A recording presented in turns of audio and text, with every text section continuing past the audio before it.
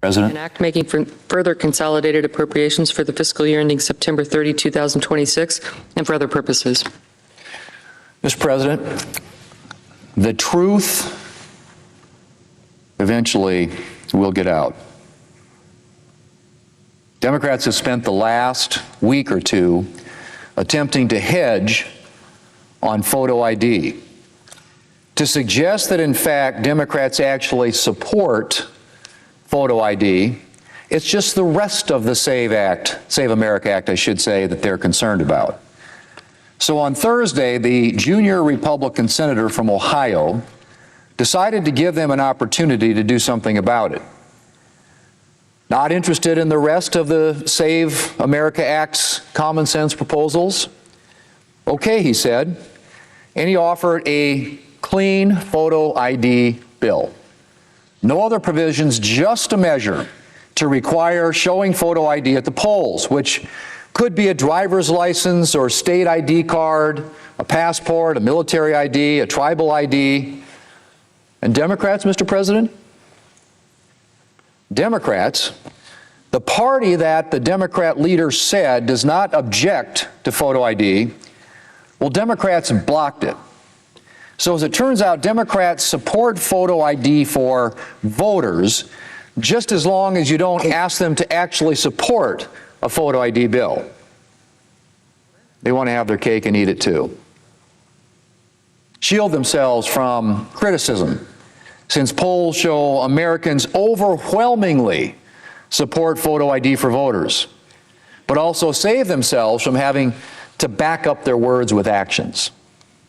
Mr. President, I am still waiting for Democrats to come down to the floor and to call out requirements to show photo ID to board a plane.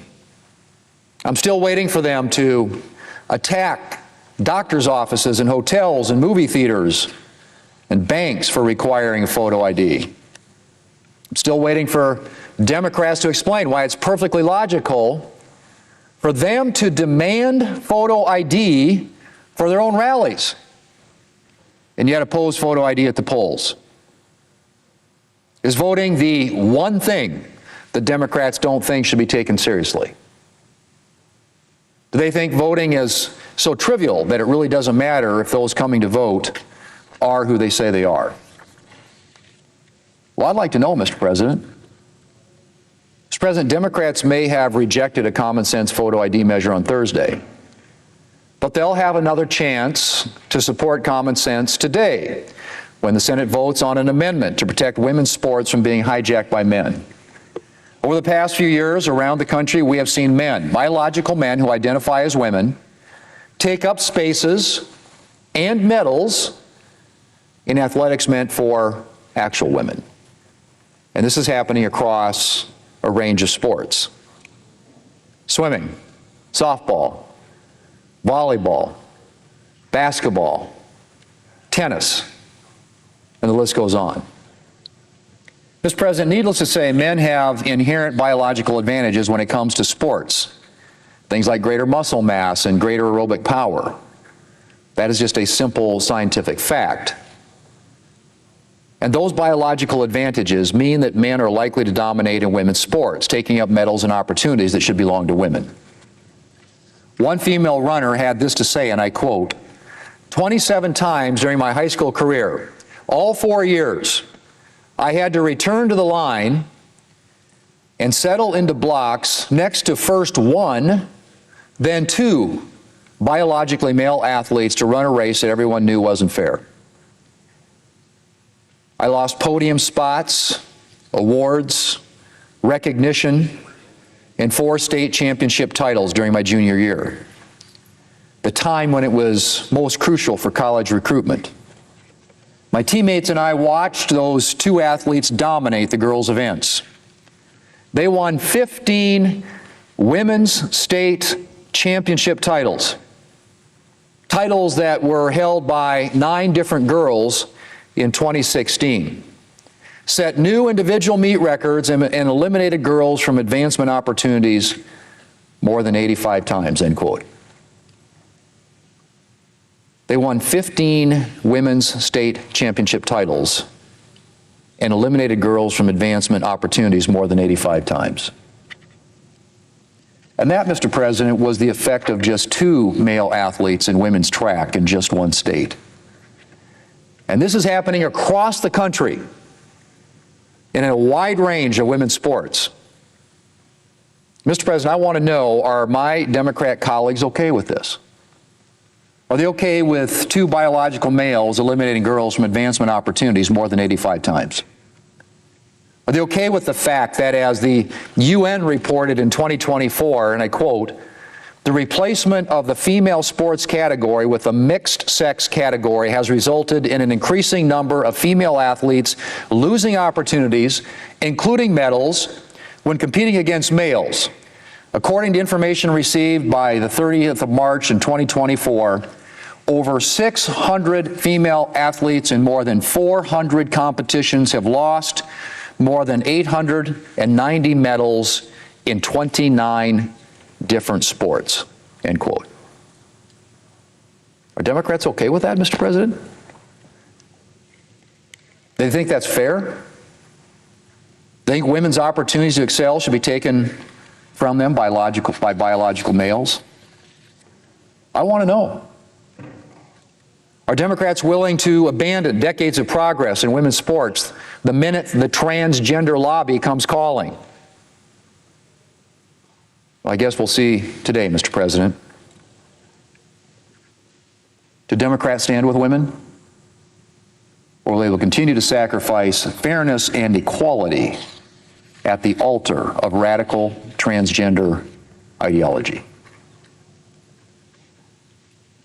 Mr. President, the situation at U.S. airports continues to worsen thanks to Democrats' refusal to fund the Department of Homeland Security.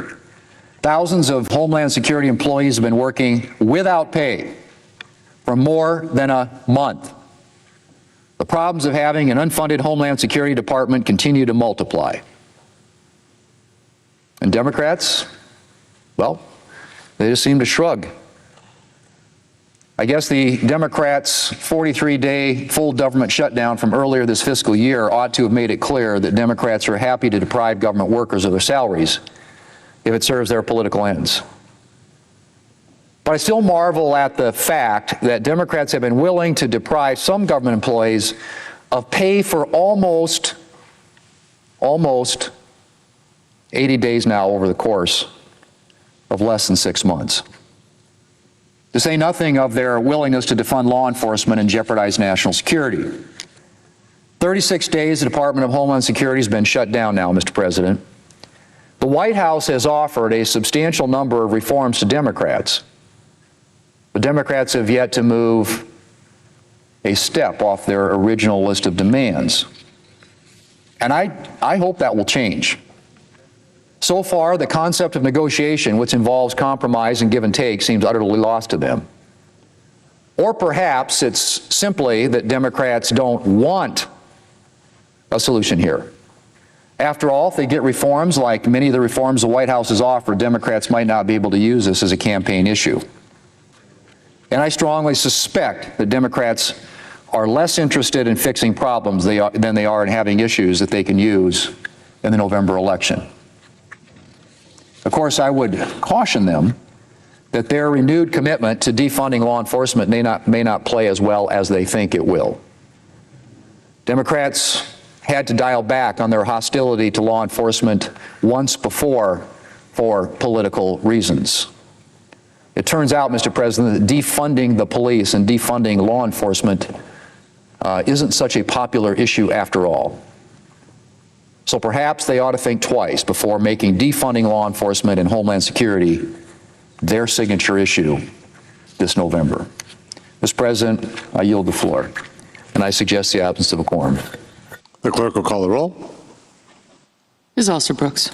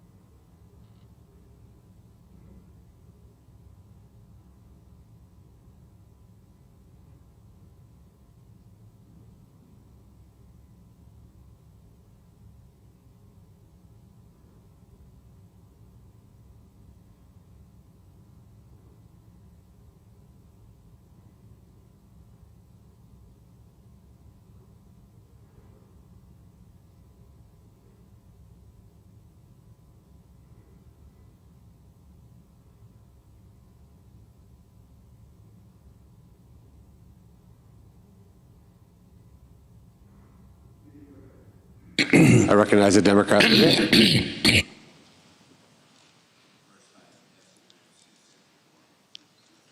Without objection. Well, Mr. President, today, every senator must answer a very simple question. Senator, do you want chaos at our airports to come down? Yes or no? I asked it. Senator, let me repeat the question. Republican Senator, do you want the chaos at our airports to come down? Yes or no? If you've had enough of long lines, if you want TSA workers to get paid, then vote yes on the motion I am bringing before the Senate today. It is unacceptable for workers and travelers in entire airports to get taken hostage in political games. But that's what the Republicans are doing. It is unacceptable to say we will only pay TSA workers if it is attached to a bill that funds ICE with no reforms. But that's what the Republicans have been doing. Democrats want to pay TSA workers ASAP with no strings attached. A yes vote would do that. That's the first time in this chamber we'll have an opportunity to vote yes or no on whether you want to pay TSA workers ASAP with no strings attached. Every bill they have brought before the Senate says, oh yeah, we want to pay the TSA workers, we want to reduce the lines at airports, but only if you pass ICE funding with no reform. And the American people want reform. They know that. But you got Stephen Miller up there in the White House and so many others who don't want any reform of ICE, and our Republican Senate friends are willingly going along with that and holding airports, travelers, and TSA workers hostage. We Democrats want to bring down the long lines at the airport. And a yes vote, plain and simple, would do just that. I urge Republicans to support my motion. The chaos at airports has reached a boiling point. People have been waiting for 2 hours, 3 hours, sometimes more, just to get through security. One couple in Austin said the line stretched right out the door and into the grass outside the airport. Meanwhile, TSA workers are about to go a full month without pay. That is unacceptable.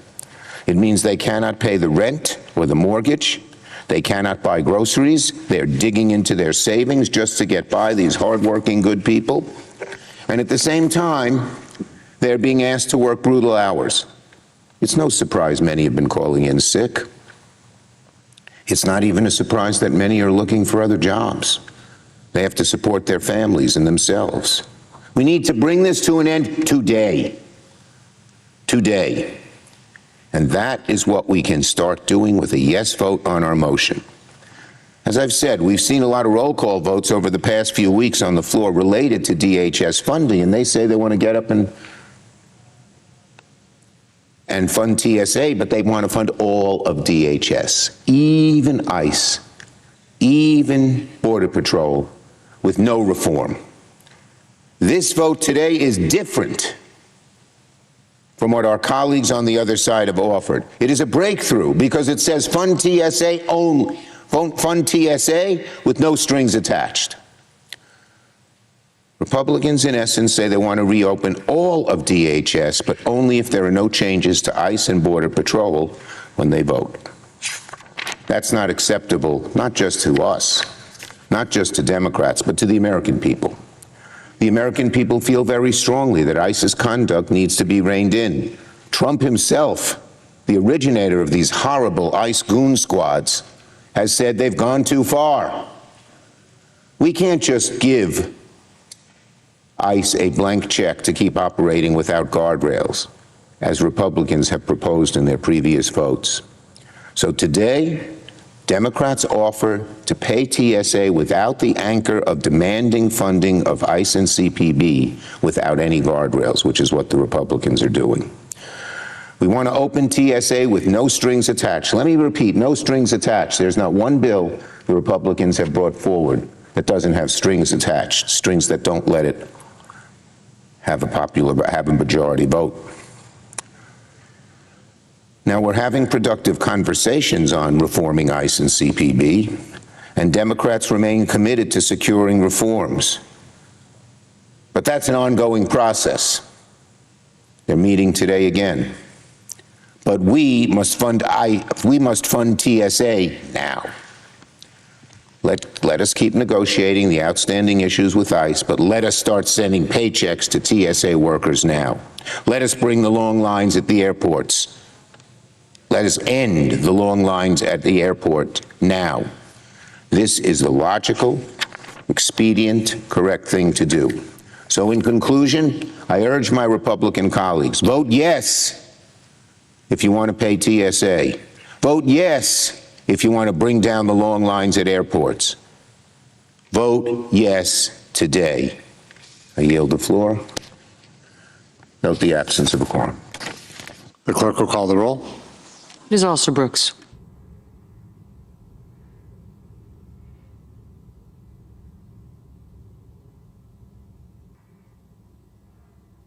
I recognize the senator from Tennessee. Are we in a quorum call? We are. I ask that we dispense with the quorum call. Is there objection? Without objection. Thank you, Mr. President. You know, we're having quite a debate, and I do believe that the American people are learning quite a bit about the Democratic members of the Senate and the Republican members of the Senate as we go through this debate on the Save America Act.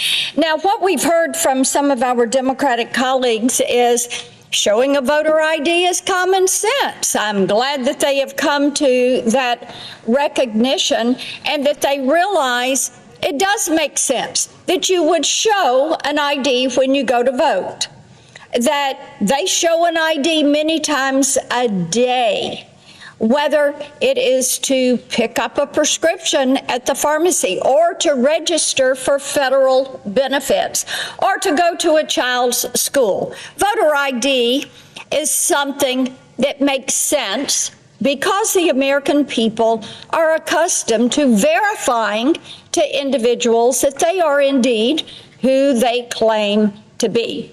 But our friends across the aisle, only here in this chamber, are saying, oh, we can't vote for that. Now, 71% of all Democrats, 85% of all independents, and over 90% of all Republicans agree voter ID is a good idea.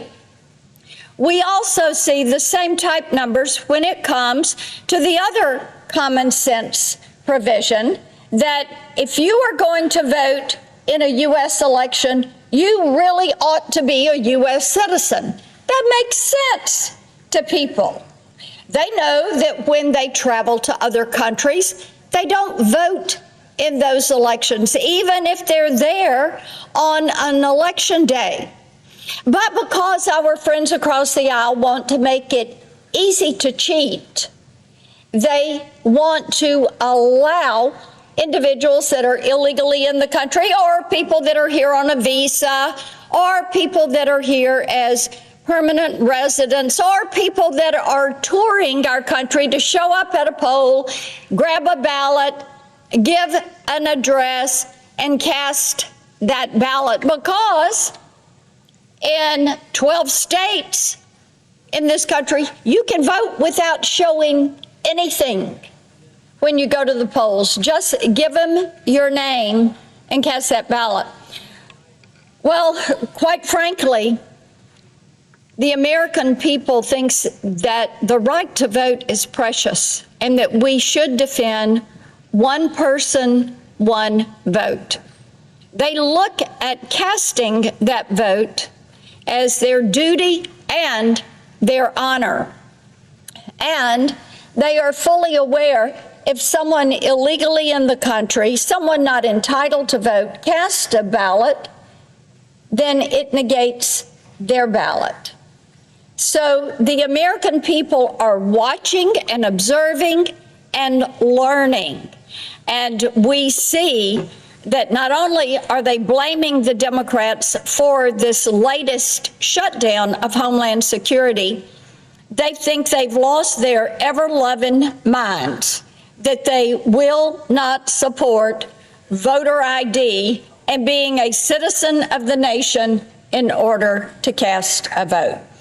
Now, there is another provision that I want to call attention to, and we're going to vote on this amendment in a few minutes. And this is protecting girls in sports. We know that Title IX has opened the doors for young women and girls to compete in sports. Now, Mr. President, 50 years ago, when Title IX came to be, we only had about 300,000 college and high school female athletes that were competing.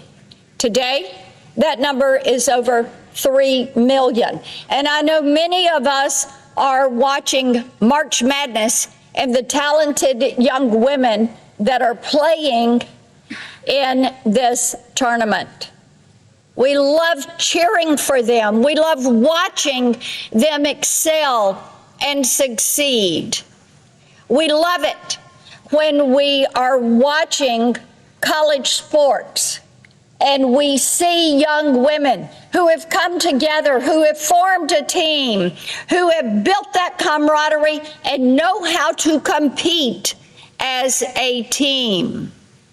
They like that. But obviously, our friends across the aisle who once upon a time like to say that they were leading the pack supporting women, they've decided they no longer support women. They can't even define the word woman. So therefore, they're not able to support women, and therefore they want to tear down Title IX, which has opened doors of opportunity for young women. Now, thank goodness, President Donald Trump has tried to chase away some of the adverse actions against Title IX that were carried out during the Biden administration when opportunities for young women and girls were lost, when women would be forced to share a locker room with guys because the guy decided he was going to claim to be a female so he could compete, whether it's track or swimming or volleyball, softball. The guy couldn't win in the guys category, so they claimed to be female so they can take away that opportunity, so they can take away that trophy, so they can take away the scholarship from young women. Actually, I think that is disgusting, absolutely disgusting. But our friends across the aisle support that. They want to diminish these opportunities for women. But President Trump said, "I've had enough of that." He did an executive order banning men from competing in women's sports. And Secretary McMahon, who's doing a fabulous job as our education secretary, is investigating educational institutions all across the country that are violating Title IX and are allowing men to compete in women's sports and thereby take away the opportunities from women. Thank goodness she is doing that. And thank goodness these institutions are being held to account for discriminating against these women who want to compete, who want to be able to do it safely and without being injured. Now, in just a few moments, Senator Tuberville and I are going to push to pass the Protection of Women and Girls in Sports Act.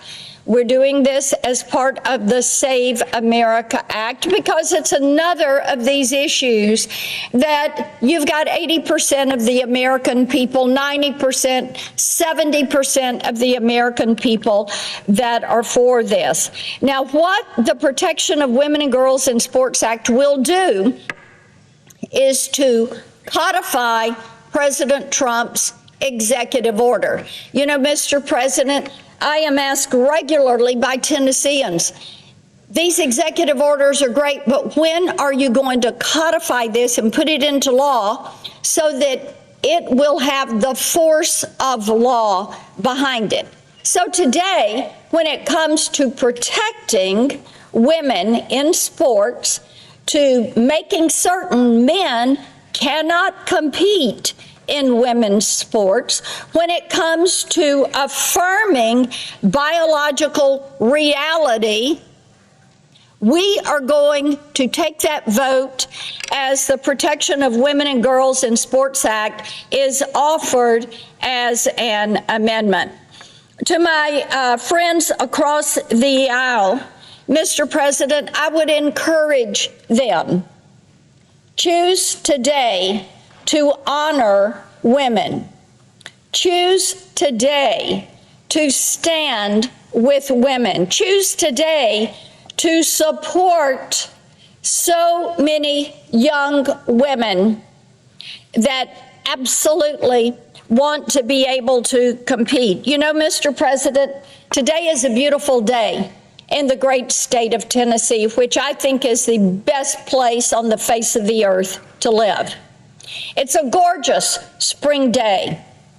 The forsythia is bright yellow and blooming. The red buds are purple and they're magnificent. And the sun is shining. And in driveways all across our great state, you have young girls who are out bouncing that basketball. They are hoping for their shot to play for Vanderbilt or to be a UT Lady Vol and to make that college team. They want to be able to compete. They're watching what is happening with March Madness. They're following women that they have seen compete on these college teams.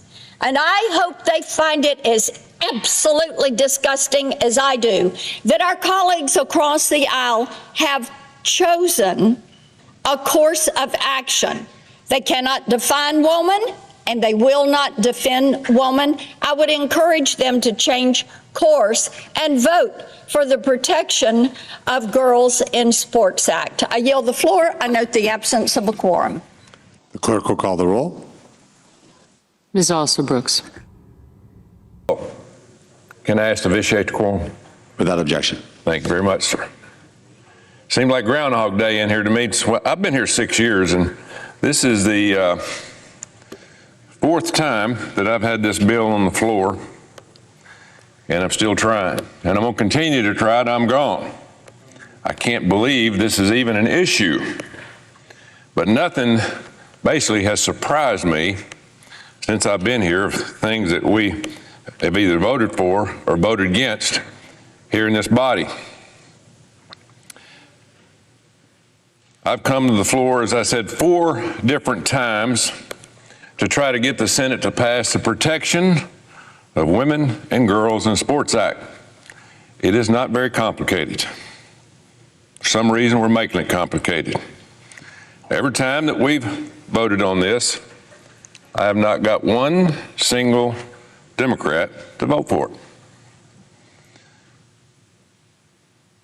I think you can look back at the election this past year in 2024.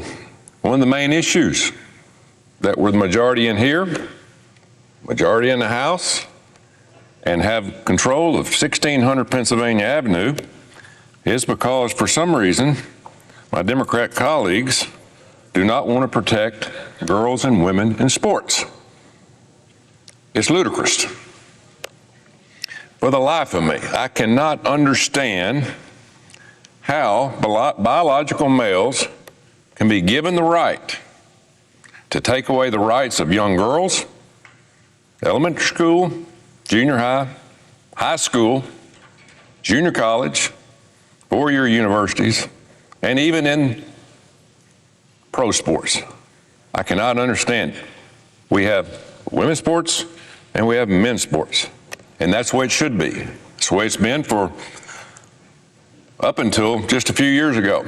Now, President Trump has changed that since he took office. He executive ordered that no men participate in women's sports. But here's the deal. We all know that executive orders only last a certain amount of time. If the Democrats take control of the White House, that will change overnight.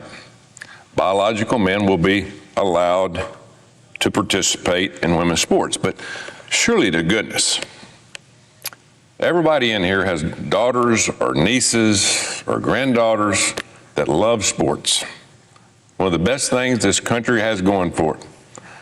You're taught teamwork, dedication, work ethic, time control, organization.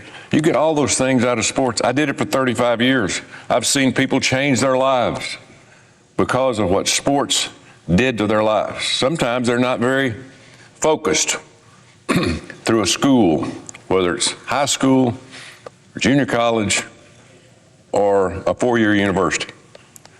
But if they participate in that and they go through the grueling practice and meetings and lifting and all the things that they have to do, they learn.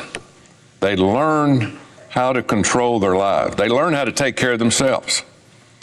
But for some reason, we don't want women and girls to have that opportunity. In this body, the Democratic Party wants biological men to be able to participate. So, what would you say to the volleyball player at San Jose University who thought on a road trip, you double up, whether it's a men's sport or women's sport, you double up in a hotel room before you play the next day? She did not realize that she was sharing a room and possibly even a bed with a male. She didn't know he was transgender. She did not know it. She quit school, did not get her degree because she was petrified at what she had to go through. Because of this body right here, it is ridiculous, absolutely ridiculous. Female athletes suffer long injuries because of competing against bigger men. Can we not figure that out? Can we not figure that out? How about the trophies and awards that are stolen from young girls and ladies that work all their life to win a game or a sport or win some kind of award in the sport that they're in, and they put all their dedicated life into that, and they lose to somebody that's much more physical, bigger, stronger, and faster because of us in here. Not anybody else, because of us, because we won't vote to say, no, they can't do it. It really makes no sense whatsoever. But you know what? The people of this country voted. They voted their tails out, a majority in the House and the Senate and the White House, and one reason was because of no common sense. None. And they should, and it's going to get them again next year.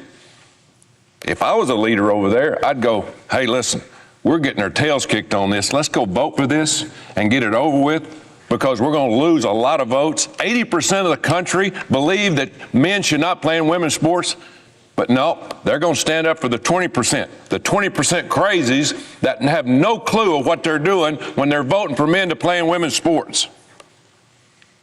So I appreciate President Trump's executive order to put life back into women's sports. And we're not talking about all 18, 19, 20-year-olds. I'm talking about 4 or 5 years old. All of women's sports. So, this is an 80-20 issue. Common sense. I mean, there's not a lot of common sense up here, because my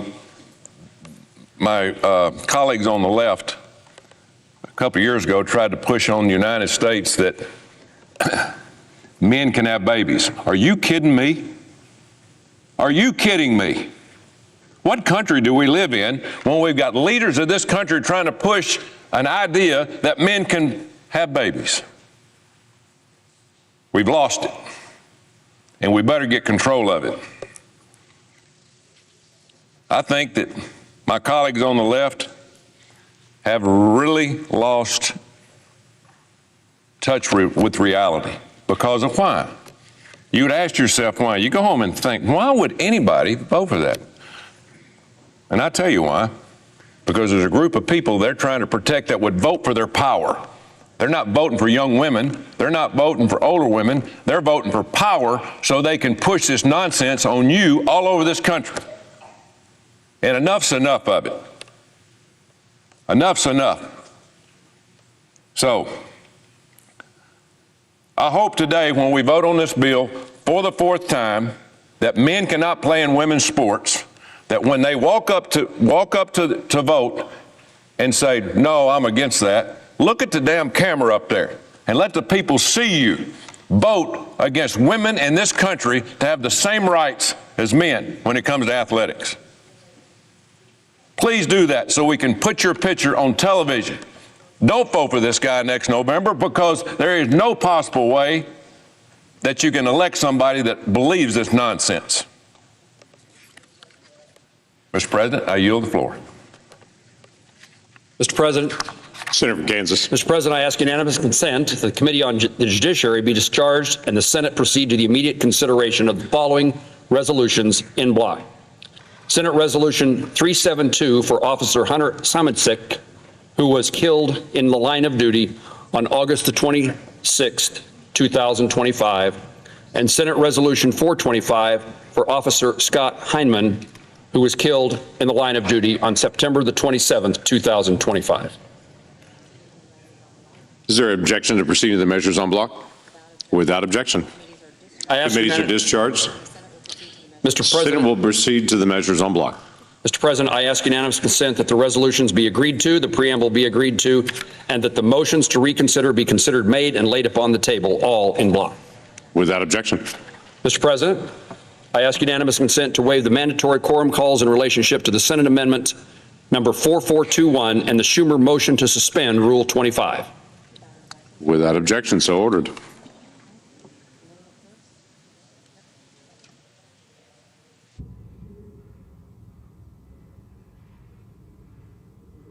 The clerk will report the motion to invoke cloture.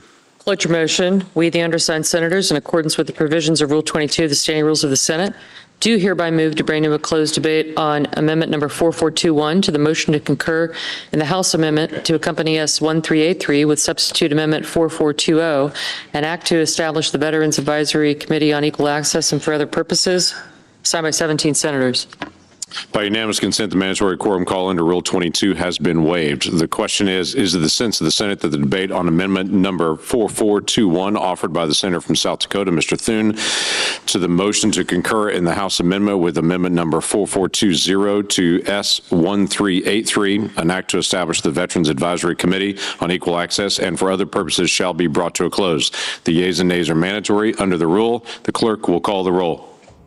Ms. Alsobrooks, Ms. Baldwin, Mr. Banks, Mr. Barrasso, Mr. Bennett, Mrs. Blackburn, Mr. Blumenthal, Ms. Blunt Rochester, Mr. Booker, Mr. Bozeman, Mrs. Britt, Mr. Budd, Ms. Cantwell, Ms.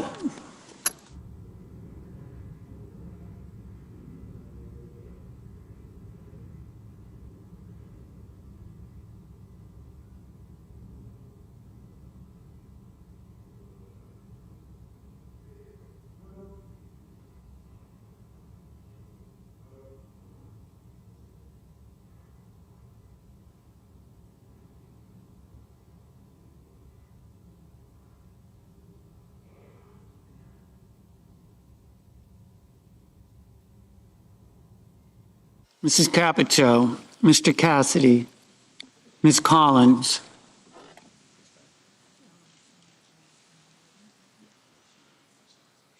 Mr. Coons, Mr. Cornyn, Ms. Cortez Masto, Mr. Cotton, Mr. Kramer, Mr. Crapo, Mr. Cruz, Mr. Curtis, Mr. Daines, Ms. Duckworth, Mr. Durbin, Ms. Ernst, Mr. Fetterman, Mrs. Fisher, Mr. Gallego, Mrs. Gillibrand, Mr. Graham, Mr. Grassley, Mr. Haggerty, Ms. Hassan, Mr. Hawley, Mr. Heinrich, Mr. Hickenlooper, Ms. Hirono, Mr. Hoven, Mr. Husted, Mrs. Hyde-Smith, Mr. Johnson, Mr. Justice, Mr. Kane, Mr. Kelly, Mr. Kennedy, Mr. Kim, Mr. King, Ms. Klobuchar, Mr. Langford, Aye. Mr. Lee,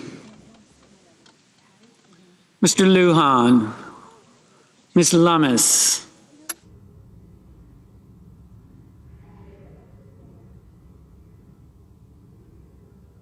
Mr. Markey, Mr. Marshall, Mr. McConnell,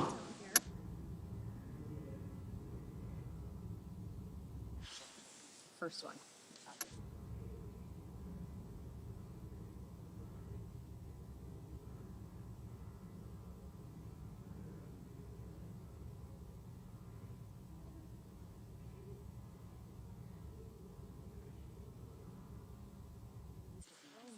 Mr. McCormick, Mr. Merkley, Mrs. Moody, Mr. Moran, Mr. Moreno, Mr. Mullen, Ms. Murkowski, Mr. Murphy, Mrs. Murray, Mr. Ossoff, Mr. Padilla, Mr. Paul, Mr. Peters, Mr. Reed, Mr. Ricketts, Mr. Risch, Ms. Rosen, Mr. Rounds, Mr. Sanders, Mr. Schatz, Mr. Schiff, Mr. Schmidt,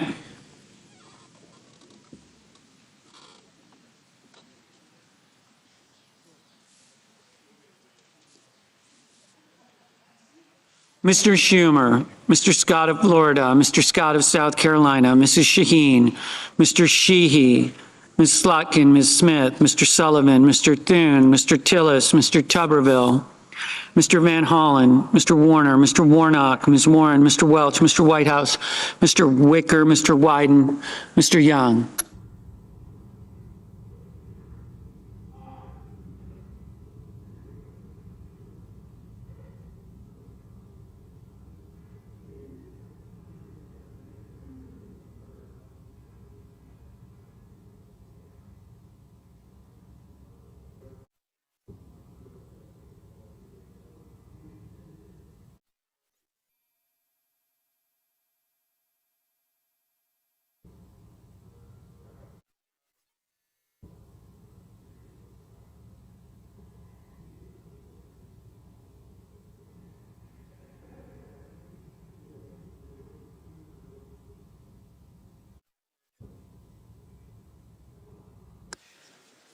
Senators voting in the affirmative: Capito, Cornyn, Crapo, Ernst, Graham, Justice, Langford, Moran, Sullivan, Tillis, Tuberville.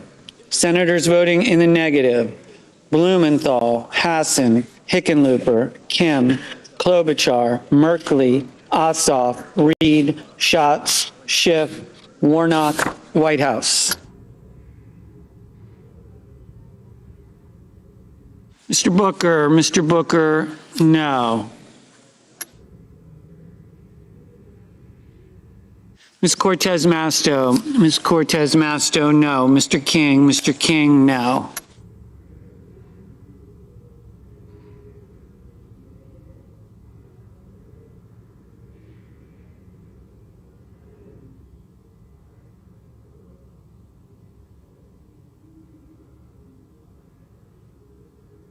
Ms. Smith, no.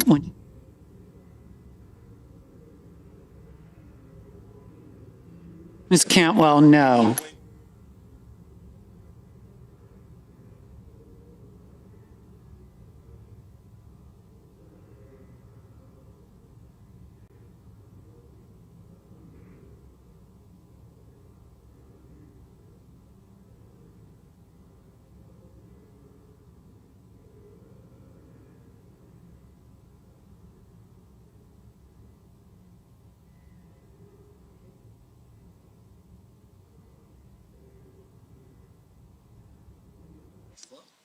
Mr. Grassley. Mr. Grassley, aye.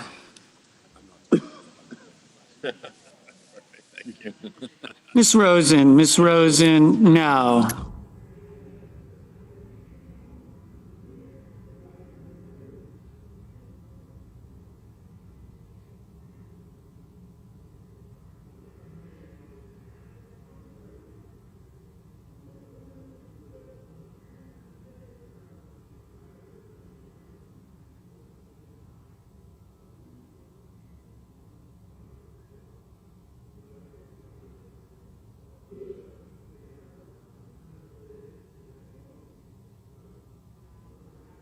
Mr. Lee, aye. Mr. Scott of South Carolina, aye. Mr. Lujan, no.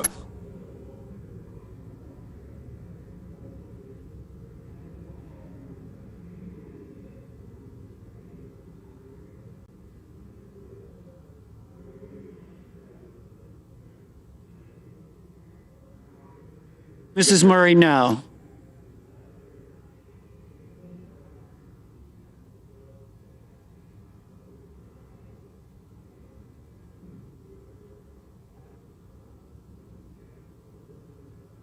Ms. Duckworth, no.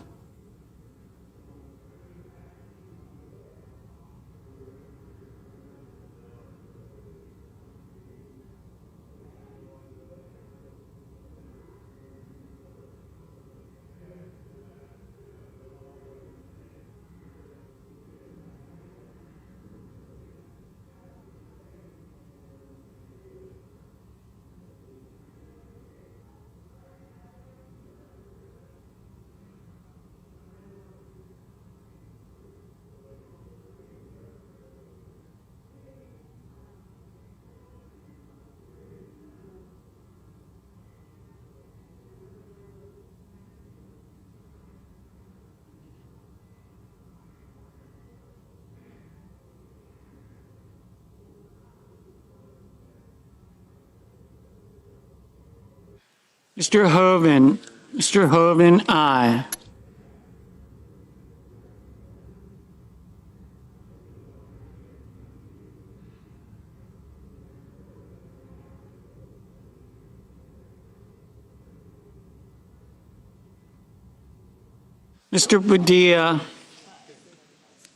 Mr. Padilla, no. Marino, aye.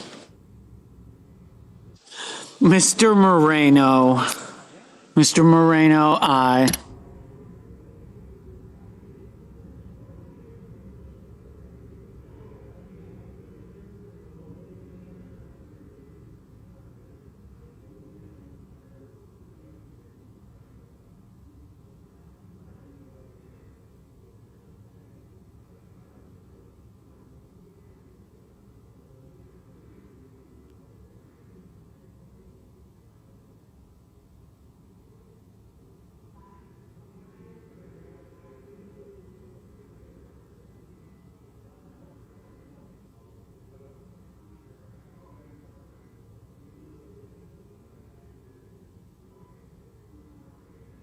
Mr. Budd, aye. Mr. McCormick, aye.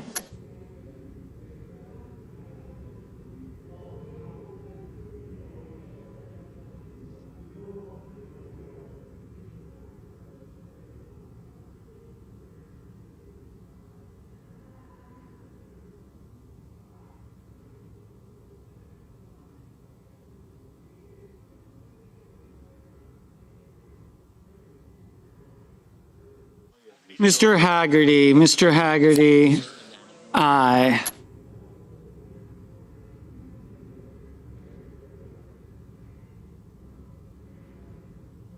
Mr. Husted, aye.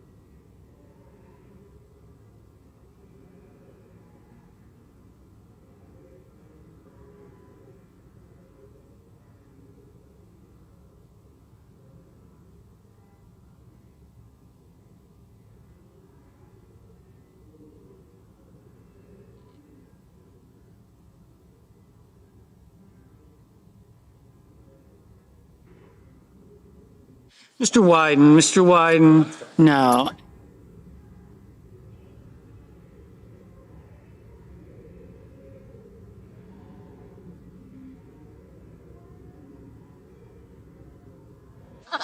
Ms. Hirono, no. Mrs. Blackburn, aye.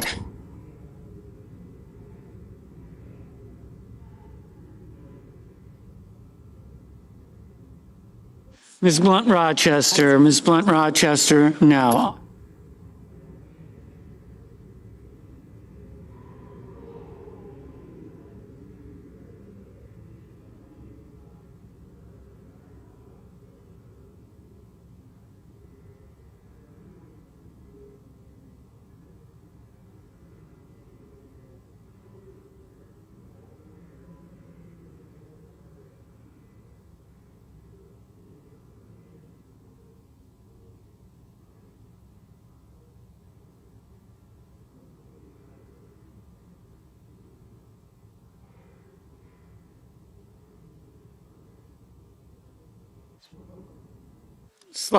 Ms. Slotkin, no. Ms. Baldwin, no.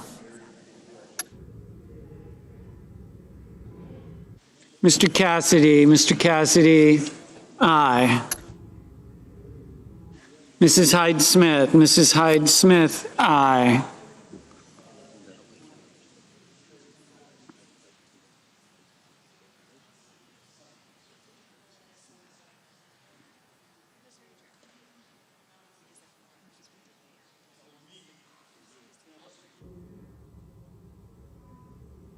Mrs. Brett, aye.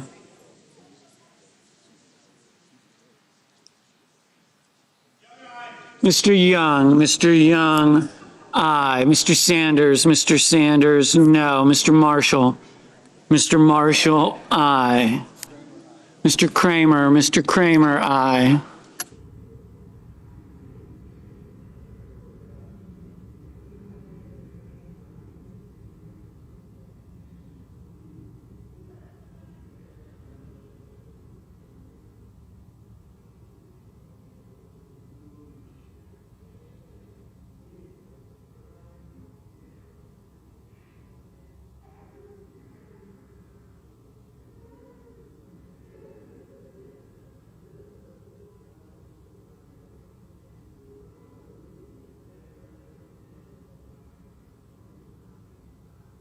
Mr. Gallego, no. Ms. Lummis, aye. Mrs. Moody, aye. Mr. Wicker, aye. Mr. Murphy, no. Mr. Warner, no.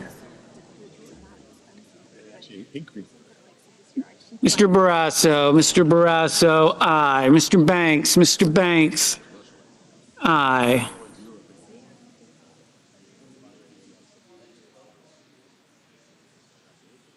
Mr. Johnson, aye. Mr. Scott of Florida, aye.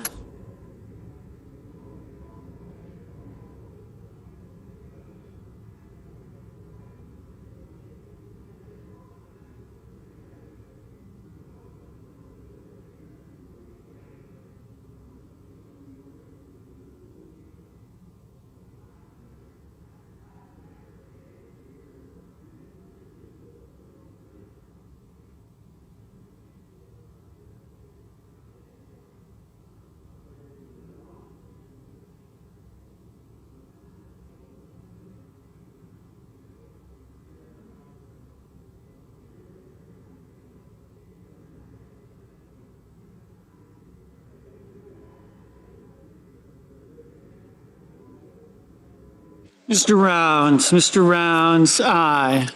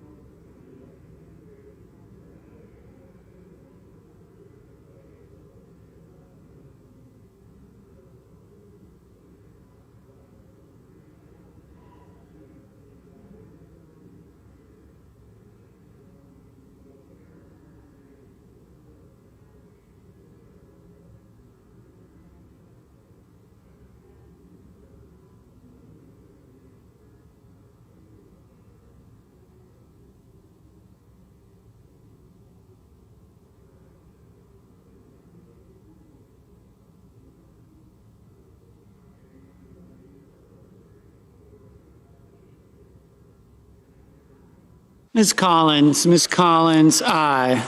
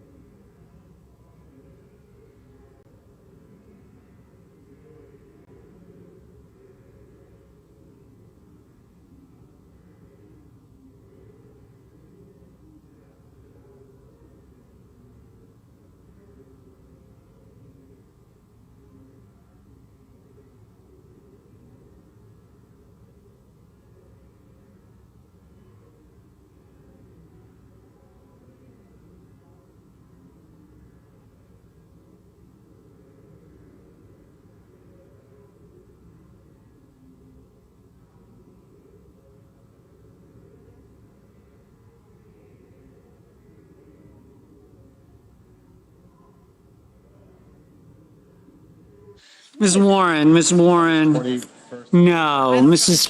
Mrs. Fisher, aye. Mr. Peters, Yeah, we should probably work around that. no. Mr. Welch, no.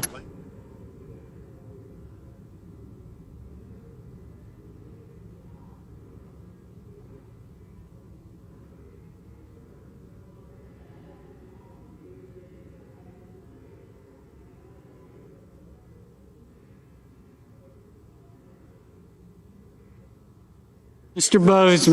Bozeman, aye.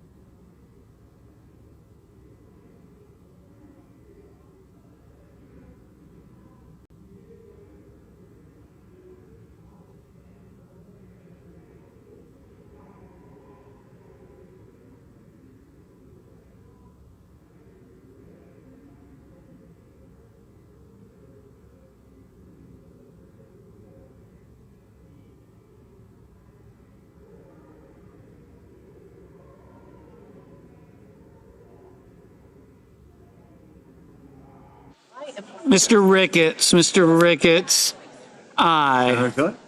Mrs. Gillibrand, no.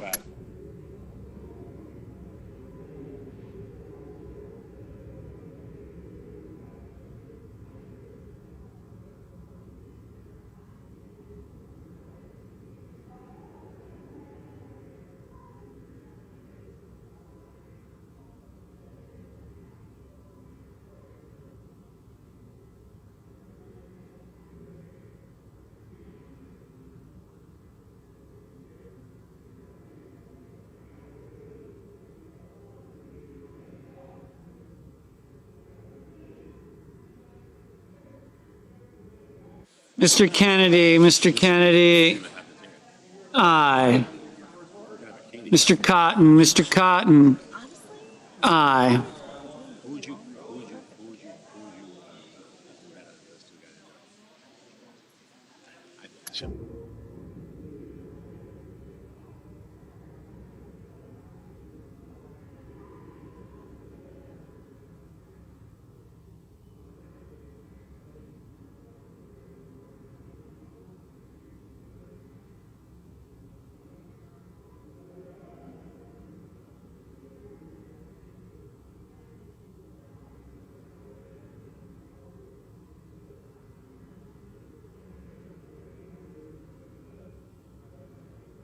Ms. Alsobrooks, no.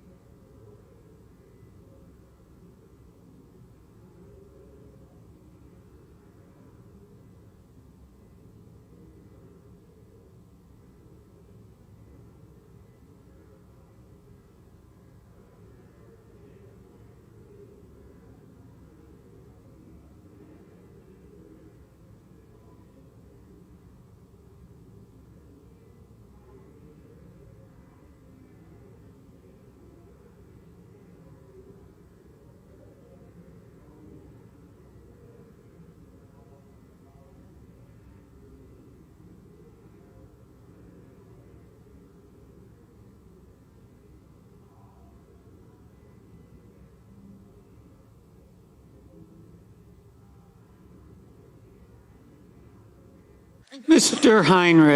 Heinrich, no.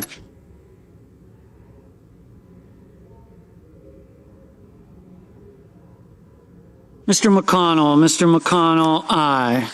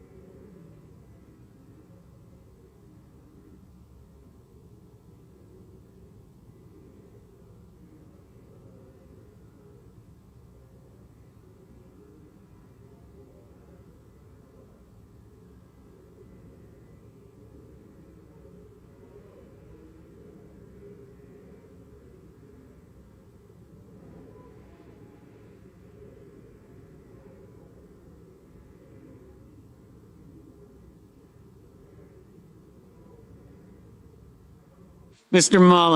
Mullen, aye.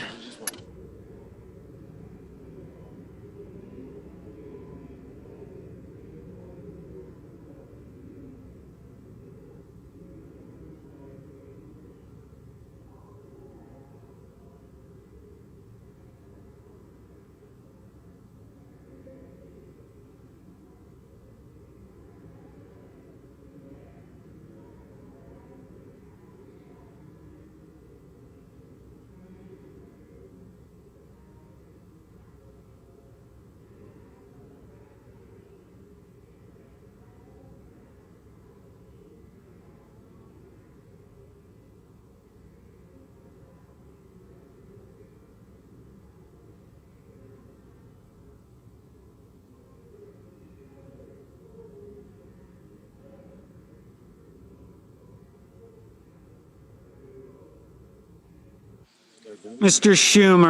Schumer, no. Mr. Risch, aye.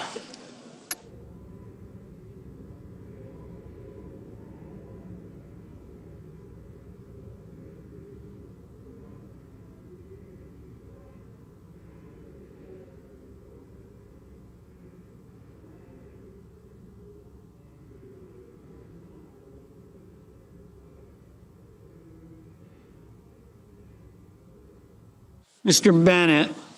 Bennett, no.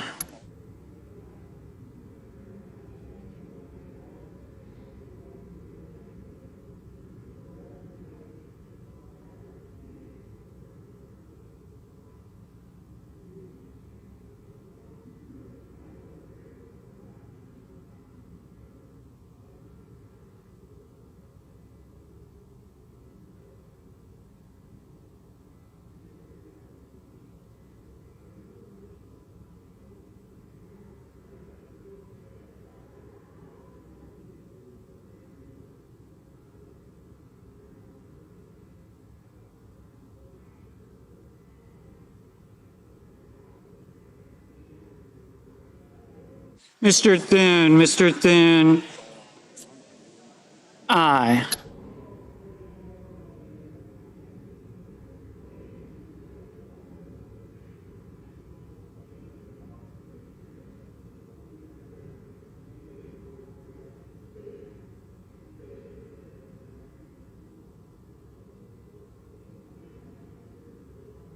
Mr. Van Hollen, no.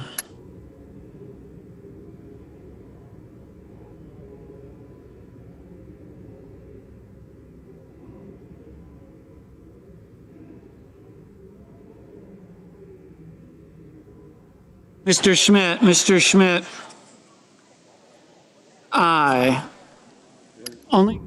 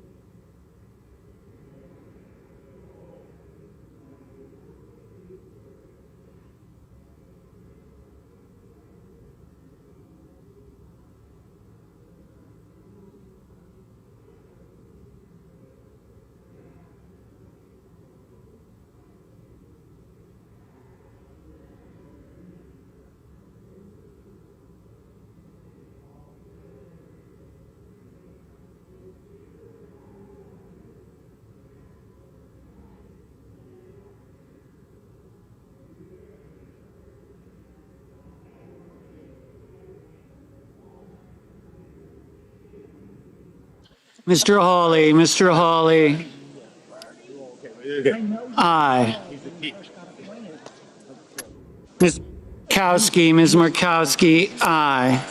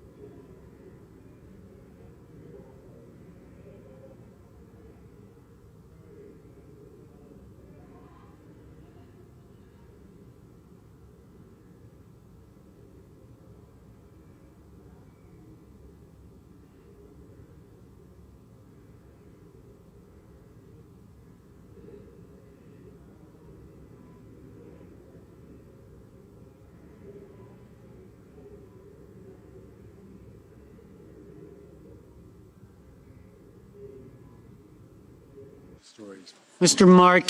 Markey, no. Would be.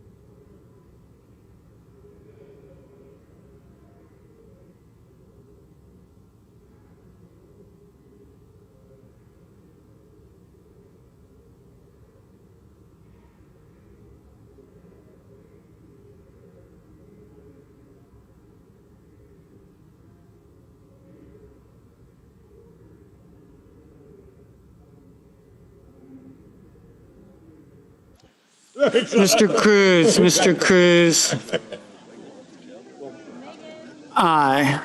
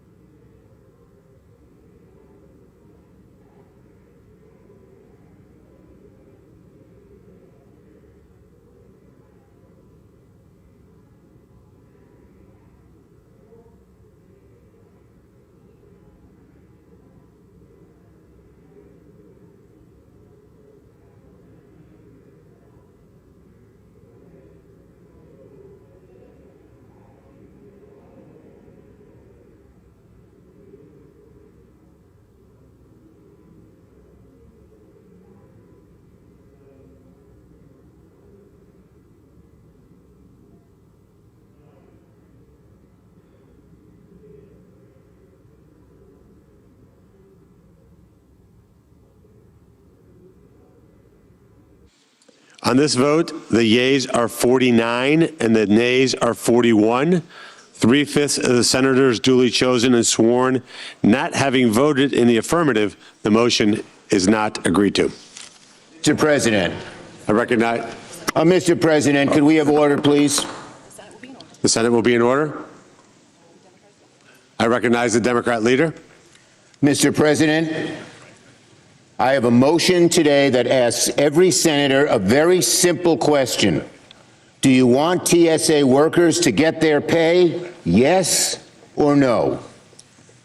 Are you tired, like many Americans are, of seeing long lines at the airport? Yes or no? If senators want to pay TSA workers and end the airport chaos, they should support my motion. Our TSA workers cannot be taken hostage for political games. But that is what Republicans have done. It is unacceptable to say we will only pay TSA workers if it is attached to a bill that funds ICE with no reforms. But that's what Republicans have done. Democrats want to pay TSA workers ASAP, no strings attached. A yes vote on my motion would start doing just that. This is the only vote, not the others, that will fund that the Senate has taken that will fund TSA, no ands, ifs, or buts. This is the first time the Senate holds a vote related to paying TSA workers that has zero strings attached to it. This is the vote, the only vote that says you're for supporting TSA families unconditionally. All the votes Republicans have pushed so far tie TSA paychecks to fully funding ICE without any reforms. Republicans say, sure, we'll pay TSA, but only if you keep funding ICE agents without any guardrails whatsoever. That's not acceptable to the American people. So today, my motion makes the matter very simple. Let's pay TSA workers ASAP. That's it, nothing else. We can keep negotiating ICE and CBP separately.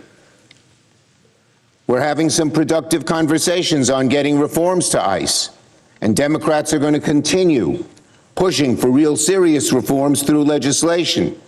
But that's an ongoing process that should not get in the way of funding our TSA workers. So let's keep negotiating the outstanding issues with ICE while sending paychecks to TSA workers now. Let us end the long lines at the airports now. This is the logical, expedient, and correct thing to do. I yield the floor. Mr. President. I recognize the Republican leader. Mr. President, this motion, and when I hear the phrases used like no strings attached or how simple this is, there isn't anything that can be more complicated than this. This is a Schumer motion to suspend the rules, to refer the House message, the bill that we're on, to the Rules Committee, which doesn't have jurisdiction over appropriations or spending, and he's trying to call it a vote to fund TSA? I mean, we have had countless votes to fund TSA. We had one yesterday. We've had countless motions by our side to pass a continuing resolution that would fund all of DHS, including TSA, and consistently been blocked by this side. So, Mr. President, this is a convoluted, I mean, I don't know how you come up with this. This is I'll give you credit for coming up with something that's this convoluted, but it doesn't do anything that the leader says it does. It has nothing at all to do with funding TSA.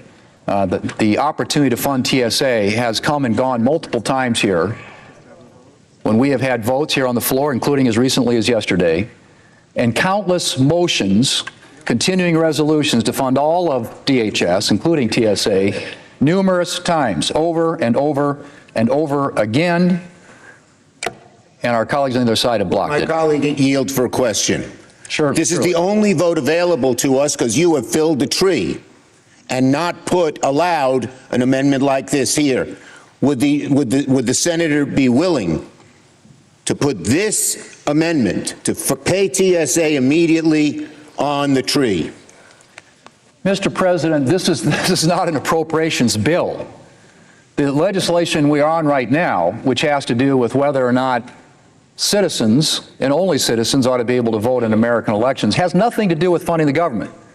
We have had countless votes and countless appropriations bills brought in front of this institution, the United States Senate, that actually would fund TSA. And we want to fund TSA, let's get to work doing it. And if that group that's meeting can't come up with a solution here pretty quickly, things are going to get worse and worse and worse, and they already are. people at airports, anybody who's gone through an airport lately, they don't see what's happening here as serene. They see this as a convoluted mess, and that's what's happening across the country if we don't fund the government, DHS, including TSA. We're all for it. We've tried repeatedly to do it. This has nothing to do with funding TSA. This is a ploy. Nothing more, nothing less, nothing else. Is the tree full, Mr. Leader?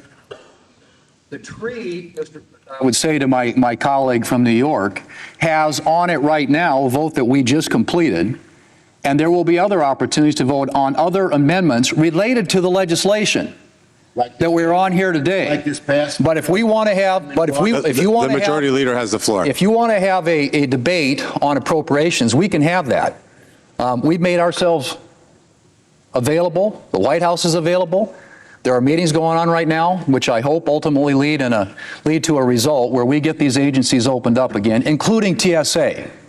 But in order for that to happen, you have to have a willing partner and somebody who's willing to sit down at the table and negotiate with you, which we haven't had until 2 days ago. Now, hopefully, these discussions will lead what will ultimately be a result that will fund all of these agencies, including TSA, but that is not what this is about, and you know that. Mr. President, we are having discussion. I recognize the Democrat leader. Thank you, Mr. President. We are having productive discussions. I just met with our team 20 minutes ago. We're making some progress. There's more to be made. Each side has its own views. But why hold pay for TSA workers up until when we can do it immediately? Why wait? We don't know how long these negotiations will take. There are some pretty tough positions. We could do it now. I yield. President, I recognize the majority leader. I would say, yeah, you talk about doing something quickly, referring it to the Rules Committee, which has no jurisdiction over spending, over appropriations, on a bill that has nothing to do with funding these agencies. But we are happy. We'll pivot immediately to fund all these agencies when you are ready to do it. I would ask for the yeas and nays on this. The clerk will report the motion to invoke cloture. Cloture motion. We, the undersigned senators, in accordance with the provisions of Rule 22 of the Standing Rules of the Senate, do hereby move to bring to a close debate on the motion to suspend the operation of Rule 25, paragraph N1, to permit the Committee on Rules and Administration to consider the pending motion with respect to the message to accompany S-1383 to fund the TSA, and as noticed in the congressional record on March 16th, 2026, signed by 17 senators. By unanimous consent, the mandatory quorum call under Rule 22 has been waived. The question is it the sense of the Senate that debate on the motion to suspend the operation of Rule 25, paragraph N, subsection 1, to permit the Committee on Rules and Administration to consider the pending motion with respect to the message to accompany S.1383 to fund the TSA shall be brought to a close? The yeas and nays are mandatory under the rule. The clerk will call the roll. Ms. Also Brooks.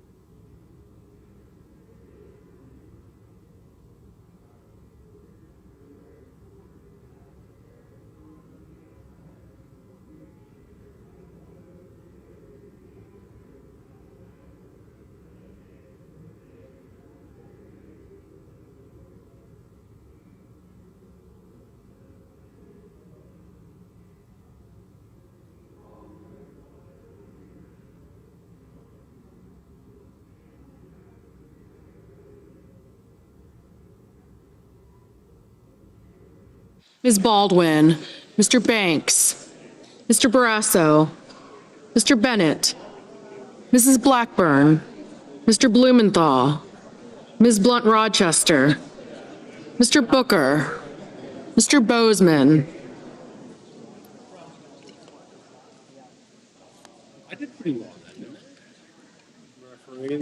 Mr. Bozeman,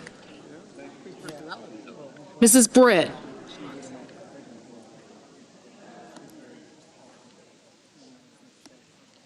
Mr. Budd,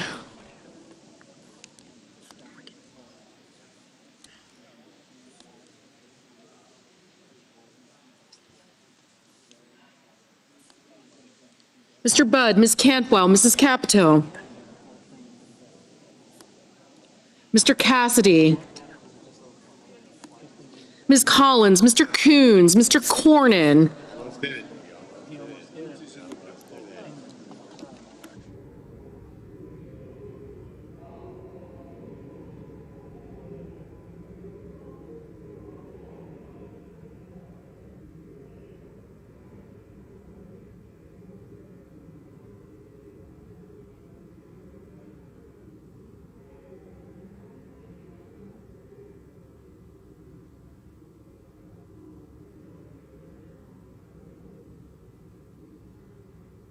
Ms. Cortez Masto, Mr. Cotton, Mr. Kramer, Mr. Crapo, Mr. Cruz, Mr. Curtis, Mr. Daines, Ms. Duckworth,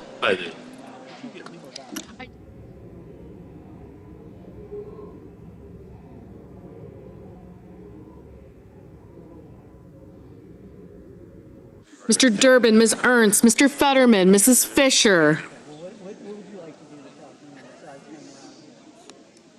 This much fun is illegal. Mr. Gallego, Mrs. Gillibrand, You don't have to go home, but you can't stay here, as the song says. Mr. Graham, Mr. Grassley, Mr. Haggerty, Ms. Hassan, Mr. Hawley, Mr. Heinrich, Mr. Hickenlooper, Are you freeing me to wander the floor? Ms. Hirono, Mr. Hoven, Mr. Husted, I will work. Mrs. Hyde-Smith, Mr. Johnson, Mr. Justice, Mr. Kane, Mr. Kelly, Mr. Kennedy, Mr. Kim, Mr. King, Ms. Klobuchar, Mr. Langford, Mr. Lee, Mr. Lujan, But not Saturdays. Ms. Lummis,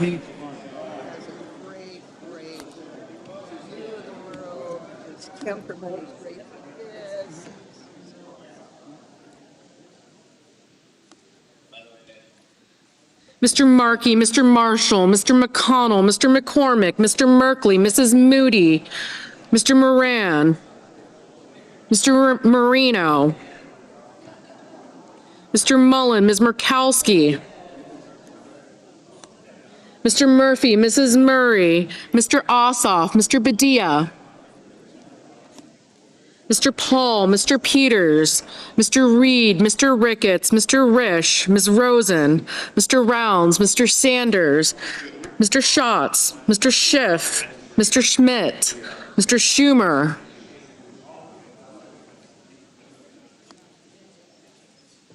Mr. Scott of Florida, Mr. Scott of South Carolina,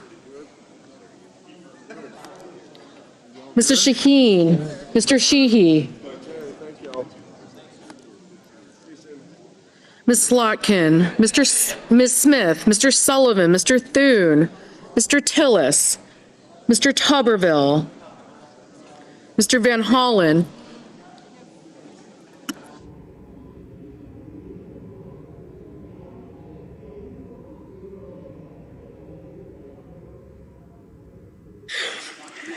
Mr. Warner, Mr. Warnock, Ms. Warren, Mr. Welch, Mr. Whitehouse, Mr. Wicker, Mr. Wyden, Mr. Young.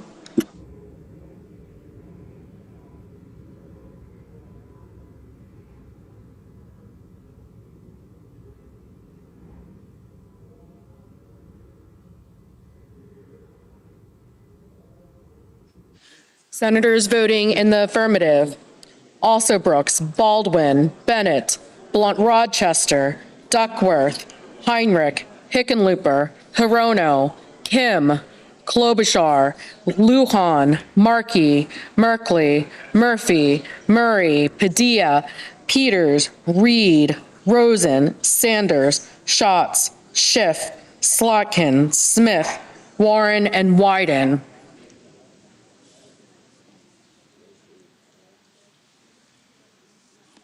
Senators voting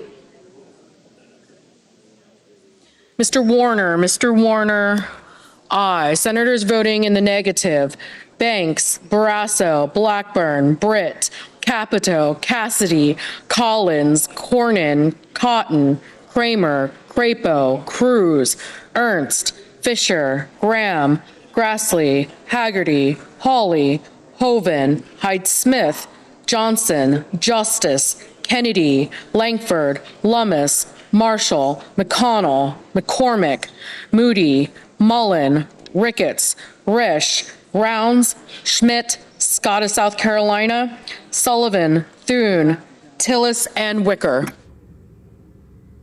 Mr. Blumenthal, aye.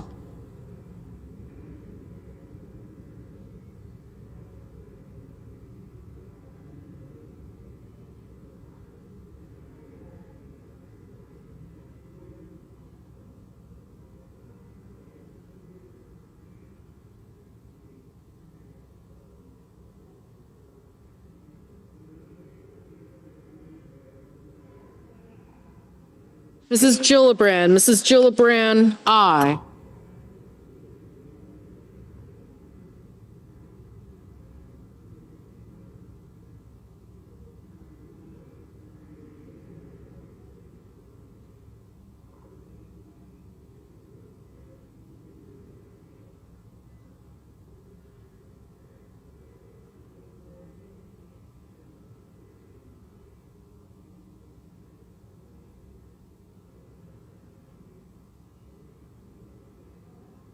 Mr. Gallego, aye.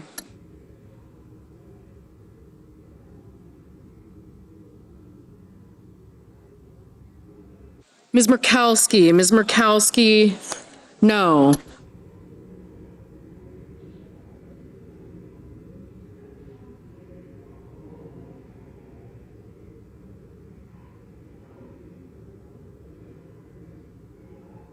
Ms. Hassan, aye. Mr. Bozeman, no.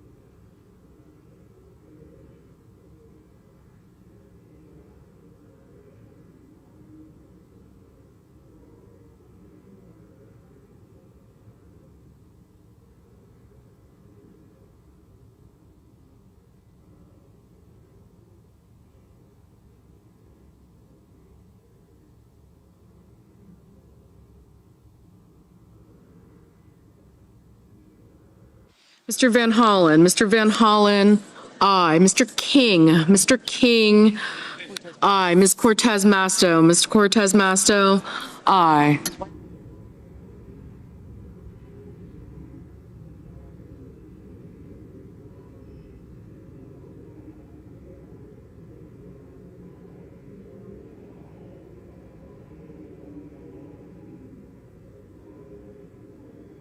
Mr. Booker, aye.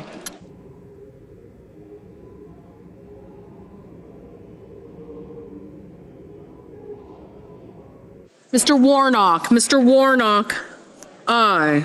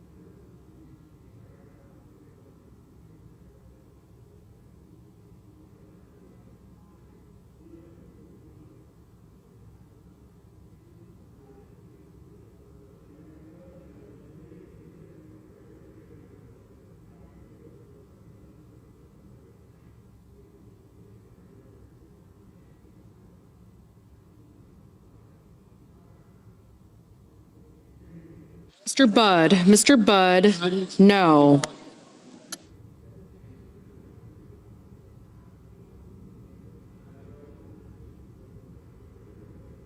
Mr. Ossoff, aye.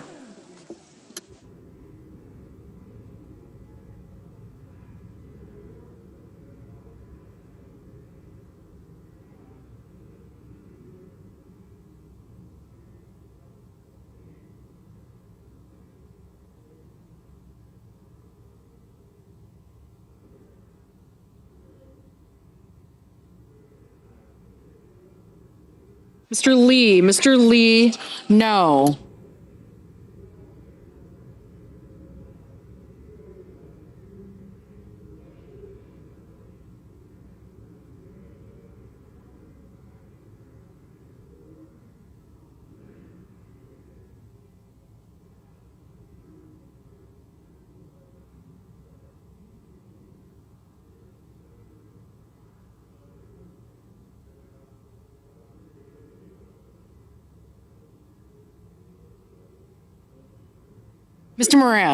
Mr. Moran, no.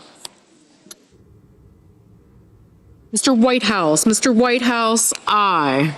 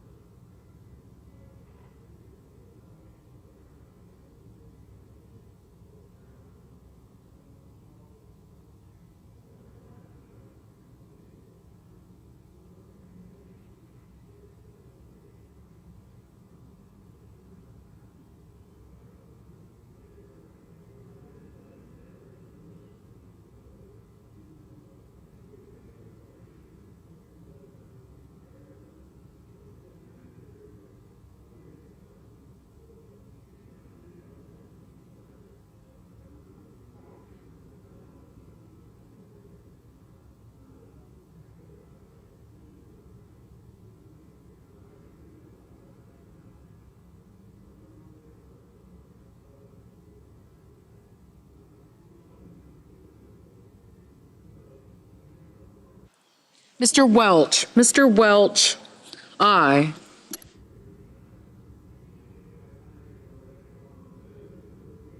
Mr. Husted, no.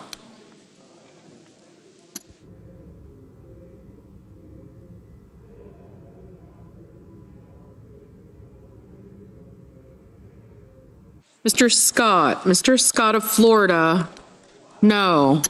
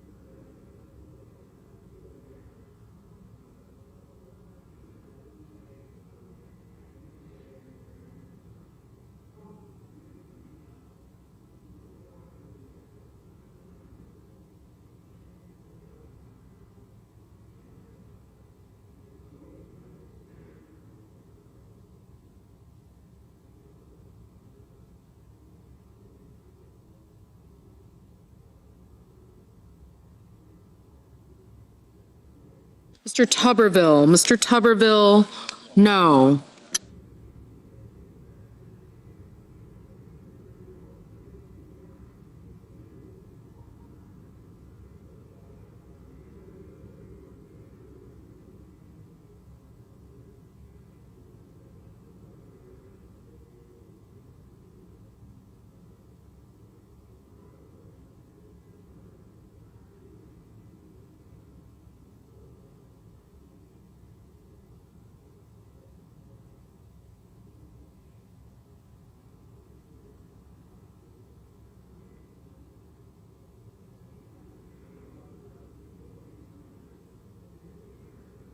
Mr.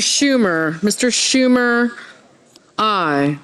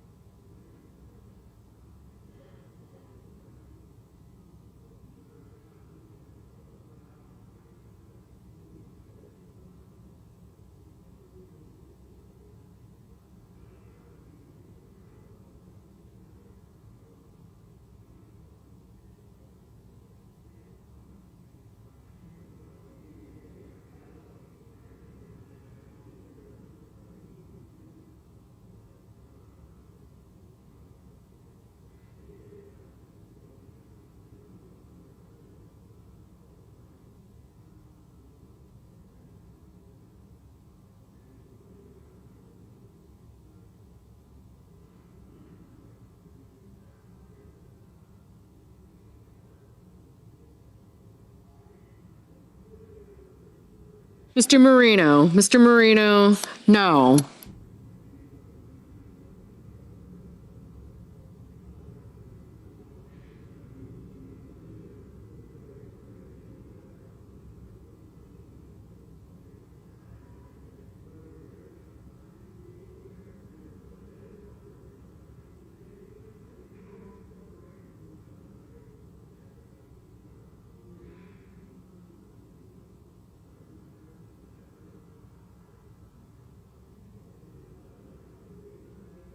Ms. Cantwell, aye.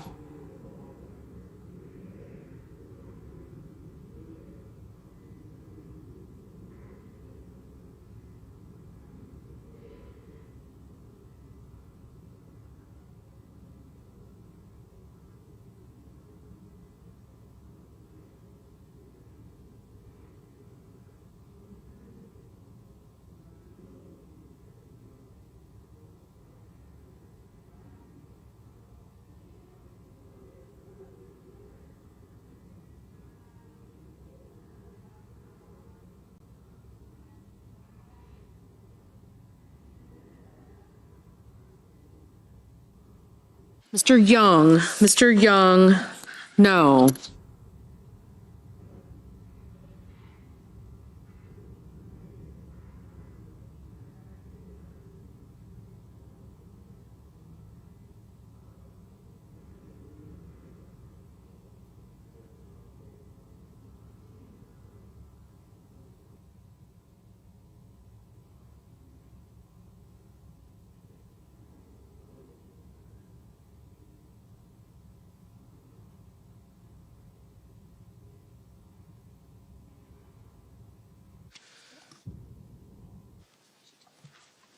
Are we ready? Thank you. On this vote, the yeas are 41 and the nays are 49. 3/5 of the Senate duly chosen and sworn, not having voted in the affirmative, the motion is not agreed to. Majority Leader. Madam President, I move to proceed to executive session to consider calendar number 697. Question is on the motion. All those in favor say aye. Aye. Opposed, no? The ayes appear to have it. The ayes do have it. The motion is agreed to. The clerk will report the nomination.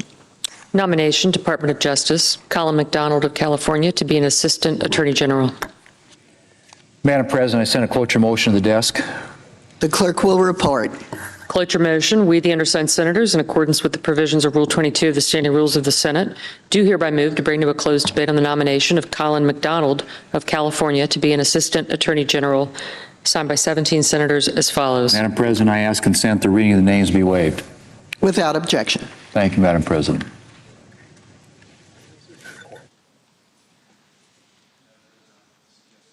Quorum.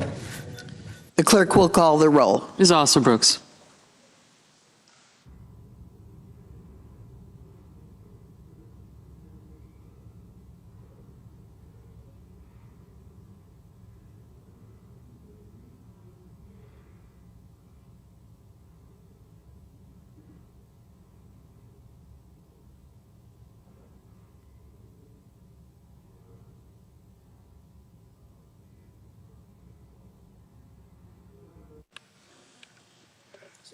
The senator from Louisiana, I ask to vitiate the quorum call.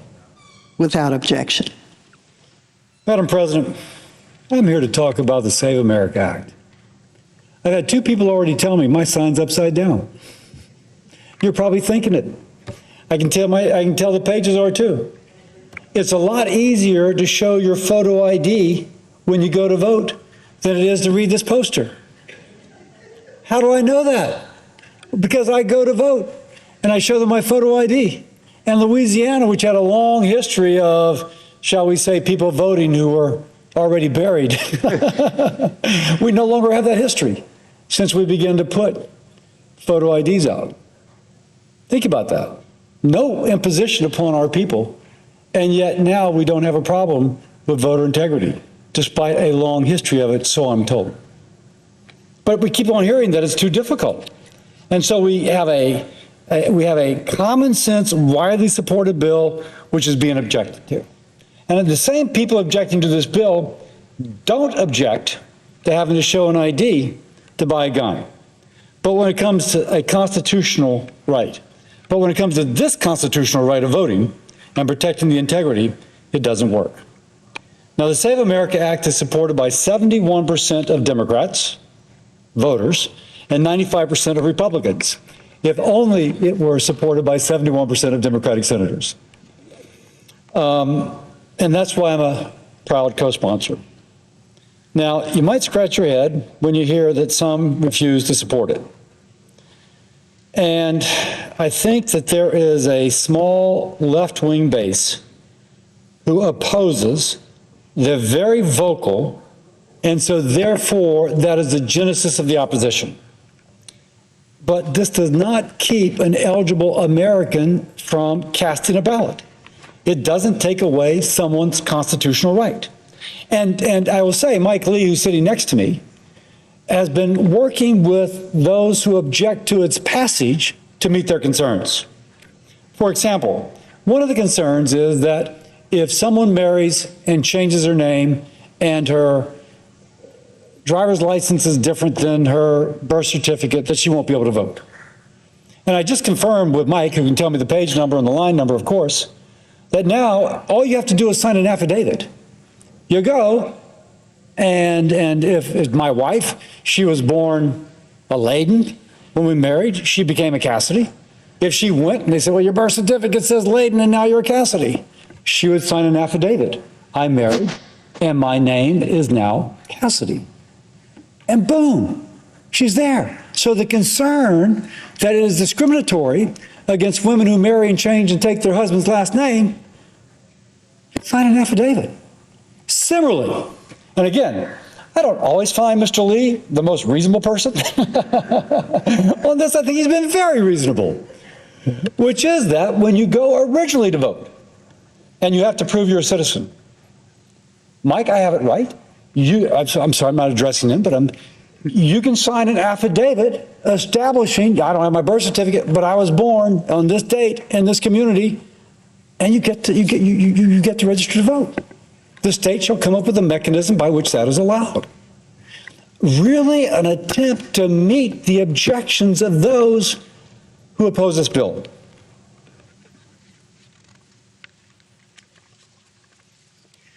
Now, lack of documentation is not an issue.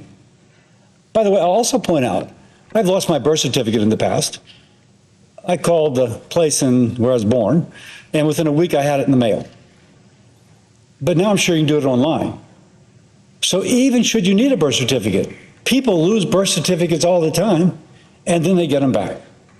But we have to show photo ID or citizenship sometimes like at least a weekly basis. You fly, you open a bank account, you cash a check. All those are routine activities of our lives, and you show your driver's license, which is a real ID. So those who are opposing this say that they are concerned regarding the woman who marries and takes her husband's name. That has been addressed. That you have to prove citizenship and you don't have the documents when you go originally to vote. That has been addressed. That the very fact of showing an ID is discriminatory, and yet over and over again in life, we show IDs to do things that are part of daily life. I'll note that when the New York City Mayor Mandami offered New Yorkers a chance to make a little extra money snow shoveling during the blizzard last month, he required not one, but 2 forms of valid ID. So it's a weak argument when leading Democratic figures are having trouble, or having their citizens show ID. It's a weak argument that you have to endure some incredible hardship to show an ID to vote. Now, by the way, I've been asked about the talking filibuster, and I have supported returning to the talking filibuster since I joined the Senate in 2015. I still remember Jimmy Stewart's Mr. Smith Goes to Washington, and it was rough on the senators. But being rough on the senators, frankly, kind of pushed people together to get something done. I'm from Louisiana. For the longest time, Huey Long had the record for the longest filibuster. But that filibuster eventually either broke him or broke the Senate in the sense that they were willing to compromise to get something done. So to my Democratic colleagues, I ask you to listen to the people. Pass the Save America Act. And with that, Mr. President, I yield the floor.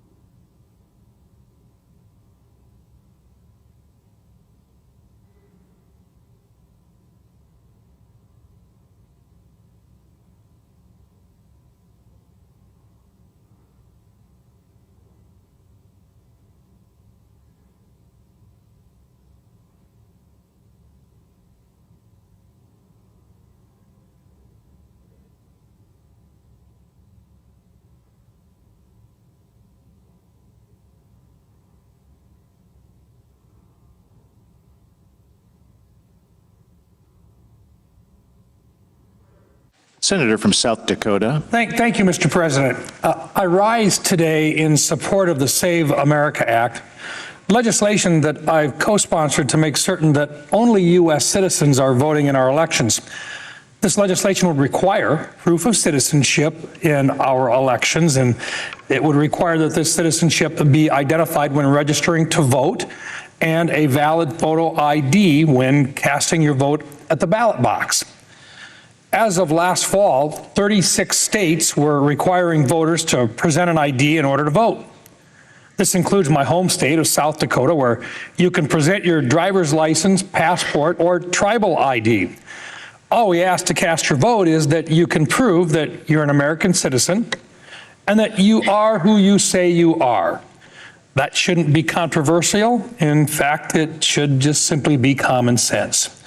Our neighboring state of Minnesota says that most voters will not have to show identification at all. In fact, if you want to vote, you can simply ask someone else registered in your precinct to vouch for your identity. One person can vouch for up to 8 people. This loose requirement does not appropriately address voter integrity. We require identification for many parts of everyday life in America. You need your photo ID to open a bank account, rent a car, start a job, or board a plane. In New York City, you need 2 forms of ID just to shovel snow. Requiring identification to vote should be the standard. The American people understand that.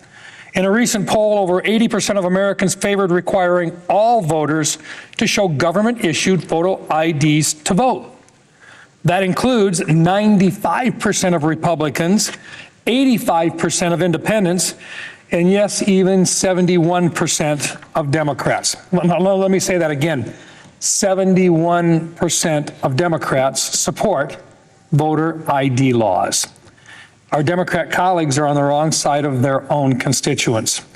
This legislation implements a reasonable policy with broad support from all sides of the political spectrum.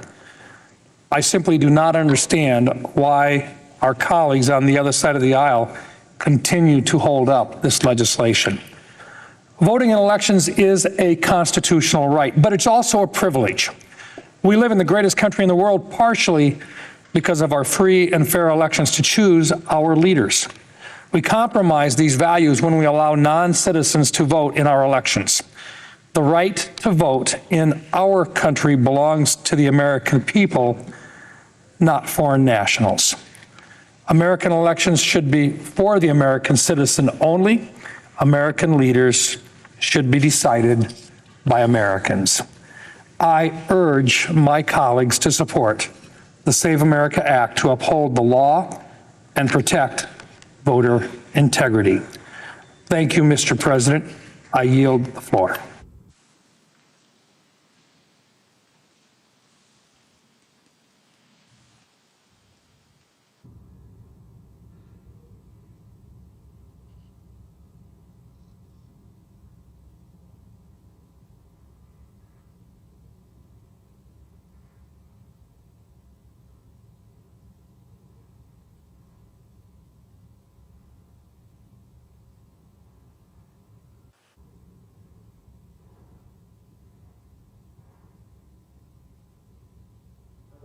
The senator from North Carolina.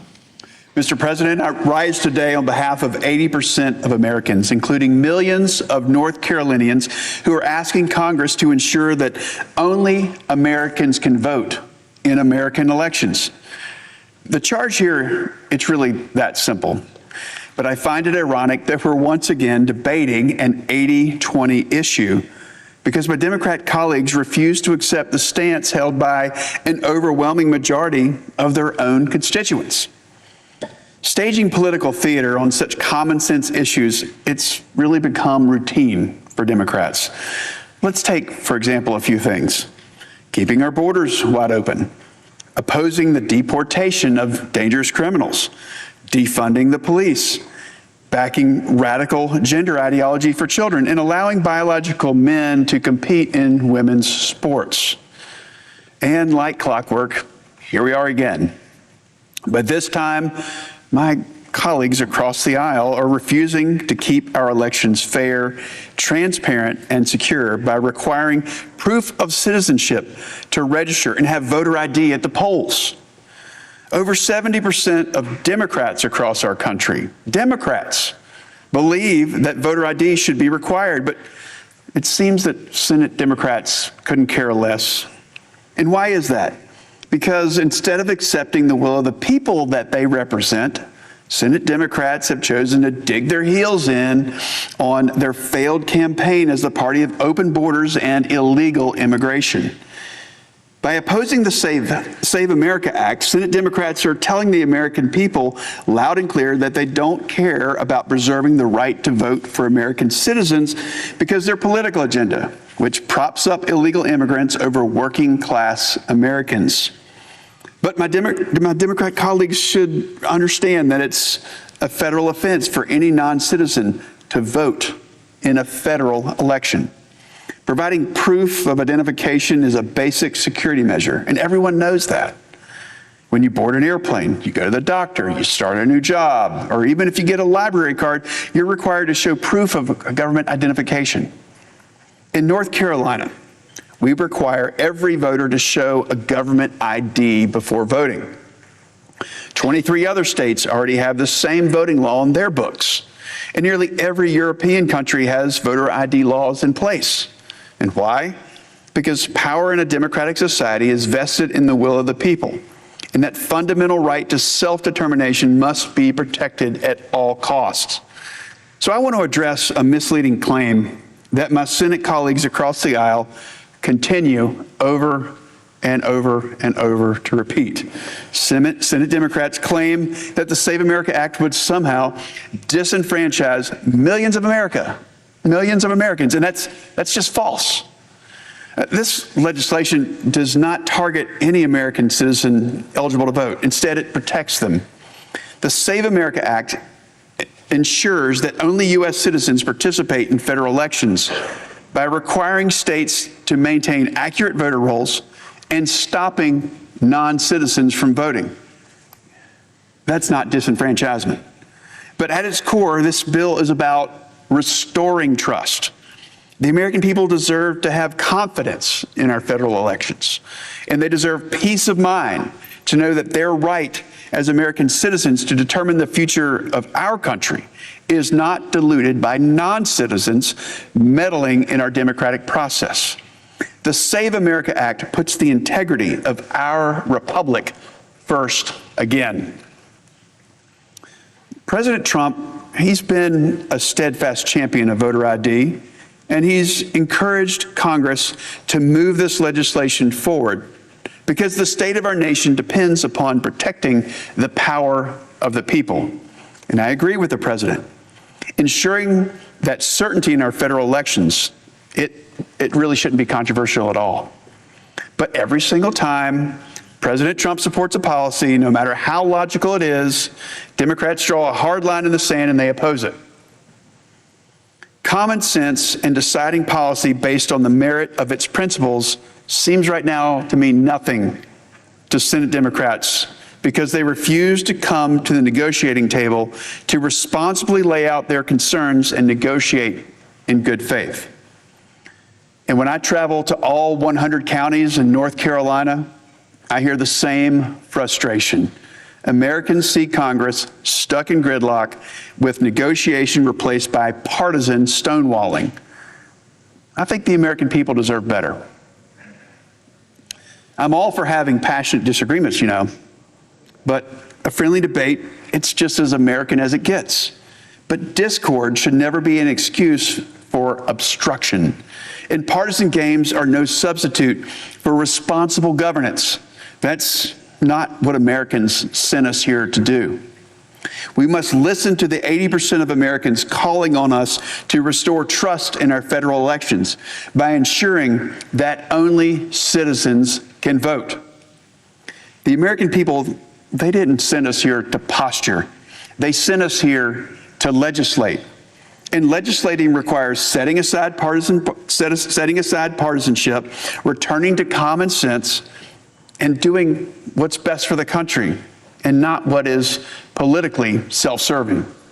So I hope my colleagues across the aisle that they'll listen to the overwhelming majority of Americans, Republicans and Democrats, calling for action and vote to pass the Save America Act now. Mr. President, I note the absence of a quorum. The clerk will call the roll. Ms. Alston-Brooks.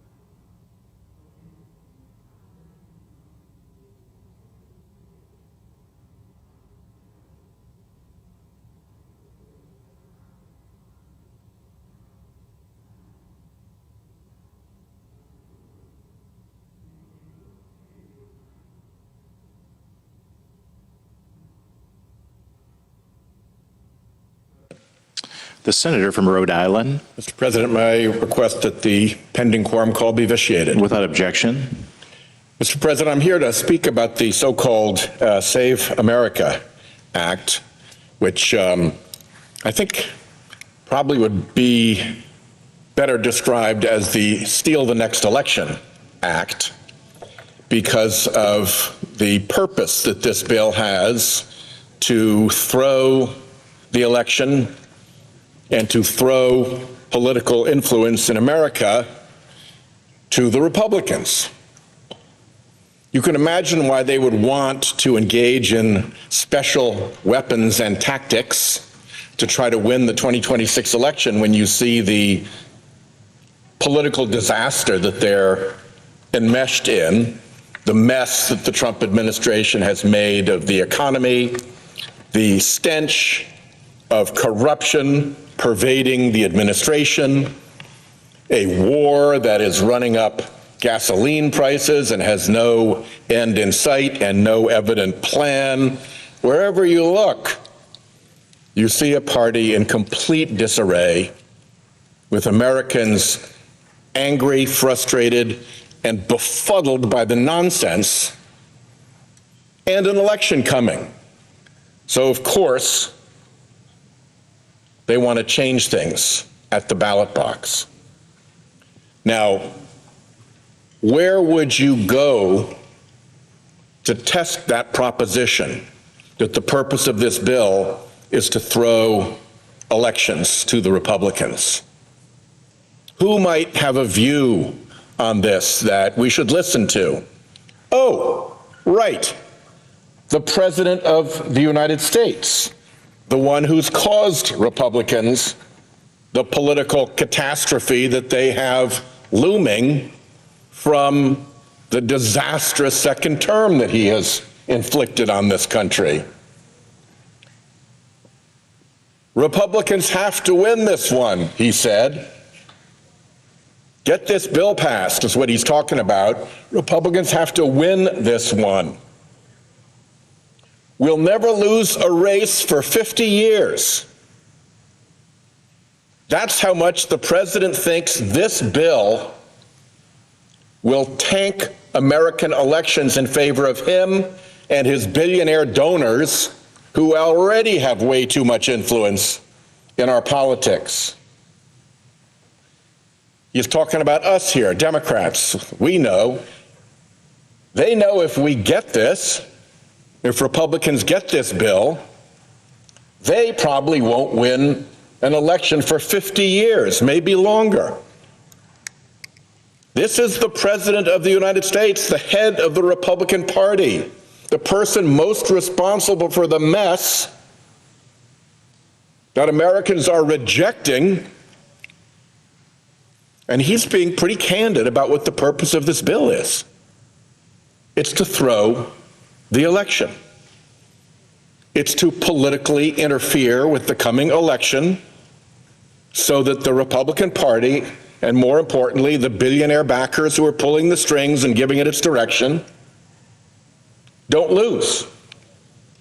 Don't see split government. Don't see compromise. Don't see Congress in the people's hands again.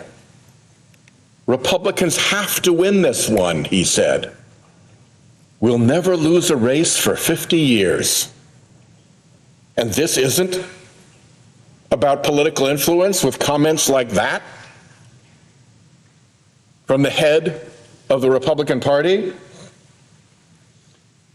You may think he's thinking about some dim and distant future, perhaps, that this effort on the floor of the Senate right now to throw the election to the Republican Party isn't immediate. Whoops, there he goes. It will guarantee the midterms. Guy says the quiet part out loud. I'll give him that. He tells Republicans, you're going to win the midterms at levels that you can't even believe. How would you win the midterms at levels that you can't even believe? Well, you probably can't believe that you'd win the midterms based on current polling, as Americans reject the wars, the spending, the waste, the corruption, the cost increases. You can't even believe it unless you get this bill. Unless you're going to get this bill, and then you're going to win every election for a long time.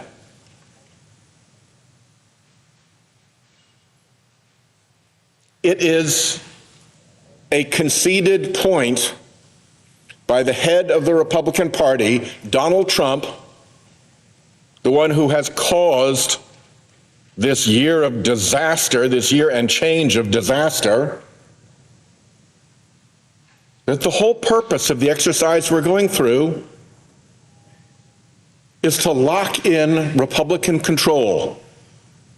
More wars, higher costs, worse corruption, by making elections unwinnable for Democrats for 50 years, by guaranteeing Republicans the midterms. So let's not pretend there's some high and mighty, civic-minded motivation for this. That's just the screen. Behind the screen, Trump can't help himself. He admitted what this is all about. It will guarantee the midterms. You're going to win the midterms at levels that you can't even believe. And you're going to win every election for a long time. We'll never lose a race for 50 years. We'll never lose a race for 50 years. We'll have so fixed voting in this country, not enough with the gerrymandering, not enough with the dark money. We now have to fix elections so that Republicans will never lose a race for 50 years. He's admitted it. He's admitted it. And how do they do that? Well, the until recently Director of Homeland Security, former Secretary Noem, said, we just want to make sure that the right people are voting. The right people. Gee, who might that be? And so this whole scheme gets cooked up, marketed falsely as some civic safe voting proposition, when what it really is a scheme to influence elections so that the creepy billionaires behind the Republican Party can continue to control the decisions that get made in this town. That's what this is about, plain and simple. My friends will say, oh, this is just a voter ID bill. Everybody loves voter ID. You'll hear 80-20 more than you can imagine. Oh, voter ID, just voter ID. People should have to bring their ID when they vote. Well, we did that in Rhode Island. It was a bit of a pain.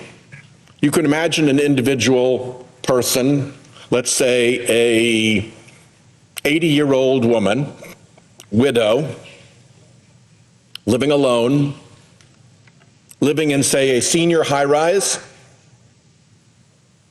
in Providence or in Pawtucket.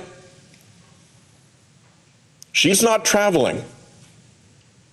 If she had a passport, it's lapsed. She's not driving. She hasn't had a car in 5 years. Her community is largely in that high-rise, and people who come to help and help bring her groceries. She has a Social Security card because she's on Social Security, but the Social Security card isn't a photo ID. So when you bring in voter ID, you've now dumped on that lady a new hassle. She's been voting her whole life. She's been voting for 60+ years. And now suddenly, they have a problem with her voting. Even when she comes downstairs to the voting machines that get set up in the senior center lobby to make it easier for seniors to vote, and everybody in the building knows her, but no ID, no vote. So in Rhode Island, we went through that hassle of helping people who needed an ID, who for perfectly legitimate reasons didn't have one, get an ID. It was unnecessary. We had essentially zero voter fraud, but we did it, and we put in the work, and it worked out fine. So let's not pretend this is just a voter ID law. This points its attack at voter registration. If you move, so you have to re-register to vote. If you're young and are registering to vote for the first time, that's where you run into the obstacles designed to prevent certain people who aren't the right people, from being able to vote. That's where you run into the problem. And worse than that, they're trying to take the voter information that we entrust to our Secretary of State and to our Elections Board. They're trying to get the private information of voters in our voter rolls and put it into a national website controlled by, the Department of Homeland Security. The ones who are running ICE around in neighborhoods, the one who ran their agents through the Rhode Island courthouse and threatened a judge with smashing his car windows when he tried to vouch for his high school intern, who the ICE agents wrongly thought was a 30-year-old person they were looking for. We're going to trust the entire country's worth of voter information to that operation? Look at what just happened in Fulton County. In Fulton County, a Trump U.S. attorney from Missouri sent the FBI in Georgia into the election headquarters to seize all of the voter data that they had. I've separately explained what a completely fouled up operation that was,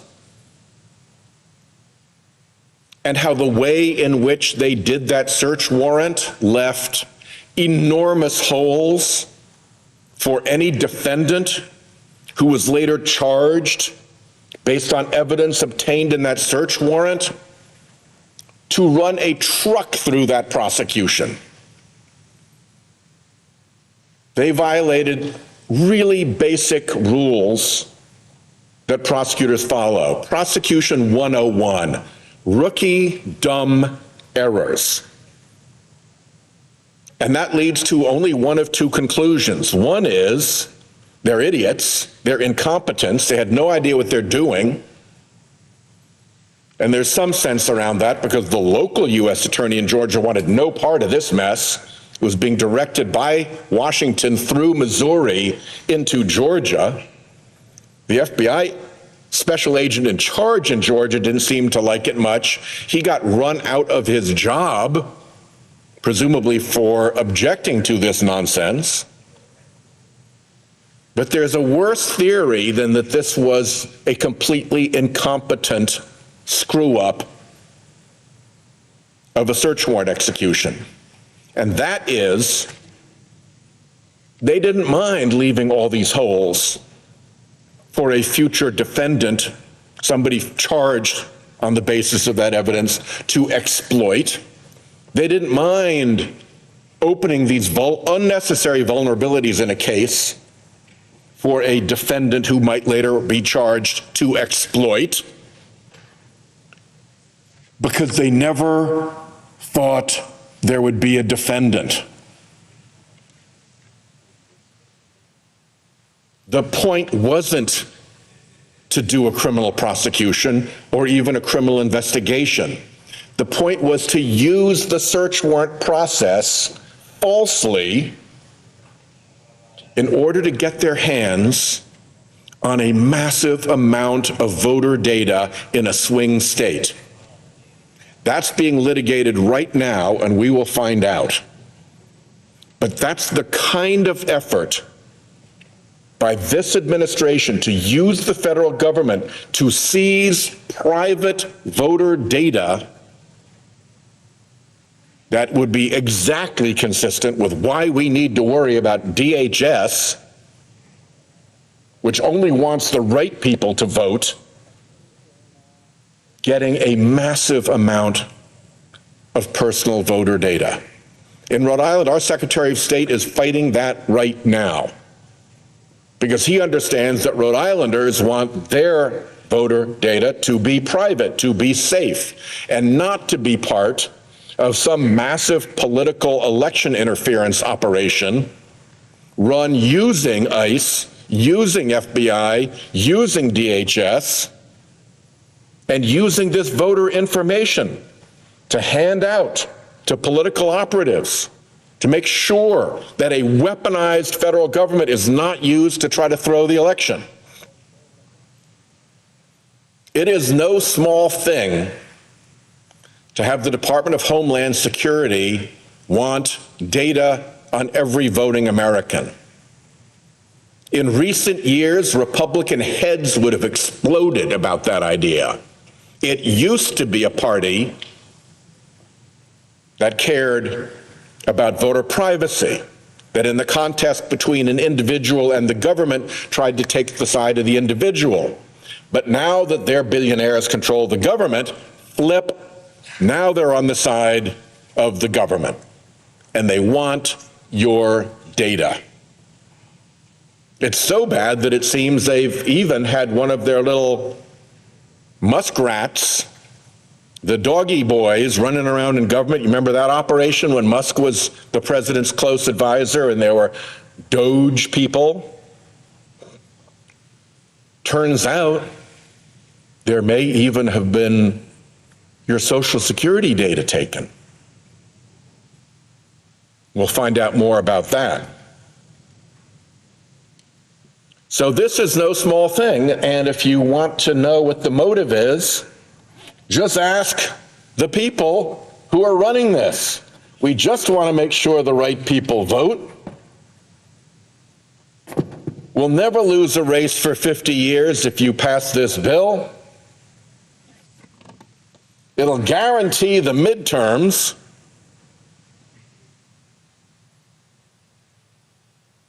You're going to win the midterms at levels you can't even believe, and you're going to win every election for a long time. That is putting the fix in. That is using the power of government to put the fix in to fix the elections that choose who runs the government. That is about as un-American as it gets. So, why is it that they're so afraid about the midterms? What is it that makes them have to put in place mechanisms from voter ID to registration restrictions to data control that will give them the tools to guarantee the midterms? Why not run on the record? Because the record stinks. That's why. And voters know it. This is where President Trump's approval rating has gone. He's down 15%. He's down more than 25% since when he came in. That is a crash in confidence. And I believe this ended before this Iran, what did he call it, excursion, that has driven up gas prices by about $1 a gallon already with no end in sight. So they're looking at an election disaster, and for a really good reason. Here are Trump's job approval ratings. His disapprovals have been going up and up and up to nearly 60. His approval has been going down and down and down to below 40. There is a more than 20-point swing between his disapproval and his approval. That is a politically lethal place to be. That is a signal that you have made such a mess of your unified control of government that voters want something different, want something new, want a change, are sick of the nonsense. And when you're looking at that, and you're looking just a few months down at November, man, time to make sure you change the law so that we can make sure the right people are voting. And let's take a look at a few examples of why it is that Trump's disapproval is more than 20 points above his approval. Why is it that they are in such trouble politically? Why is it that these approval ratings have dropped 15 points and 25 from net zero, from before net zero? This is a real problem. And we're not the only ones looking at this data. The billionaires who run the Republican Party these days, the billionaires who tell Trump what to do and boss him around and give him big gifts and super deals for his family and his cronies and his friends, they're watching this too. They've never had it so good right now. They can basically secretly, quietly run the United States government through the Republican Party. What a deal. Poor man want to be rich, rich man want to be king. And they get to be king from the shadows with dark money and influence and a Republican Party that hops to their tune. So they're not happy either. That's why they need emergency measures that will guarantee the midterms. That's what we're involved in today, trying to make sure that elections are fair, trying to make sure that everybody has a shot to vote, trying to make sure that for real, this is an election that reflects what the American people get to choose.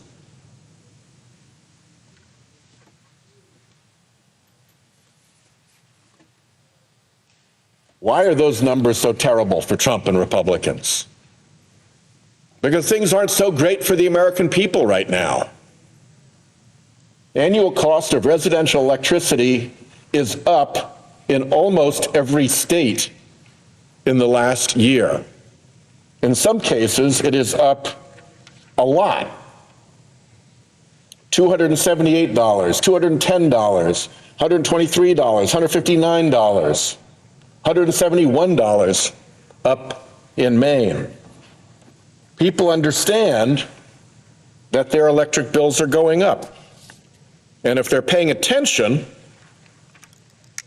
they understand that their electricity bills are going up because Trump and his administration are deliberately pushing clean energy away from the grid. They're deliberately keeping cheap, clean energy off the grid so that for any given level of demand, the grid has to go where? If it doesn't have the cheap, clean energy, it has to go to the polluting fossil fuel plants. And those plants set the grid price when they're called up. And when they set the grid price, they're more expensive than clean energy. So everybody's costs go up, and all that excess money, the billions of dollars that get sucked out of consumers' pockets, out of ratepayers' pockets, when they have to pay the higher prices of fossil fuel compared to the lower prices of clean energy, that whole delta of billions of dollars flows where? Right, to Trump's billionaire fossil fuel donors, to the ones that he went to in Mar-a-Lago and said, give me $1 billion and I'll give you everything you want. I need your money to win this race. And what did they do? They coughed up hundreds of millions of dollars.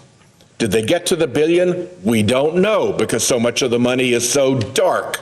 But we know they got hundreds of millions to Trump. And now he's paying them back by stopping and slowing down clean energy, which would lower costs for people. And instead, he drives the cost up. And that's why so much of this is happening. I'll give you an example.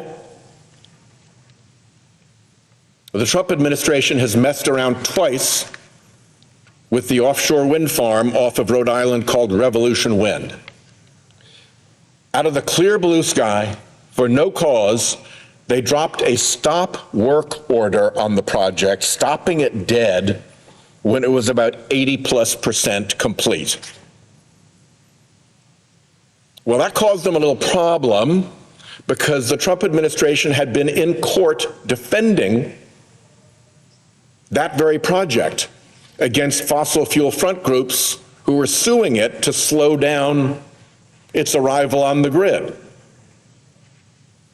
So the lawyers, the like regular, normal federal lawyers who were in there defending this, defending their permit, suddenly had to pull a 180 about the same project in the same courtroom and suddenly say, oh no, that project that we've been defending until this minute is suddenly now all bad because of this ridiculous stop work order. Well, the judge didn't take long to throw out that stop work order because it was illegal and even preposterous. And the Trump administration then let the appeal period expire, so there's no longer a time to appeal it. So it's like, okay, that's done. Back to work, everybody. And sure enough, they went back to work. And what happened 30 days later, 2 days before Christmas, without notice, men and women going out to work on these projects were told, nope, new stop work order. Sorry about your Christmas. Not sure when you'll ever come back to work. Too bad you were relying on all those nice wages. You're done now. Well, fortunately for the project, that second stop work order crashed and burned in court just as badly as the first illegal stop work order had. My point is they went to enormous illegal effort to slow down that project. Why? Because by contract, Revolution Wind is going to bring 9-cent kilowatt hours to our Rhode Island grid. 9-cent kilowatt hours is what they sell for by contract. And how much does it cost on our grid on average? 18 cents. Revolution Wind was going to bring 350,000 homes worth of low-cost, 9-cent clean power onto our grid. So they wanted to stop it. Because then, without that clean, inexpensive power, the grid would have to go up, up, up, what they call the generation stack, calling up more and more different units to burn gas and oil and make electricity.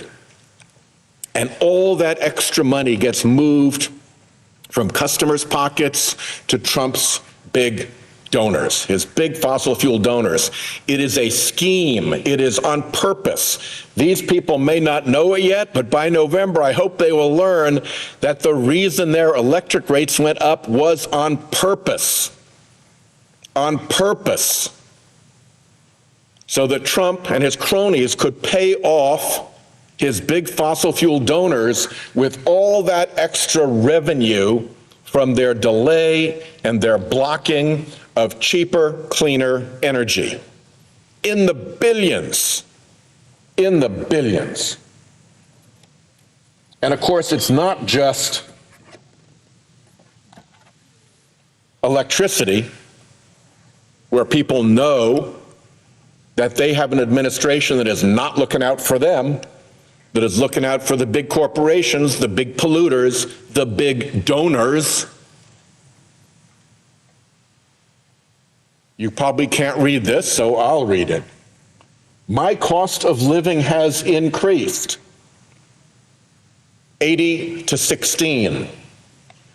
My grocery costs have gone up 79 to 17. My utility costs, like electricity, have gone up 69 to 22. These are huge numbers that match the dissatisfaction I showed already with where Trump is. More than 20 points in the hole with voters and going the wrong way. Approval rating collapsing before the whole Iran mess has kicked in to voters' budgets. It is a real mess. And on electricity prices, look where they're going. Up, up, up, up, up. For the exact reason I said, because the Trump administration is blocking clean, cheap energy to force the grid to have to spend more and more money on Trump's big fossil fuel donors. When a really big clean energy plant comes onto the grid moves to it because it's the cheapest. They pull the cheapest power first to meet demand. So when a big wind farm comes on, when a big solar array comes on, that means that there's a fossil fuel plant somewhere at the top of that generation stack that doesn't get to run anymore. And the owners of that fossil fuel plant don't get paid for running it. And the fossil fuel dealers who fuel that plant don't get paid. So they have a vested interest in blocking clean energy. And they're doing it because basically they have infiltrated and occupy the Trump administration. Just look at the appointees and look at the behavior, and all of it drives costs up. Electricity prices are surging in the US, and what people are going to understand by November is that those electric prices are surging on purpose. Ratepayers are being dragooned into a scheme to pay back Trump's big donors with their money.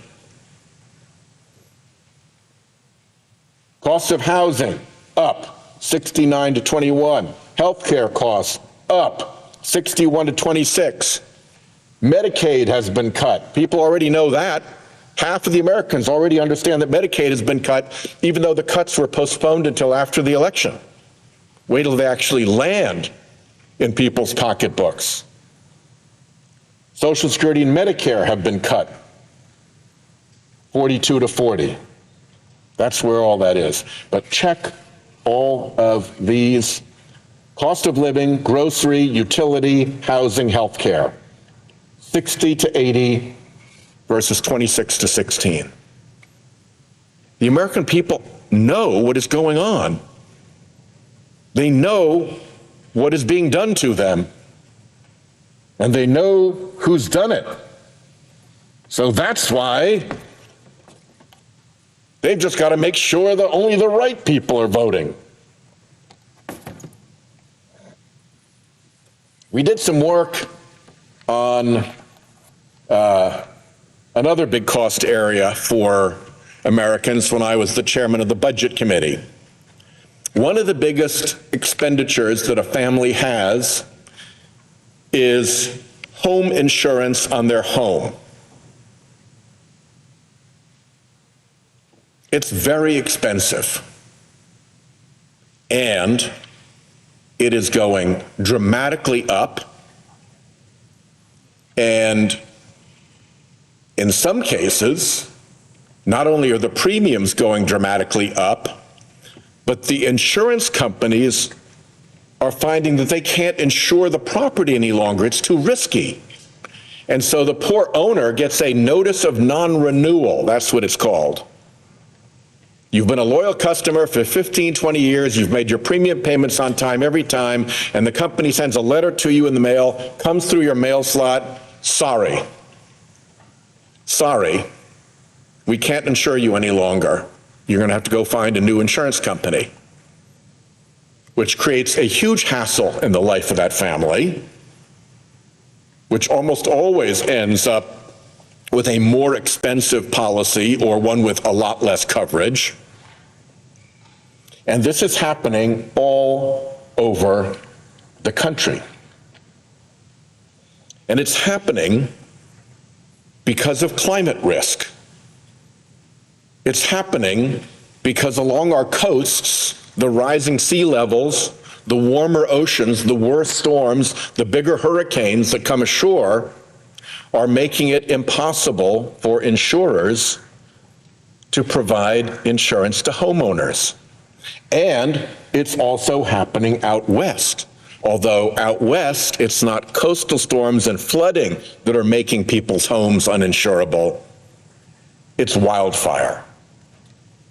And whether it's wildfire or whether it's coastal flooding, the cascade is the same. The dominoes that fall are the same. First is you have the climate risk. And why do we have the climate risk? We have the climate risk because the fossil fuel industry, which is now running the Trump administration, has spent billions of dollars and decades in Congress making sure we let them pollute for free. And they've won. They've succeeded. It is still free to pollute carbon dioxide and other greenhouse gases. We've never put a price on carbon emissions. Nothing else is free to pollute. Nothing should be free to pollute. You don't get to dump chemicals in a river and get away with it just because the river carries it away. So this homeowners insurance problem is a massive, massive cost problem for homeowners across the country. Here in Florida, you can see how acute the problem is down in Florida. In Florida, I think we're at $14,000 average homeowners insurance for a standard $400,000 policy. And it's predicted, depending on the county you're in, to double, triple, or quadruple. What does it do to the value of your home when a $14,000 home insurance cost doubles or triples? What if you now have a $40,000 instead of a $14,000 annual carrying cost to own your home? Its value crashes. And that's the cascade. You go from climate risk to uninsurability to, oops, now I can't get a mortgage on this property because if you can't insure a property, no one will issue a mortgage on it, to its value crashing, to recession. And those warnings are all over the place, and not from Save the Whales, not from the League of Conservation Voters, not from the Sierra Club, but from the former risk manager of Goldman Sachs, from the former head of the Bank of England, from the International Financial Stability Board, from the former chief economist of Freddie Mac. The warnings are legion.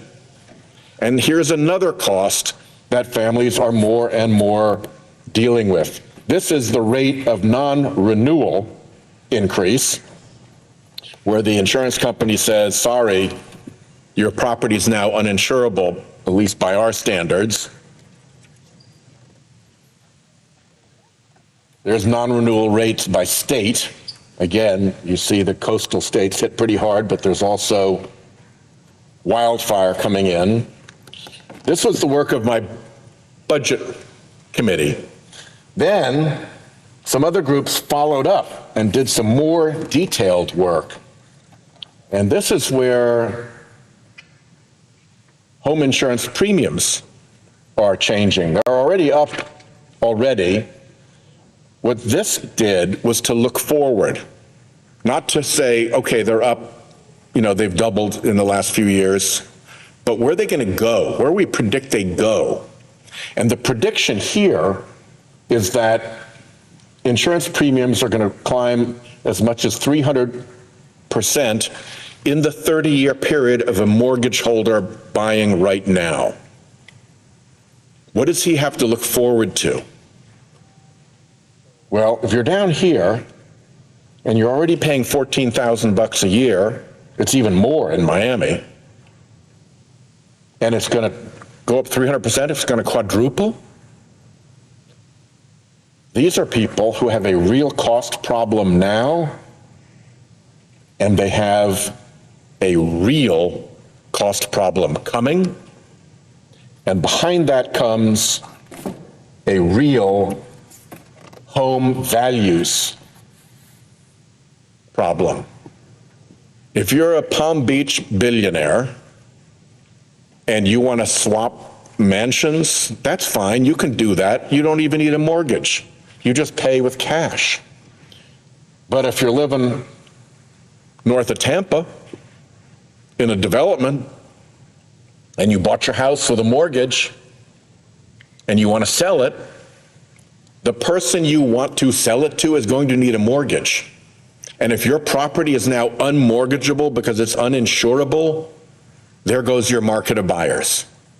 We've talked to people in Florida when we did this investigation who literally cannot sell their home at any price. It's not fancy enough for a billionaire, and it's not mortgageable and insurable for a normal person. They're just stuck. They're just stuck. And they're looking at here, what the map shows is where they expect to see changes in home value. Again, in the next 30 years, in the period of a mortgage entered into at the time. And they're looking at changes in value, drops of 20, 40, 60, 80, and even 100%, a total wipeout of home value based on that home insurance, mortgage, property values crash cascade, because we won't take care of the climate danger that everybody in their right mind knows exists. And the fossil fuel industry has a big reckoning coming from that mess. And they do not want to be responsive to voters. They want the White House and the Senate controlled by a party that they control. They want this election to keep Republicans in power so that they're not held to account for the fraudulent climate denial, for the dark money corruption, and for the looming catastrophe in home insurance rates. And the way they do that is making sure with this bill that we just make sure only the right people are voting. So the stakes are very high right now. I'll close, because I think I have the floor only for another few minutes, by talking just briefly about Kansas. Why would a Rhode Islander want to talk about Kansas? I'll tell you why. Because they tried this in Kansas. They had a similar law in Kansas, and it went to court, and the court threw it out as unconstitutional. The Save America Act resembles a law in Kansas that was decided to be unconstitutional. Some other interesting things the court found. Across 19 years, the proponents of that law could only show 67 non-citizens registering to vote or even attempting to register to vote. Over 19 years, 67 people. If you look just at the presidential elections in that period, Kansans voted in this number, 5.5 million votes cast. 5.5 million votes cast. So those 67 people are 0.0012% of voters. And for the pretext of trying to deal with those 67 attempts, the effect was to keep 31,000 legitimate Kansas voters from voting. 31,000 kept from voting to solve a problem of 67 that didn't even exist because most of them were only attempts. So this is a solution to a non-problem.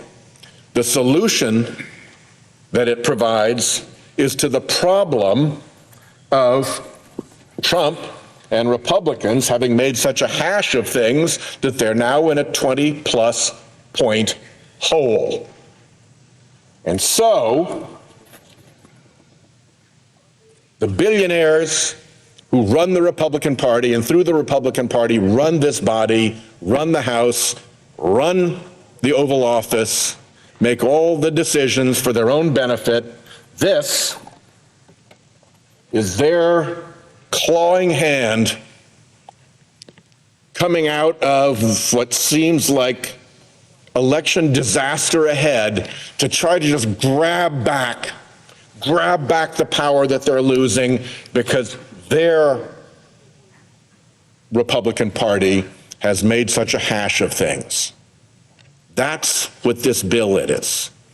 It's the dead zombie hand of the billionaires who are seeing the exact same approval rating of Trump taking the Republicans into a crash of an election and trying to solve that problem by guaranteeing the midterms, by making sure that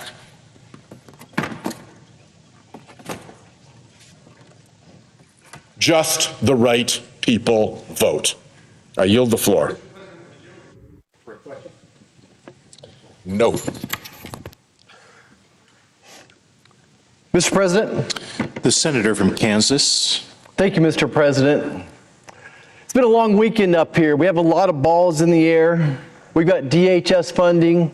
We have the SAVE Act and a war going on in the Middle East.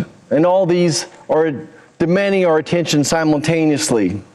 I'd like to shed a little light here. What makes this job generally challenging isn't the workload. I worked much harder as an obstetrician delivering a baby most every day, up at least every other night, if not every night of the week.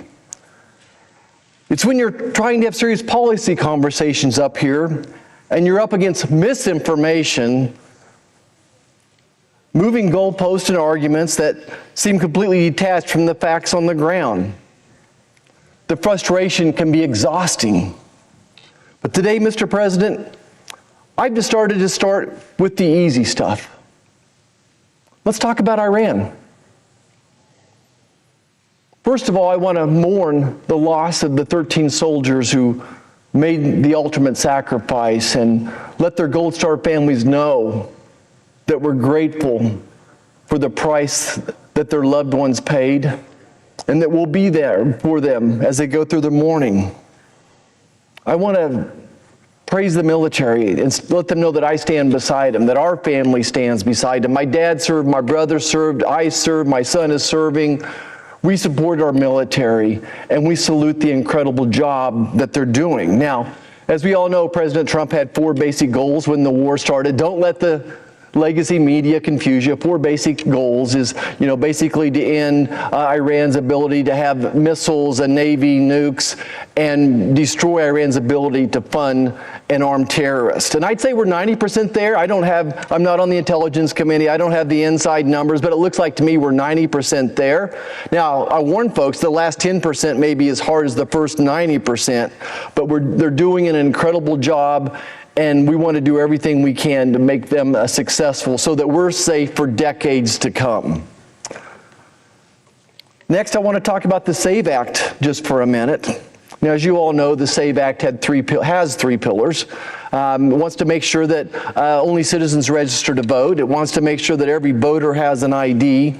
And we want some guardrails around mail-in ballots. I think it's important to remember that 70% of Democrats, 80% of Americans believe in voter ID, and it was just this week that Democrats voted against a standalone voter ID law.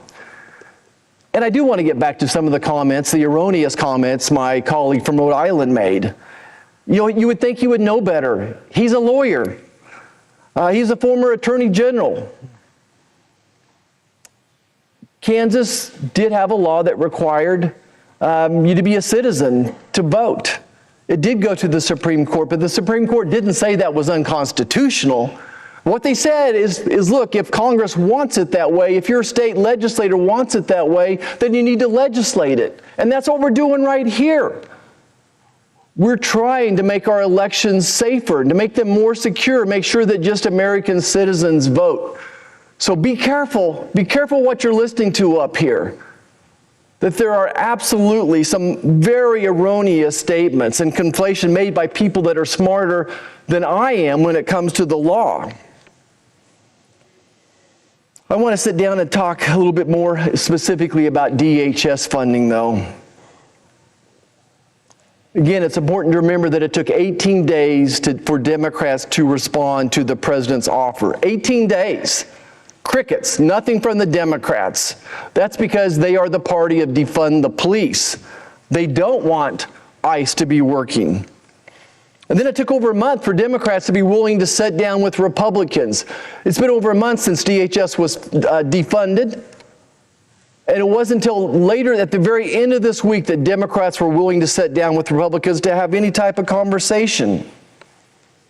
Now, as near as I can tell, there's two issues left separating us from funding DHS, at least on the surface, that's what it looks like to me, that prevents us from funding TSA, from funding FEMA, the Coast Guard, our cybersecurity defense team. Again, these issues don't happen in silos, right? We've got this war going in Iran. We don't have DHS funded. I'm as worried and concerned about American citizens here at home about their safety as I am our soldiers in harm's way overseas.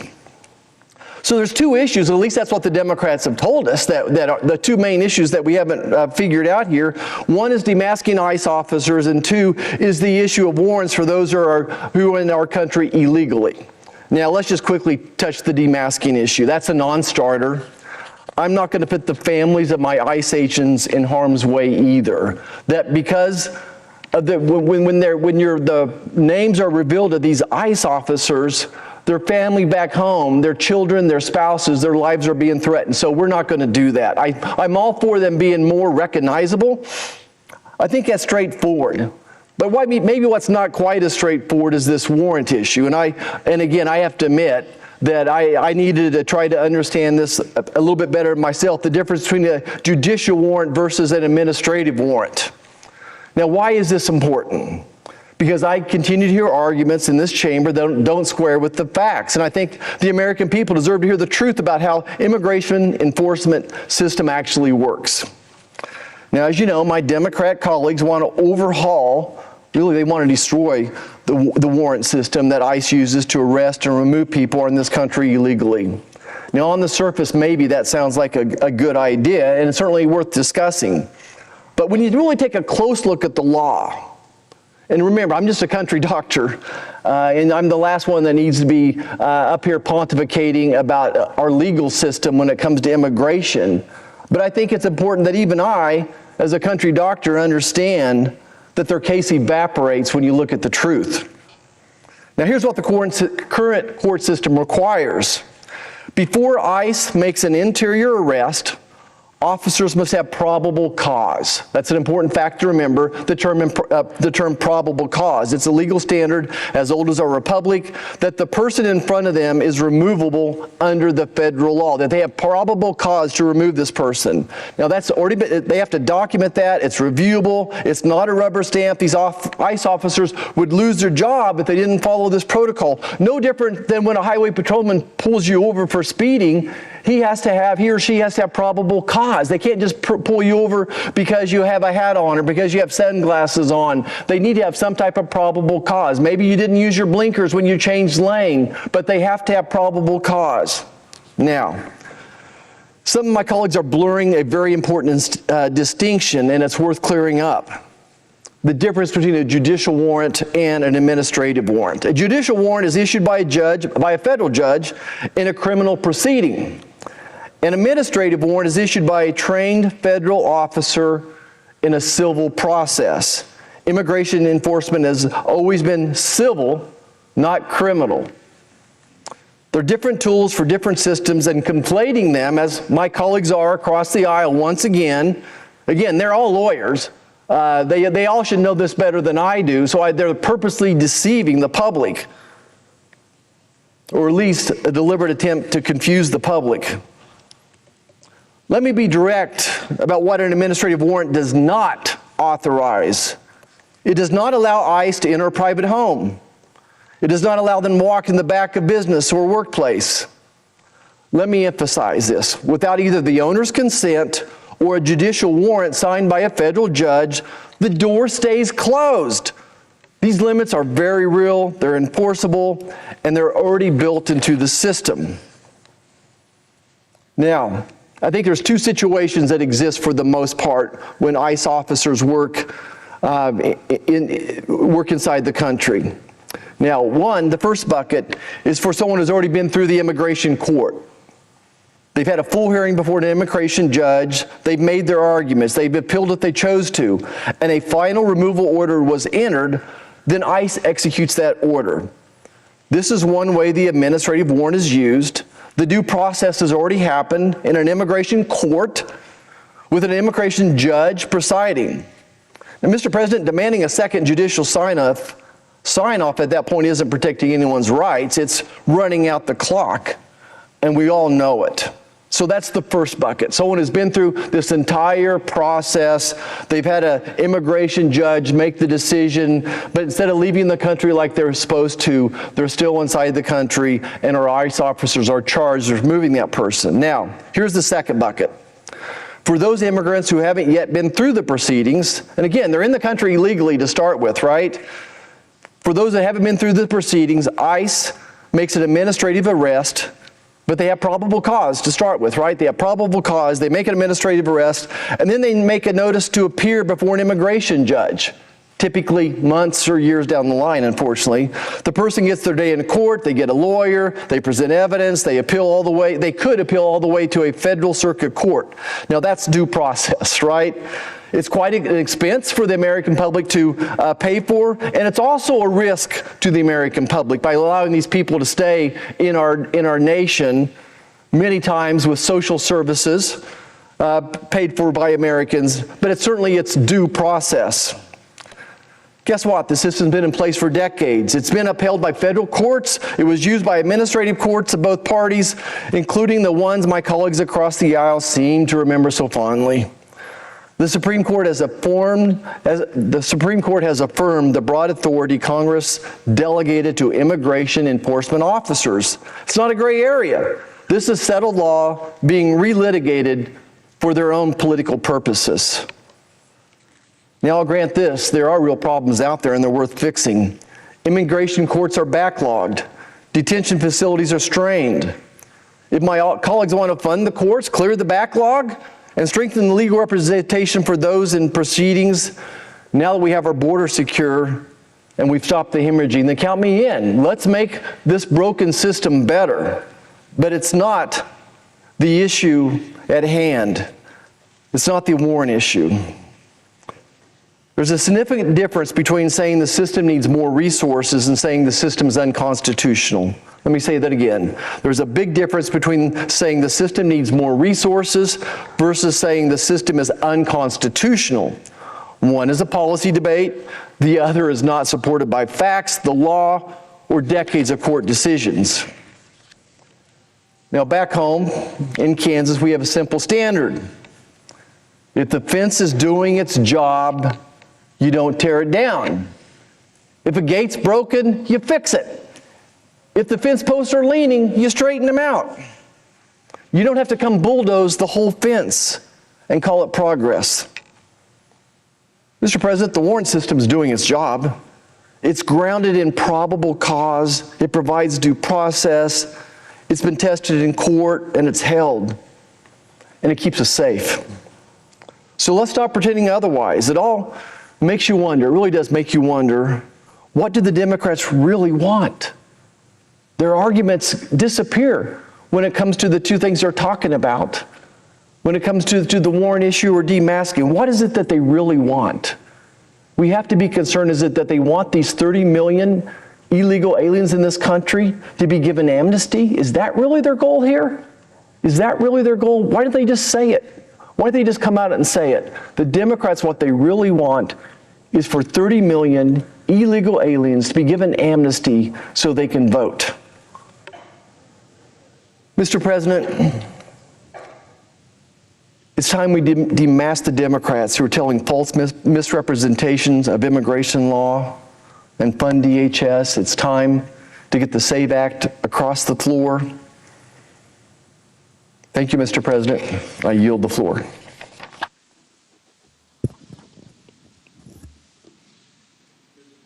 The senator from Rhode Island. Thank you very much, Mr. President. First, let me commend my colleague, Senator Whitehouse, for his excellent remarks that showed all the dangers of the SAFE Act. And like my colleague, I rise today to speak out against the deceptively named Save America Act, a bill that will create new barriers for American citizens to exercise their most important right, the right to vote. The success of our nation, both as a source of opportunity for all Americans and as an inspiration for freedom-loving people everywhere, has depended upon strong civic engagement from all Americans. When more Americans vote, our government is more representative of the people. It is more responsive to their needs. It has more legitimacy, and it is a better steward of their tax dollars and of public resources. I am here to support laws that make it easier for American citizens to vote. The Save America Act will not do that. In fact, it will suppress the right to vote. The SAVE Act is being portrayed as a simple voter ID law that is supported by a vast majority of Americans. If the law simply required every American to show an ID at the polls, then I would not be ringing such a loud alarm. I represent a state that has a sensible voter ID law and that regularly reviews its voter rolls. This approach has been extremely effective. The SAVE Act does not simply require everyone to prove their identity when they vote. Instead, it requires them to prove their citizenship at the time of registration. Now, that sounds very simple and very appealing. And people might ask, what's the difference if you have to prove citizenship to register versus showing your ID at the polling place? But as I will explain, proving citizenship at the time of registration requires a total and complete overhaul of our election system and will force millions of American citizens to scramble to gather the right documentation, if they can ever do so at all, while imposing very costly and burdensome unfunded mandates on the states. That is a charitable version, which assumes that this bill is a good faith effort to improve election integrity and security. But make no mistake, this bill is a bad faith effort to help Donald Trump and his potential successors to stay in power no matter what the voters say in 2026 and 2028. It is loaded up with additional measures that allow the federal government, under his control, to deter people from voting and then to challenge people's votes after they are cast. It is designed to make people fearful that our elections are not safe and secure. That includes every single election that my current colleagues won. Now, if our elections are so rife with cheating and fraud, as my Republican colleagues would lead you to believe, then do they think that their own election victories are tainted or illegitimate? I think there's a question that the sponsors of the SAVE Act need to ask before we go and to answer. But here's how the SAVE Act bolsters the tremendous power and resources of the federal government and places them at Donald Trump's disposal. The bill compels the states to share their most sensitive information, their full voter rolls, with the Department of Homeland Security, a department that has flagrantly violated the American people's civil liberties under the Trump administration. The bill requires the states to review their voter rolls and purge them of people who have not shown, quote, documentary proof of citizenship, which, based on current law, could encompass millions of law-abiding American citizens. That's right. Technically, millions of Americans will be wiped off the rolls as soon as this bill is passed and signed. The bill establishes a private right of action also, allowing anyone to challenge a state official for registering voters that the litigant believes is illegitimate, which means every American's registration is now at risk of being questioned or invalidated.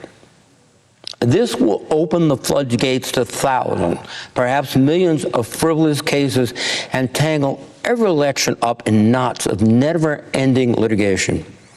Indeed, given the record of filing outlandish lawsuits after the 2020 election, it's not hard to imagine that Donald Trump will use this law to contest the registration of everyone he believes is opposed to him, or at least in areas where the election is expected to be close. So, no, I will not yield. I want to finish my speech. By the way, these mandates and requirements be effective immediately, meaning they must be implemented for the 2026 election, which I should point out is already underway. There are primaries completed in several states. And one could raise issues if this bill passed on the outcome of those primaries simply by invoking what the SAVE Act does, questioning the validity of the citizenship. Of course, there is no one better suited to exploit this confusion and chaos than Donald Trump. That's how he's operated as a businessman, as a candidate, and as an elected official. When the bogus suits on the 2020 election results that he and his surrogates filed failed in court after court 62 times, he fomented an insurrection on January 6, 2021 in an effort to cling to power illegitimately. On that day, 46 of my Republican colleagues had the fortitude to say no to Trump and voted to certify the election, which clearly translates to the fact that Trump's presumption that he won 2020 was refuted by my Republican colleagues, the vast majority of them. Today, many of these colleagues are prepared to hand Trump powerful new tools to subvert free and fair elections. They know what Trump will do with this power, but they are willing to hand it to him anyway. President Trump said he wants the federal government under his command to, quote, take over elections and, quote, nationalize the voting. The SAVE Act is the vehicle for him to do that. Does anyone really believe that Donald Trump, the man who stoked that insurrection in which we all fled for safety off of this floor, the man who's never accepted an electoral defeat even when the other candidate got more votes, all of a sudden generally cares about election integrity? Nobody should be fooled into thinking that. Since the Civil War until now, our history has been all about securing the right to vote for all Americans, women, African Americans, and young people who would be called upon to fight and die for the country. Now, the party of Lincoln has shed its proud legacy by advancing policies that would disqualify tens of millions of Americans from voting. If the SAVE Act is enacted, it will be the latest assault on voting rights that we have seen under Trump administration through partisan gerrymandering, which he insisted upon, which was unique, perhaps a precedent historically, of a president asking to redistrict before the 10-year census window. The deadly insurrection of January 6th, as I mentioned, and the subsequent mass pardons of individuals who tried to overturn an election. Also looming in the background is the Supreme Court, which has gutted campaign finance laws, nullified key parts of the Voting Rights Act, and declined to prevent gerrymandering that have interfered with the bedrock principle of one person, one vote. Mr. President, let me now discuss the specific reason that the SAVE Act is so dangerous and why I will oppose it.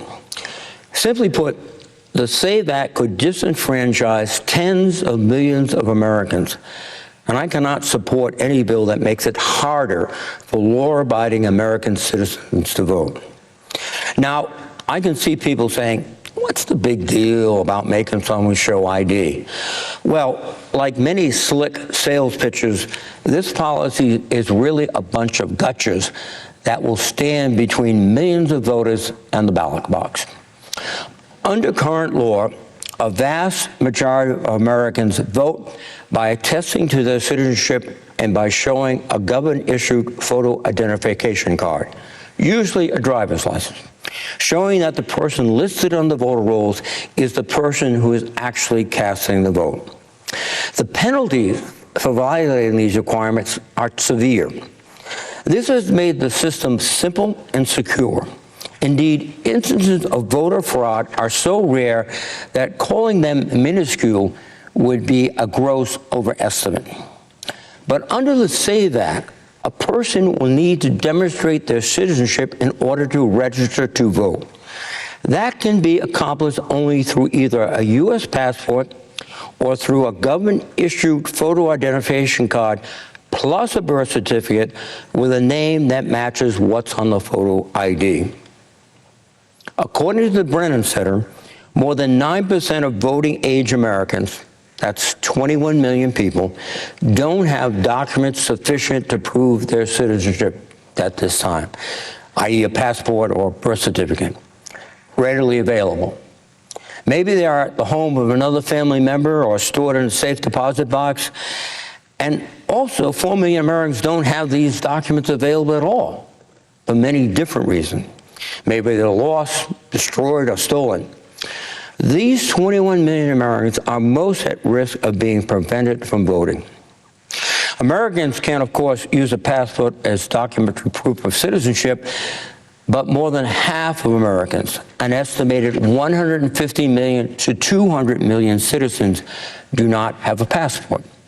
And to get one, you need to find your birth certificate and a government-issued photo ID, submit the paperwork, pay $165, and wait a month for it to arrive, which would really bother someone who suddenly in October decides that they must vote, and they're legally entitled to do so, but can't get the passport.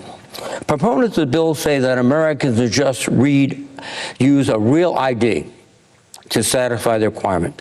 And this is a state-issued driver's license which complies with federal security standards established after 9/11 to limit counterfeiting. And the SAVE Act does say that a real ID is acceptable. It says we'll accept the real ID, so long as it, quote, indicates the applicant is a citizen of the United States, close quote. But that's a false premise. 15 secretaries of state, including Greg Morey of Rhode Island, wrote, quote, real IDs do not indicate citizenship status. Even if the federal laws for real ID were amended, the nearly 140 million real IDs that have been issued over the last decade could not be used as proof of citizenship. And I would ask unanimous consent to include the letter from the Secretary of State of Rhode Island. Without objection. Thank you, Mr. President. Now, in Texas, for example, to get a real ID, an applicant, quote, must provide proof of lawful presence in the United States. That's according to the instructions to Form DL-53, which the Texas Department of Public Safety uses to inform non-citizens of the documentation that they can use to get a real ID. Yes, that's correct. You don't need to be a citizen to get a real ID in Texas. For example, individuals seeking asylum are eligible for a Texas real ID if they provide, quote, immigration documentation with an alien number. So non-citizens who are ineligible to vote can still get real IDs.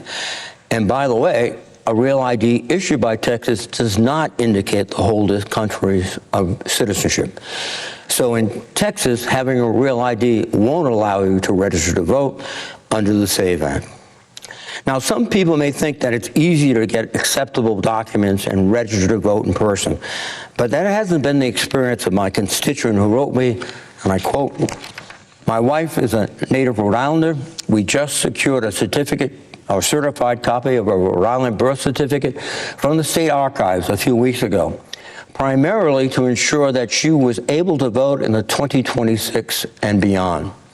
The fact that we're forced to think about obtaining certified birth certificates as a precondition of voting is completely antithetical to our actual right to vote."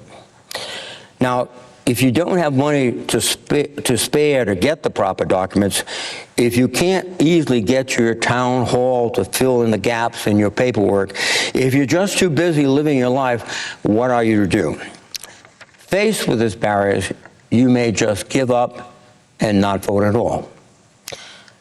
Let me tick through the Americans that will be most affected if this legislation passes. First, there are 69 million women who have changed their names after getting married. Their birth certificates do not reflect that change. While many of them have access to their original birth certificate, that alone would not be enough to register under the SAVE Act. They will also need to produce official documentation that their name has changed and matches what is on their current government-issued photo ID. Now, if you've been divorced and remarried, good luck getting all that together. This isn't just a barrier for recently married women who haven't gotten around to updating their papers. Women of all ages will be affected. Another one of my constituents reported an enormous headache with just proving her identity in order to get a real ID. And mind you, a real ID is just a martyr's driver's license that doesn't even indicate citizenship status. I quote, "As a divorced woman, it took me 3 visits to get my real ID. The first time I did not realize I needed my marriage certificate. The second time I brought the divorce decree and it was not accepted. The third time I had to go to the town hall and have my marriage certificate made. This bill is so damaging to the women of this country." Can you imagine the hardships that many women will have to go through not only to get a real ID, but also to document their citizenship under the system established by the SAVE Act? Another one of my constituents has similar fears about her elderly mother being turned away from the polls. Quote, "If the SAVE Act gets passed, my husband and I still have the ability to vote, but my 85-year-old mother will not. She does not have a passport and changed her name when she married my father in 1964. Please do not let Trump do this to our female voters." These barriers aren't being faced just by women in blue states. They are being felt in red states, too. Take Brandy Halliday from Utah, Senator Lee's home state. She wrote a letter to the editor of the Salt Lake Tribune on March 15th, in which I quote, "When my 80-year-old mother moved to Utah, she needed to get a new ID and register to vote. She had to show a birth certificate, her marriage license to my father, her divorce papers of my father, in which she kept his last name to match that of her children, and then her marriage license to her second husband. This was the only way to trace the name on her birth certificate to her current last name. This took 2 trips to the DMV, which is not an easy task for someone of her age who uses a walker, and she's fortunate to have my help in tracking down the relevant documents." Now imagine, and I'm still quoting, trying to do this for a person who may have moved frequently over the course of their lives and has lost documents along the way. They will need to contact various offices, possibly across many states, and request the appropriate documentation, which may also require fees that they may not be able to afford. And imagine someone working 2 jobs while trying to raise a family needing to do this. Now, my colleague from Utah has sought to minimize these burdens. He's pointed to text in the bill, specifically page 14, line 15, purporting to say that, quote, if you don't have documentation, you don't have a problem, and that you can register, quote, without a single additional document other than that what you provide to the government in the form of a sworn affidavit under penalty of perjury. So if this is true, then what's the purpose of this bill? What the senator from Utah described is basically the current system in Rhode Island, at least. I will not. But this is the way the bill works. If you review the specific page and line that Senator Lee has referenced, page 14, line 15, and just look a few lines further in that same direction, specifically page 15, line 6, the bill says anyone submitting a sworn affidavit must also, quote, submit such other evidence to the appropriate state or local official demonstrating the applicant is a citizen of the United States, and such official shall make a determination as to whether the applicant has sufficiently established United States citizenship, close quote. This section further requires the state or local official to them file their own affidavit that, quote, the applicant has sufficiently established United States citizenship. And if that official makes an improper determination, then he or she could be put in jail for 5 years. All I am doing is reading the words on the page that we're being asked to enact into law. I'm trying to take a textualist approach and derive their original meaning. So this purported exception to alleviate the gross injustice that this bill would inflict upon the 69 million women who have changed their names and the 21 million Americans without ready access to papers, well, this exception wouldn't deliver them any relief at all. They still must show the papers, which exact ones no one can say. It'll be a subjective decision to that clerk who is attesting to it. And ask the clerk to risk 5 years in jail simply for permission to register to vote. That doesn't sound like much relief at all. It's another gotcha. Second, young Americans in college will face issues at the polls. The 26th Amendment lowered the voting age from 21 to 18. This was a critical reform in the Vietnam War era that embodied a simple principle. If you are old enough to fight, you are old enough to vote. It is the height of hypocrisy to place barriers to vote in front of any American citizen who puts his life on the line to keep us safe. Well, in Rhode Island, which has a voter ID law, a college ID is sufficient to show at the polls when voting. But in the SAVE Act, that law would be invalidated. A college ID is not on the list of, quote, valid photo identification in the SAVE Act. And I'll bet there are very few college-age students bringing their birth certificates with them to school. At their parents' rightful insistence, these documents are probably kept locked away at home. And very few college students go through the trouble of getting a local driver's license because they only are temporarily living where they attend school. So young Americans may disproportionately get turned away.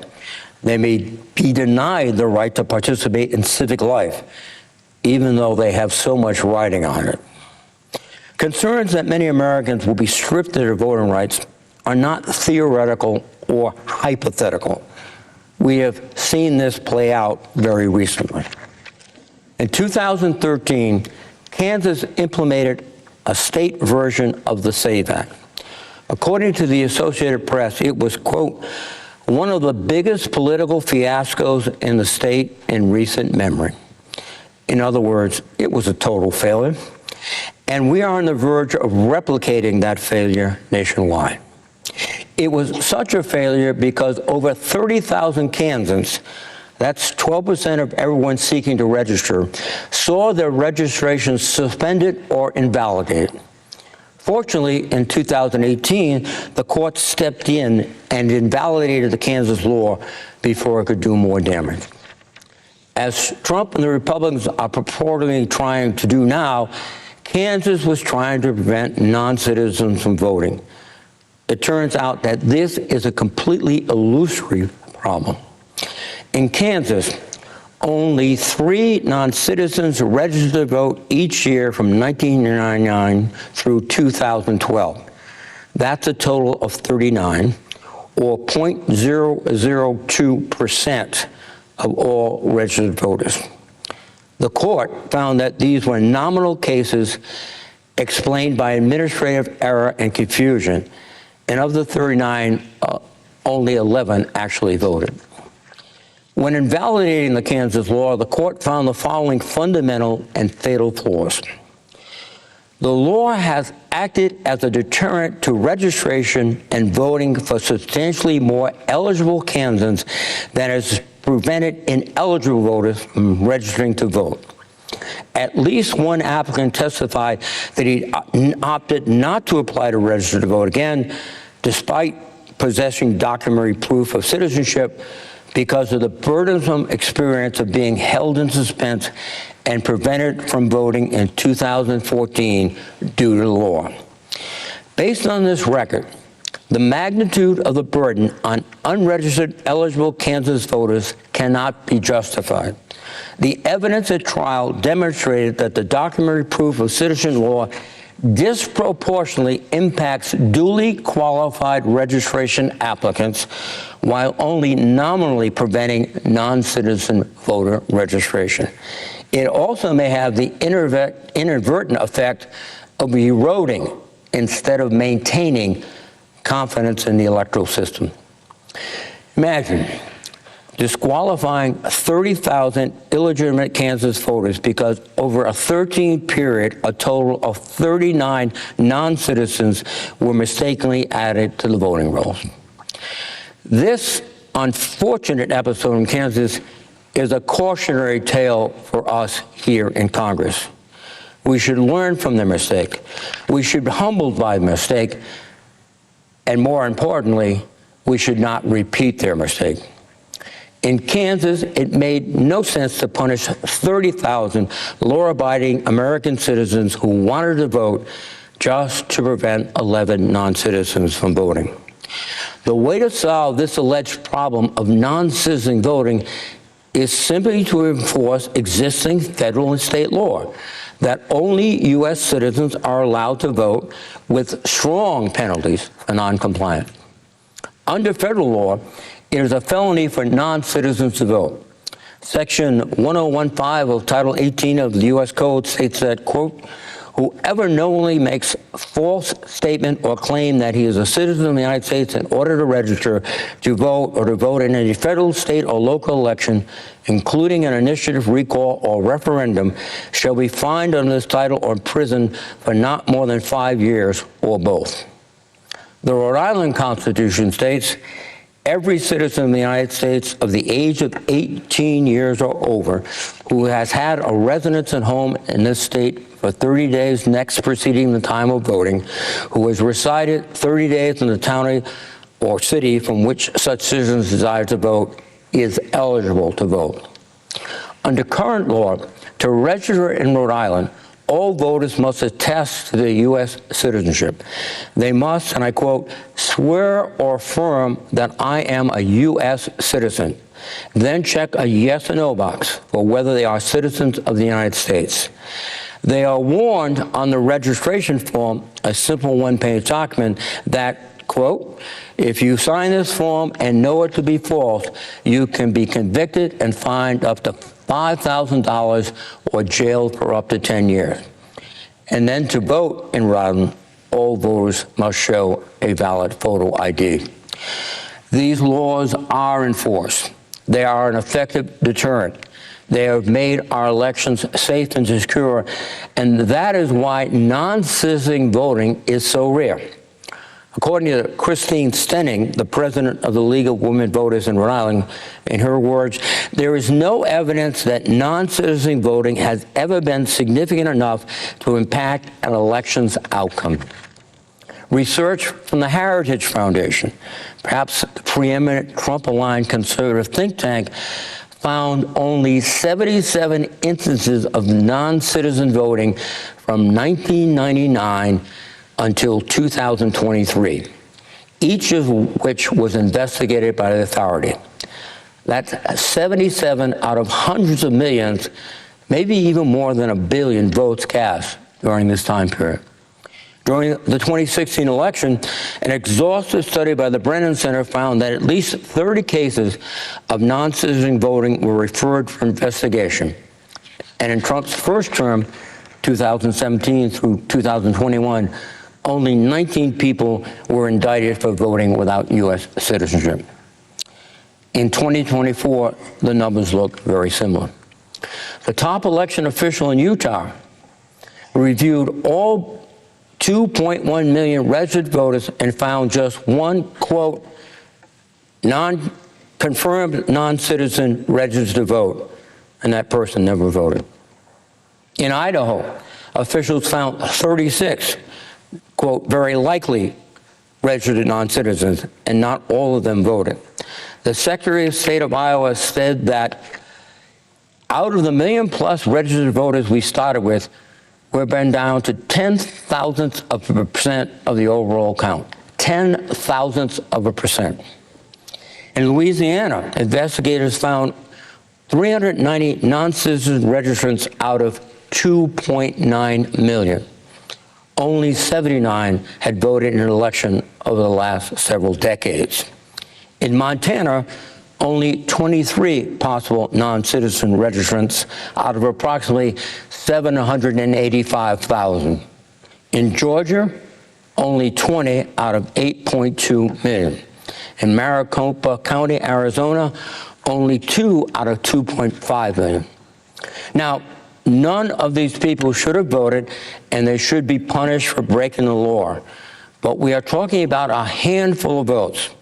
We do not need a complete overhaul of our election systems and to potentially strip millions of American citizens of voting rights when the evidence demonstrates that this purported law is already addressed by current law.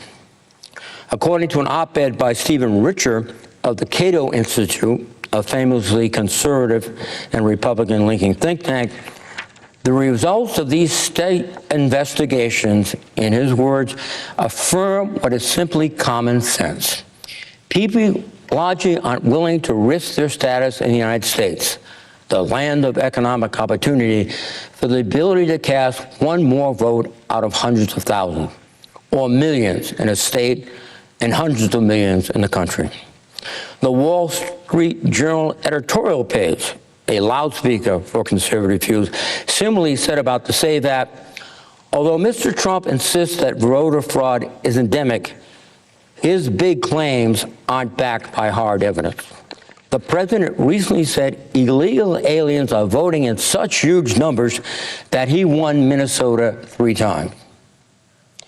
Audits in a variety of places, Georgia, Michigan, Texas, Utah, Idaho, have found non-citizen voting and registration to be rare.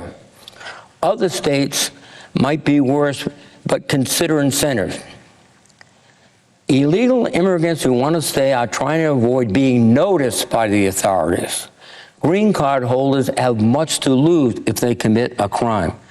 Prosecuting violations is good for deterrence, and vigilance is important. Now, you might be thinking that you are a law-abiding citizen who has lived in the same neighborhood for decades, and therefore you have nothing to worry about if the SAFE Act were enacted. Not so. Even if you've been registered for decades and voted while issued, you still should be worried about what the SAFE Act means for you. States would be required to report their full voter rules to the Department of Homeland Security and certify that there are no non-citizens on their list. And the federal government can require, then, states to purge their voter rolls of any suspected non-citizens. Think about it this way. The department that maintains the no-fly list, which often misidentifies people, will be now maintaining a no-vote list. What could go wrong? There is not a single state that currently requires documentary proof of citizenship on par with the SAVE Act. So how will the states be able to meet this new mandate and avoid voter purges? The shorter answer is they can't, at least not easily. So there is a real risk that states will take a conservative approach to compliance and require all their voters to re-register with documentary proof of citizenship. In addition, the SAVE Act does not contain any express language protecting voters who have already registered under the current system. So there's also a risk that Trump's DOJ could use authority under the SAVE Act to find a state's entire voter roll out of compliance with the, quote, documentary proof of citizenship requirement. If that happens, you who have voted for decades, lived in the same home, could likely be forced to re-register. Consider those 3,000 U.S. citizens in Kansas who were in the exact same boat and were denied the ability to register to vote. If you can't furnish the required documentation, or you were busy and missed the window to re-register, well, you simply won't be able to vote in the 2026 election and maybe beyond that. The SAVE Act will centralize all states' voter rolls in a federal government database. According to the Campaign Legal Center, this is a plain attempt to bully states into sharing voters' sensitive personal information with the federal government. Making matters worse, the Save America Act places no restrictions on what the federal government can do with the census data once DHS receives it. That's sensitive personal information for around 75% of the nation's adults. The Leadership Conference on Civil and Human Rights has said that DHS's desire to turn the SAVE program into a de facto national citizenship registry raises significant civil liberties concerns. My Republican colleagues should tell the American people whether this invasion of privacy is worth it. I do not personally believe that it is. Such a database is an irresistible one-stop shop for hackers and foreign governments to steal America's most sensitive personal information. Again, this is not a theoretical concern.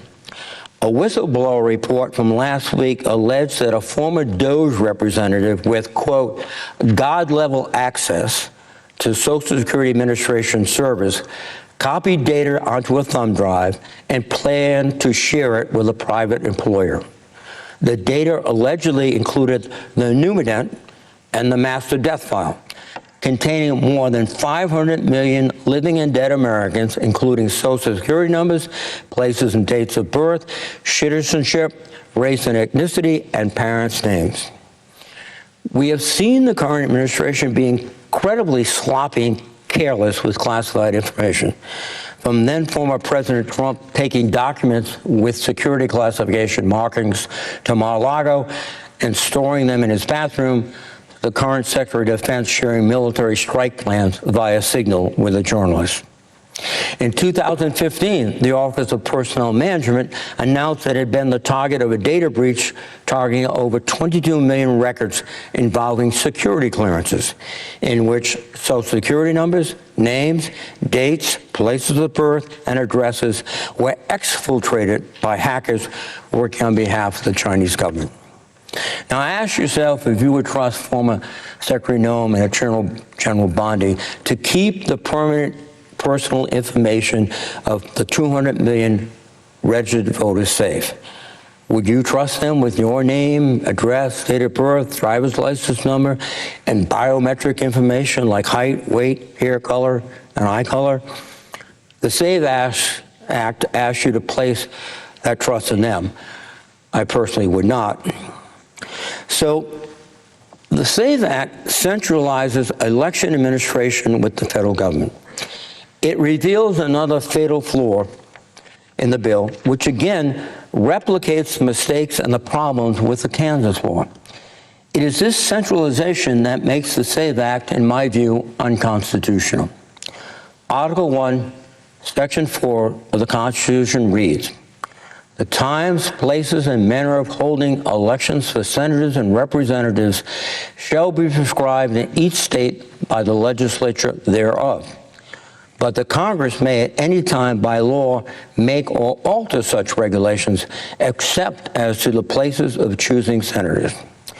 So the Constitution says that the states play a role in election administration. It says the Congress plays a role in election administration. It does not say anything about the executive branch playing a role in election administration. And yet that is exactly what the SAVE Act would do. It gives DOJ and DHS, which is part of the executive branch, immense power to determine the sufficiency of state voter registration laws and then to mess around with state procedures to actually conduct elections.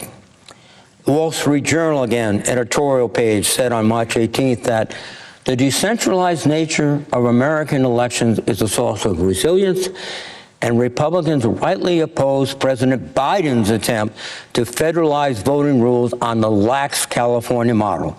Have they given up Federalist principles? Well, it appears they have. Now, one could argue that if the Congress intervenes, then the Constitution requirement is met. But we have seen daily this administration ignore Congress, ignore the law, and ignore the Constitution. This will be a pass for President Trump to exploit the elections that are before us. And you can bet that there'll be lawsuits initiated as soon as the ink is dry with President Trump's signature. And before the Supreme Court ultimately weighs in, there will be litigation in the district courts and the appellate courts across the country. There will be conflicting rulings on the constitutionality of the SAVE Act will almost certainly not get resolved before the 2026 election, possibly not even until the 2028 election. In the meantime, there will be mass confusion about the rules that govern those elections. And I might add, the 2026 elections, as I said, are already underway. At least 6 states have already had their primary elections.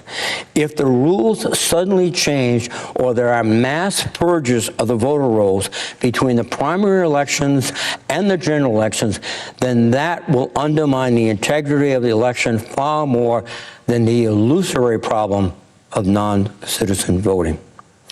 In addition to these constitutional infirmities, there are tremendous unfunded mandates and burdens that would be placed on the states if this law is enacted. According to Rhode Island Secretary of State Greg Amore, the state government would need to change its voter registration systems and forms. It may need to purchase new voting machines and equipment, and it would need to pursue a significant public outreach campaign to educate voters about changes in the law. But the SAVE Act provides $0 to cover these costs. States and localities will need to cover this unfunded mandate, and that means higher taxes or more debt. With regard to Rhode Island, first, Rhode Island would be required under the SAVE Act to essentially eliminate registration by mail and online. Under current law, any Rhode Islander can print and fill out a voter registration form, get their signature notarized, and mail it to the town hall. Or they complete the process entirely online. They can do it entirely online. The SAVE Act requires anyone who registers by mail to also present documentary proof of citizenship in person at the election office by the registration deadline. While the election is silent about online registration, I'm assuming the same rule applies. So Rhode Islanders will need to spend precious time and inconvenience to go in person to show their proof of citizenship, which means that this process of mail-in registration will be eliminated practically. As I said at the beginning of this remarks, What I'd like to see is to make voting easier for American citizens, not to give my constituents yet another headache, but place additional demands on their time and impose, frankly, ridiculous government mandates, especially when it comes to exercising the fundamental rights to vote. Second, Rhode Island would need to narrow its list of acceptable photo ID to present at the polls when voting. Rhode Island law permits voting at the polls to verify their registration and identity through ID cards that are issued by educational institutions and government-issued medical cards, and of course, the real ID. The SAVE Act would not permit these cards issued by educational institutions and government-issued medical cards. Rhode Island currently permits voting with non-photo identification if accompanied by a birth certificate, social security card, or government-issued medical card. The SAVE Act does not permit non-photo IDs personnel to vote under any circumstances. This example alone should shred any notion that the SAVE Act is a simple voter ID law. If it were, then the very sensible procedures currently used in Rhode Island would be acceptable. They have been in operation since 2012 without any issues.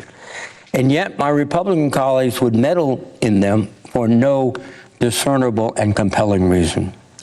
Third, Rhode Island will need to submit its own voter rolls to DHS and purge anyone suspected of being a non-citizen within 30 days of an enactment and then on an ongoing basis. The state must submit its voter rolls to DHS SAVE system to identify non-citizens and then purge them from its rolls. Anyone identified as a non-citizen who believes that it is a mistake must meet the new documentary proof of citizenship requirement and re-register. Rhode Island and many other states, red states and blue states alike, are actively litigating with DOJ to rebuff the federal government's attempts to obtain its voter rolls. DOJ hasn't even said why it wants this information. Nobody should believe it's for any legitimate purpose. DOJ has been losing in court, and this legislation would essentially end this litigation against states' interests. DOJ should be defending what it's doing in court, not coming to Congress for a bailout. No, should we give them a bailout? This meddling by the federal government is, by the way, completely unnecessary. Rhode Island already undergoes regular voter list maintenance efforts. A statewide voter mailing in 2020 ultimately resulted in 60,619 inactive voter registrations being removed from the state's voters list. Since 2023, election officials in Rhode Island have removed 107,738 voters from the voter list through maintenance procedures. In November 2025, the Rhode Island Secretary of State launched the latest effort to ensure the state's rolls are accurate. The government mailed every single registered voter in the state, asking them to review the information in their voter record and update any inaccurate or outdated information. Rhode Island is already a participant in information sharing agreements to identify potential instances of election fraud through the Electronic Registration Information Center, or ERIC, which 25 states use for voter list maintenance and identification of potential instances of election fraud. Our states are constantly and actively determining that their rolls are not swamped by people ineligible to vote. Fourth, Rhode Islanders will need to pay to comply with new federal mandates. The state, as indicated, must conduct a marketing campaign to ensure that Rhode Islanders are aware of the requirement to provide documentary proof of citizenship to register. The state must notify every person who registers by mail of the requirement to provide documentary proof of citizenship prior to voting. The state must change its registration forms and signage at the polls. As noted above, the state must review its entire voter roll for citizenship status. So the SAVE Act says that Rhode Island, a state where non-citizen voting is punishable by 10 years in prison and where everyone must show IDs at the polls, would need to radically overhaul its voting system and pass those costs on to the taxpayers in order to meet new federal mandates. The proposal on the table is to throw out state rules about voter ID and require what is effectively a national ID while ignoring current law that already makes it a serious crime for non-citizens to vote. That is a raw deal to fix a non-existent problem. Mr. President, this is so dangerous because it will break a system that successfully prevents fraud and replace it with one that makes it harder for American citizens to exercise their constitutional right to vote. So why are they doing this? The real reason, in my view, is to support Trump's big lie that the 2020 election was stolen, even though he lost by 7 million votes. And even though 46 of my Republican colleagues voted to certify the election. So it must not have been that illegal. They are doing this in service of President Trump's ego and his sensational desire for power. Power that he is using to take revenge on his political enemies and reward his political allies. Power that he's using to push through corrupt business deals while he leaves the American people holding the bags through his tariff. Power that he's using to no longer provide Medicaid to children and seniors while funding yet another forever war in the Middle East. And power that he's using to remain above the law, immune from prosecution based on a sweeping Supreme Court ruling that he's protected so long as he's president. Let's examine the record of how Trump is executing this power grab. It is systemic. It began on day one, and this is a component of that effort. He has gutted the Cybersecurity and Infrastructure Security Agency, or CISA, which is part of the Department of Homeland Security that defends our nation's infrastructure from cyber attacks. This includes all kinds of election components, including voting registration databases, voting machines, and related IT systems. Congress created CISA during Trump's first term to avoid a repeat of the 2016 election, in which the Russian government sowed misinformation to aid the Trump campaign. CISA provides election officers nationwide with intelligence briefings and cybersecurity systems. In 2023 and 2024, it conducted 700 cybersecurity assessments for local education election jurisdictions across the country. But upon returning to office, Trump immediately froze all CISA election security work. DOJ cut 130 employees on CISA, including its election security advisor. Trump dismissed the head of the National Security Agent and the U.S. Cyber Command, which provide crucial intelligence to CISA regarding foreign cyber threats to election infrastructure. Trump terminated or cut funding for the public-private and state-federal partnerships that CISA uses as conduits for the federal government to help states. At CISA, Trump installed one of his cronies to be his eyes and ears, the 2020 election denier, Marcy McCarthy, who was chair of the DeKalb County, Georgia Republican Party and has amplified false claims of voter fraud in Georgia and spread disinformation about voting machines. She obviously has also no cybersecurity expertise. Democrats want free and fair elections that have integrity. The biggest threat to achieving that is not the illusory problem of non-citizen voting, but rather outside threats from Russian actors like the Russian government, who actually tried to manipulate election outcomes and who have sophisticated capabilities in cyberspace.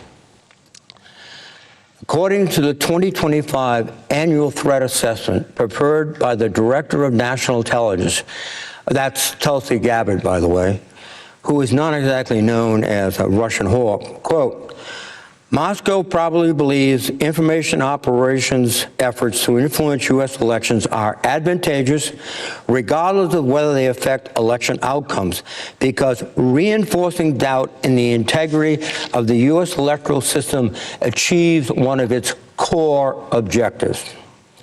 Defunding and gutting CISA is entirely consistent with the core Russian objective to sow doubt in our democratic process.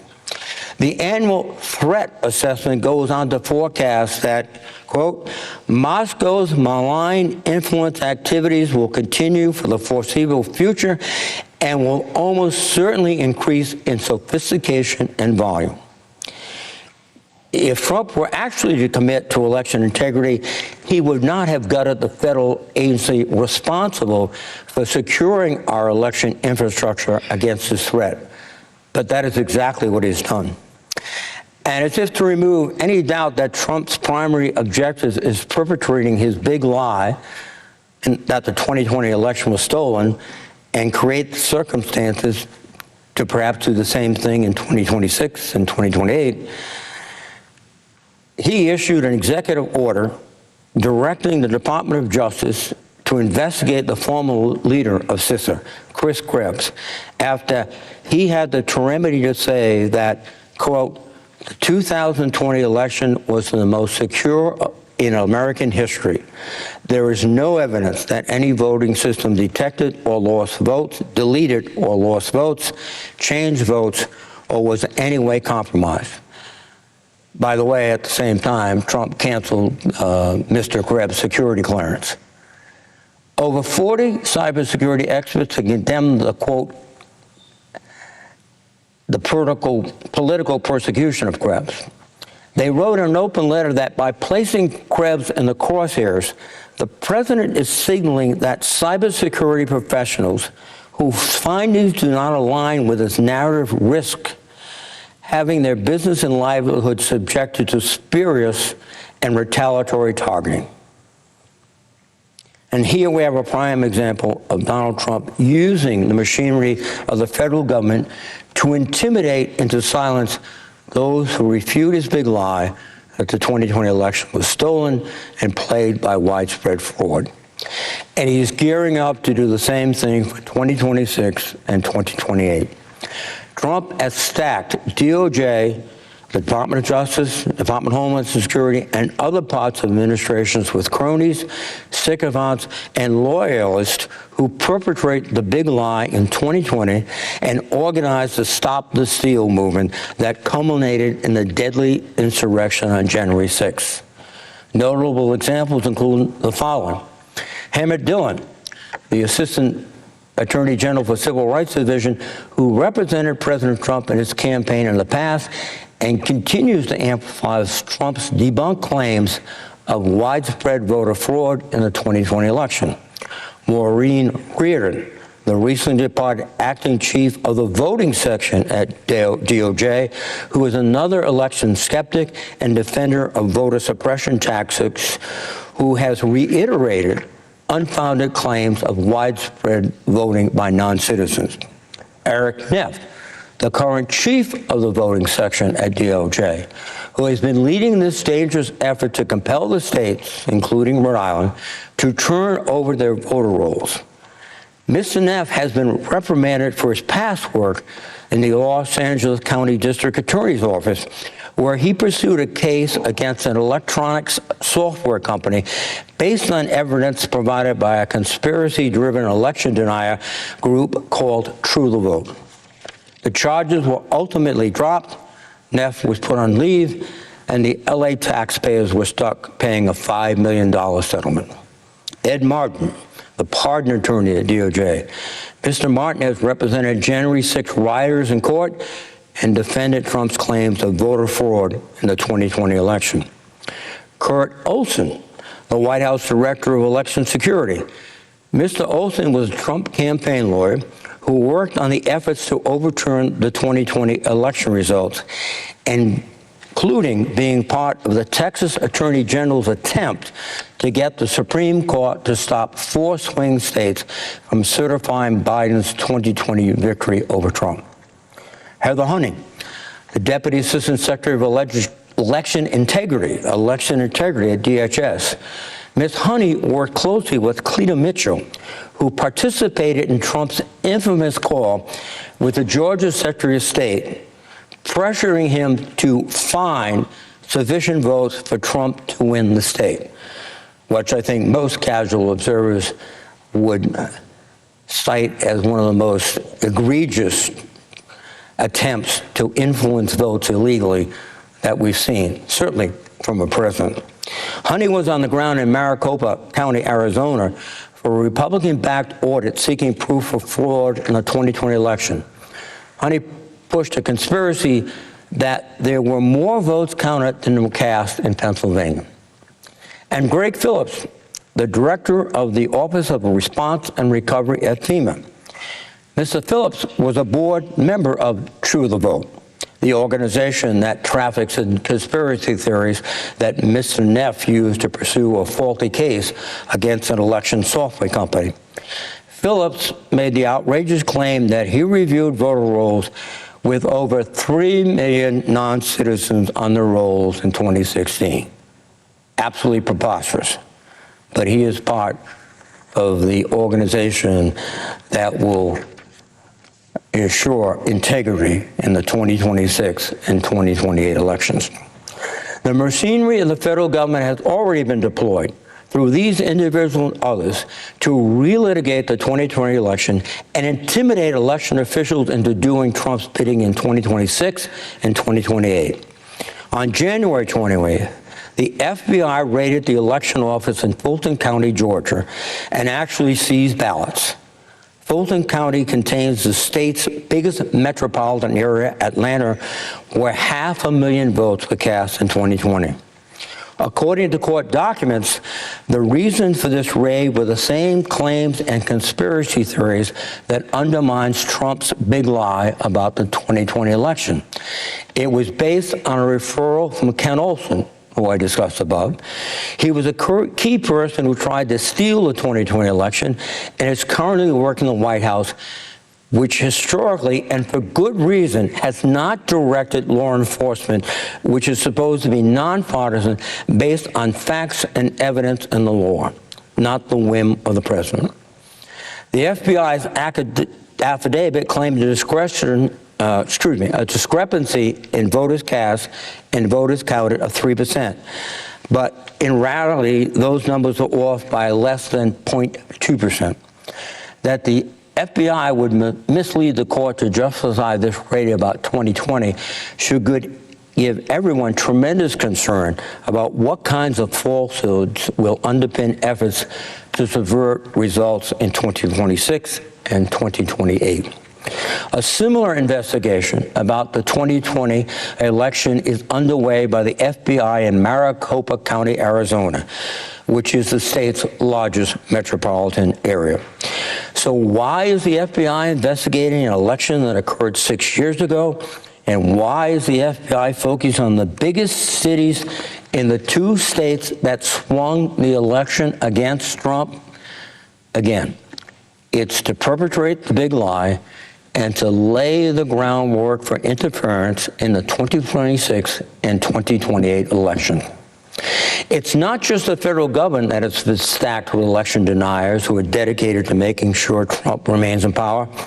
Trump has also installed allies at every level of state and local election offices. These allies stand ready to do his bidding and disenfranchise large numbers of voters who oppose him.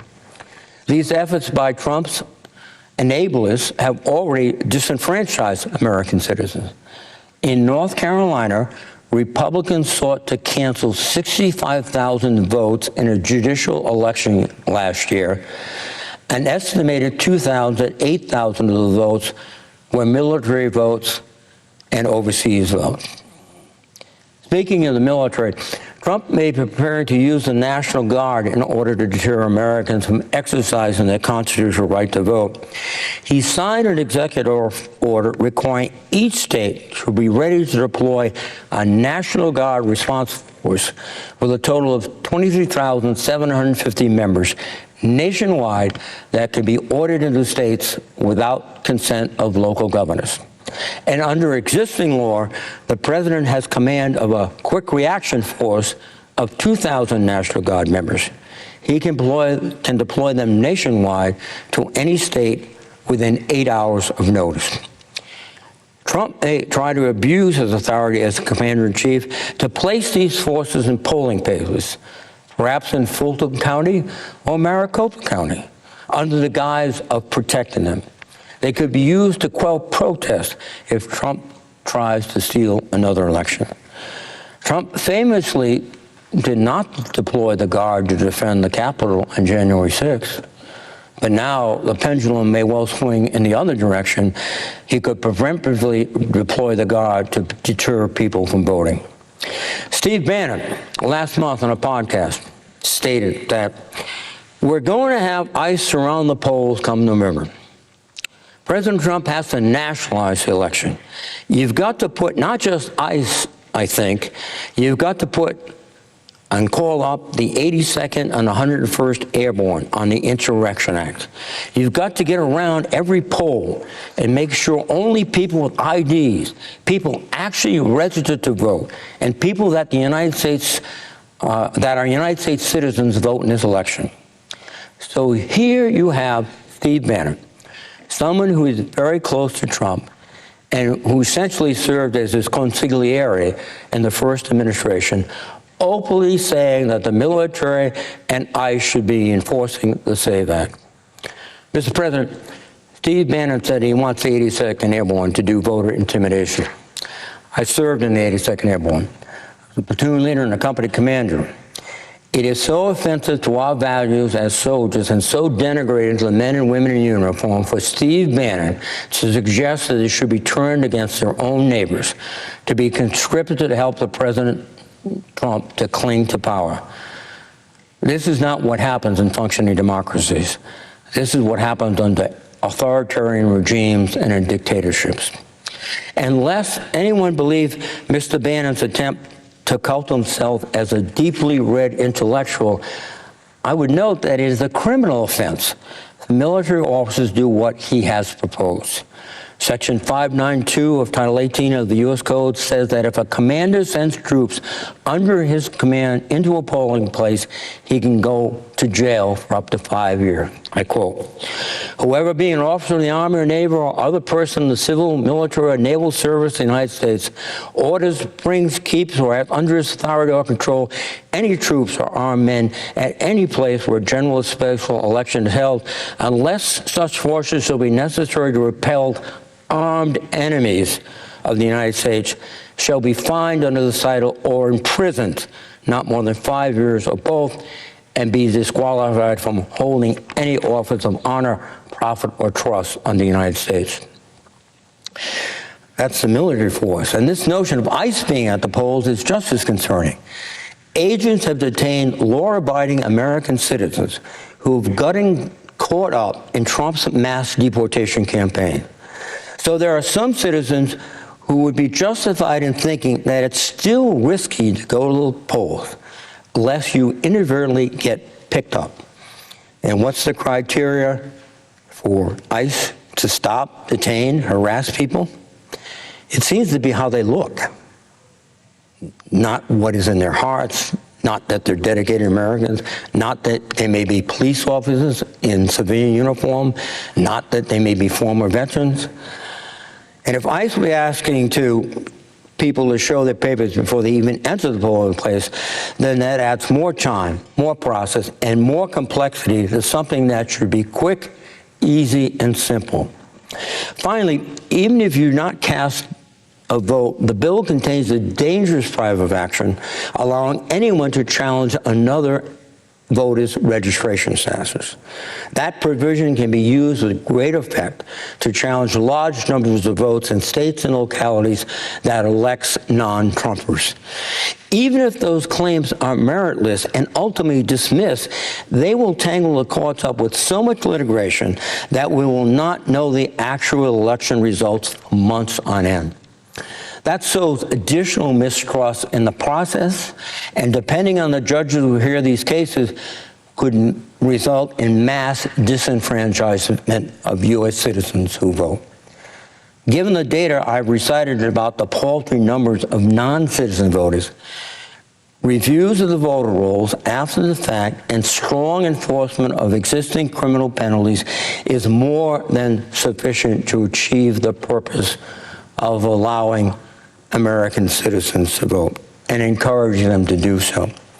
So, Mr. President, this is not about election integrity or protecting the will of the voters. This is about voter suppression and voter intimidation. This is about keeping Trump and his gang in power. This is about Trump knowing that he's deeply unpopular, that he could be on a path to lose fair and square, and trying to bend the rule and create the machinery for the Department of Justice and the Department of Homeland Security and even the military to do his personal bidding to cling to power. If that happens, if he is successful, then we will no longer be a democracy. Does anyone still think that this bill is about election integrity and not 100% about Donald Trump's power grab? My Republican colleagues have added two provisions covering the culture war. Provision that denigrate trans rights, Donald Trump's favorite boogeyman, and his personal pet issue having precisely nothing to do with the alleged scourge of non-citizen voting. I am proud tonight to join my Democratic colleagues in sounding the alarm. We want to help our fellow citizens participate in our elections because only their participation will ensure that the government is truly accountable to the people it represents. My Secretary of State, Greg Amore, has said, and I quote, "The SAVE Act deviates from pro-voter and pro-democracy policies that make it easier for people to cast a ballot by placing an undue burden on American citizens. It is allegedly already illegal for non-citizens to vote, and requiring documentation proving citizenship effectively creates a poll tax for voters.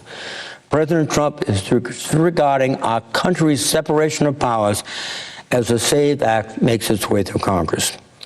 This isn't or should not be a partisan endeavor. Democrats and Republicans shouldn't be afraid to face the voters, all the voters, and compete the basis of our ideas and aspirations. The SAVE Act shows that Trump has a different agenda, consolidating power for himself while subjugating the American people. I hope that my colleagues on both sides of the aisle will understand that and oppose these efforts. Mr. President, I yield the floor.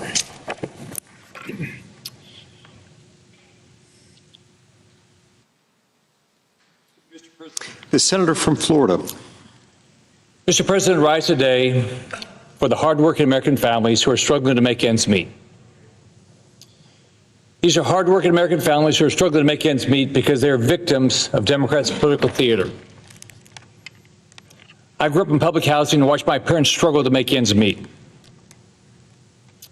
I saw my adopted dad lose his job.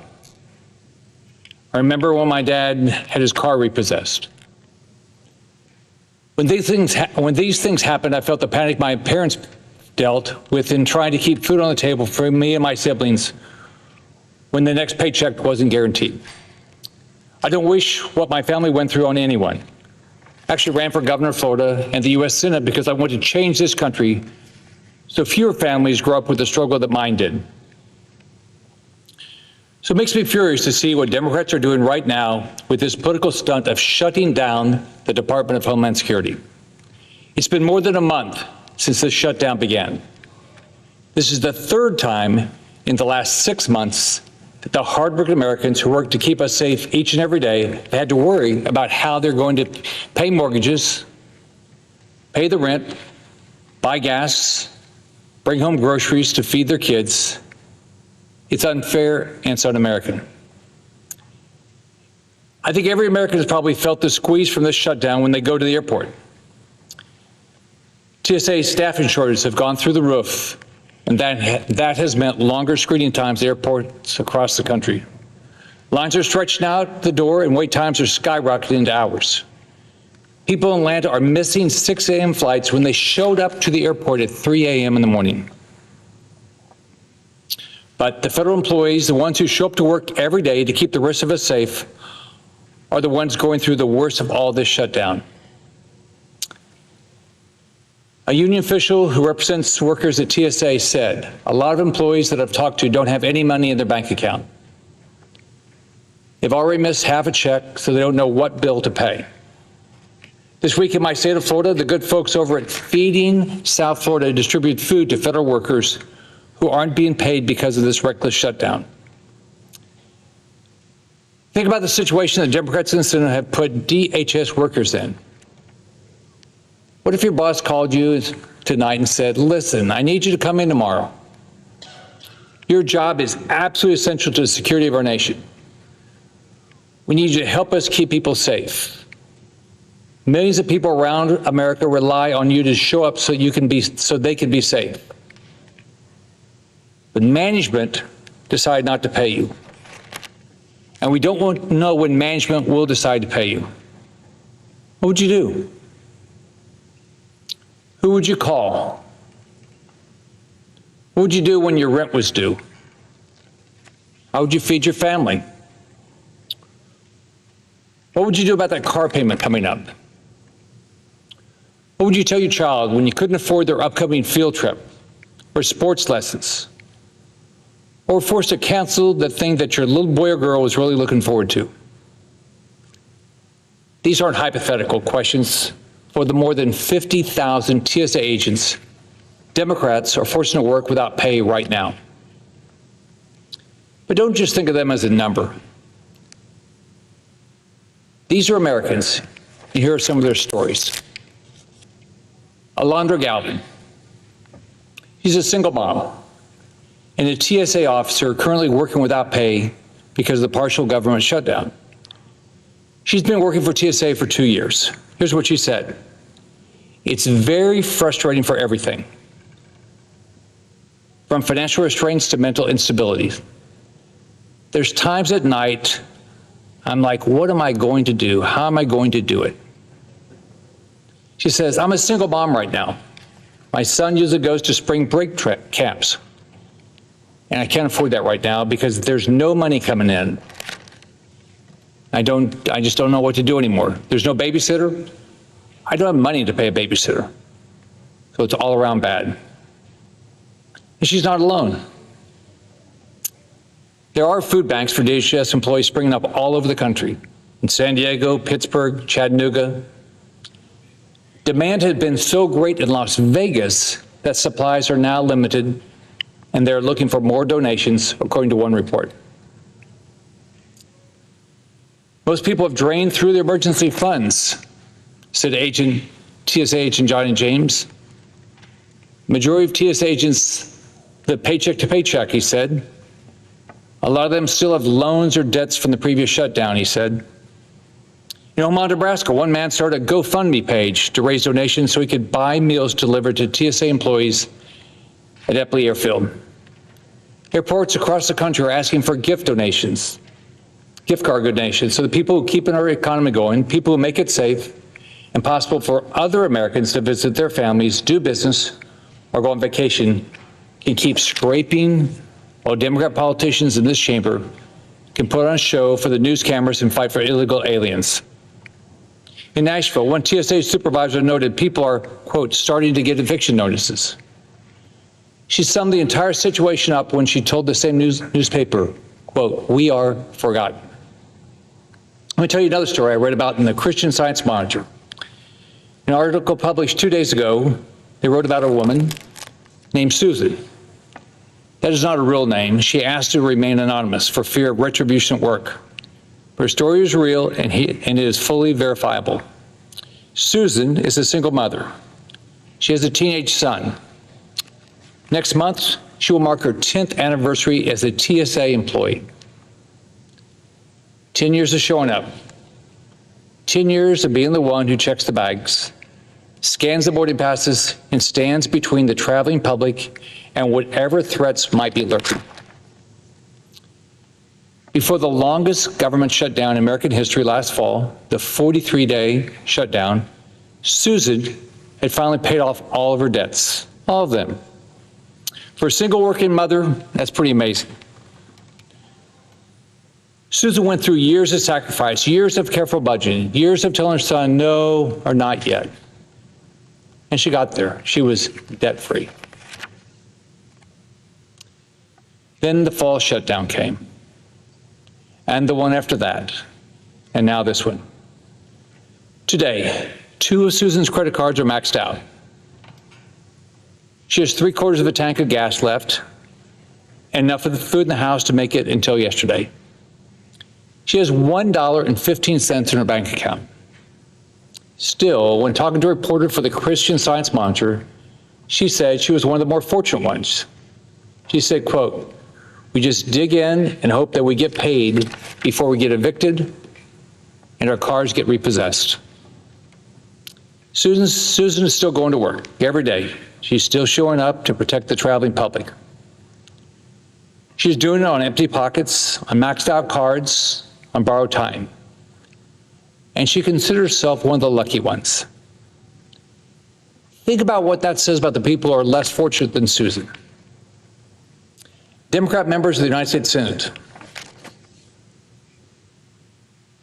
These are our fellow citizens. These are patriotic people who made the decision to serve our federal government, and you are torturing them. Meanwhile, every Democrat senator who voted to start this shutdown is getting paid. Now, the average salary of a TSA agent is around $50,000, Mr. President. U.S. senators make $174,000. And while the folks at TSA are working class Americans fighting every day to live their dreams, the average net worth for a Democrat in the Senate is nearly $3 million. I'm not here to shame those who have worked hard and been successful in life. I've worked my butt off during my life and I've been very successful. And I don't apologize for a second. But in addition to donating my entire Senate salary every year, I'm also not the one sitting here today denying a paycheck to the more than 260,000 hardworking Americans at DHS. The last time the Democrats shut down the government and hurt our federal workers, one of my colleagues on the left said that he couldn't go without his Senate paycheck because he has a mortgage to pay. What the hell do you think the hardworking people at DHS have to do? They have bills to pay. They have mortgages. They have to pay the rent. They have to buy groceries. It makes you sick. It makes you sick to hear a member of the United States Senate who voted to not pay people say something so insulting. Imagine how it makes someone at TSA feel to hear that. A U.S. senator needs to get his paycheck to pay his mortgage, but if you're at DHS, good luck. I think that's disgusting. If Congress shuts down the government, members shouldn't get paid. I have a bill to make sure that's how it works. My No Budget, No Pay Act will keep everyone in this chamber from getting a paycheck if we can't provide them to the hardworking men and women who work in our federal government. There needs to be serious personal consequences for politicians that want to play games with people's lives and cut off their paychecks. We need to pass my No Budget, No Pay Act. After hearing about the suffering the Democrats have caused for the TS agents, I talked about it earlier, how can anyone here oppose this? Sadly, the answer to that question is the same as the answer to the question of how we got here in the first place. I don't get it, but Democrats want to defund the police and shut down ICE and CBP. Why? Because the brave officers in these agencies are simply doing their jobs and enforcing existing U.S. law. Here's what happened. For the Biden administration, Democrats allowed the office and power of a mentally incapacitated president to be hijacked by unelected radical staffers. Once these staffers seized the levers of power without President Biden even realizing it, they opened our southern border and allowed, or actually encouraged, millions upon millions of illegal aliens to flood into the United States. They let criminals in, rapists, murderers, child abusers, drug dealers. They all flooded in. They let drugs pour in over the border and poison the American people. My Democrat colleagues did nothing to stop it. It was a national disaster, and the American people saw that it was intentional and would ruin our nation. So they elected President Trump. They elected President Trump to take the White House and Republicans take control of Congress because the American people knew we would clean up Biden's mess and secure the border. The agenda wasn't a surprise. President Trump ran on securing the border and getting criminal aliens, illegal aliens out of our country. It's probably the biggest reason they elected President Trump. Now that he's executed on that agenda, I don't get it, but Democrats can't stand it. He's doing all of their work to let illegal aliens flood across our border. He's doing it without passing any new laws. He's simply allowing ICE and CBP to do their jobs and enforce the laws that are already on the books. It's incredible what simply letting people do their jobs can accomplish. Now, because radical Democrat mayors and governors won't work with ICE, and in some cases are actively encouraging resistance against our federal law enforcement, there's been conflict. 2 Americans, Alex Priddy and Renee Good, lost their lives with incidents with federal agents. It's horrible. I wish it never happened in this country. My heart goes out to their families. If we didn't have illegal sanctuary cities and states, ICE would be able to peacefully detain individuals at jails. That's how we do it in Florida. We don't have issues with ICE. But there are liberal mayors and governors who want to put the concerns of illegal aliens over American citizens and American law enforcement. It doesn't make any sense to me. President Trump has made offer after offer to Democrats to address the concerns they have with ICE actions they have forced to happen. President Trump is trying to meet this moment with reasonable reforms to how ICE operates. He's even said he'll bring ICE agents to help our TSA agents. But Democrats aren't engaging. There are violent, illegal aliens in our country. We have to remove them. If you don't believe me, here are 3 names: Rachel Marin, Jocelyn Ngari, Laken Riley. Rachel Marin, Jocelyn Ngari, Laken Riley. A mother and a child and a college student. All murders. 3 lives that were shattered. 3 families that were devastated. Why? Because of the horrific violence caused by an illegal alien. These are the people that ICE is targeting. And in my mind, it's worth it. If ICE can save one person, if ICE can prevent another woman facing the same fate as Rachel Marin, Jocelyn Ngari, and Laken Riley, it's worth it. I don't get it, but Democrats insist on protecting illegal aliens with sanctuary policies while they spit in the faces of American law enforcement officers who risk their lives every single day to keep us safe. It's happening here just outside Washington. Last month, a 40-year-old mother from Fredericksburg, Virginia, was stabbed to death. She was stabbed to death while standing at a bus stop in Fairfax County, Virginia. Her name was Stephanie Minter. On a Monday morning, a mother was ripped from her children by an illegal alien that officials in Virginia refused to let ICE deport. Stephanie's alleged killer had a long criminal record. He was a known violent criminal who Fairfax County described as being, quote, a danger to the community. But not only was he never handed over to ICE, he was let off the hook again and again. He had more than 30 arrests to his name and charges of malicious wounding, assault, drug possession, identity theft, firing a weapon, contributing to the delinquency of a minor. Over and over, the charges were dropped and he was released. But this injustice in Fairfax County wasn't limited to the alleged killer who murdered Stephanie Minter. The Center for Immigration Studies found that from October 2022 through February 2025, the Fairfax County Adult Detention Center freed more than 1,000 deportable individuals in direct defiance of over 1,150 ICE detainers. Fairfax County ranked 3rd in the entire nation for refusing to honor ICE detainee requests. And soon, all of Virginia could follow suit. Because the same week that Stephanie Minter was murdered at that bus stop, new Governor Spanberger ordered the termination of all 287G agreements between state agency and ICE.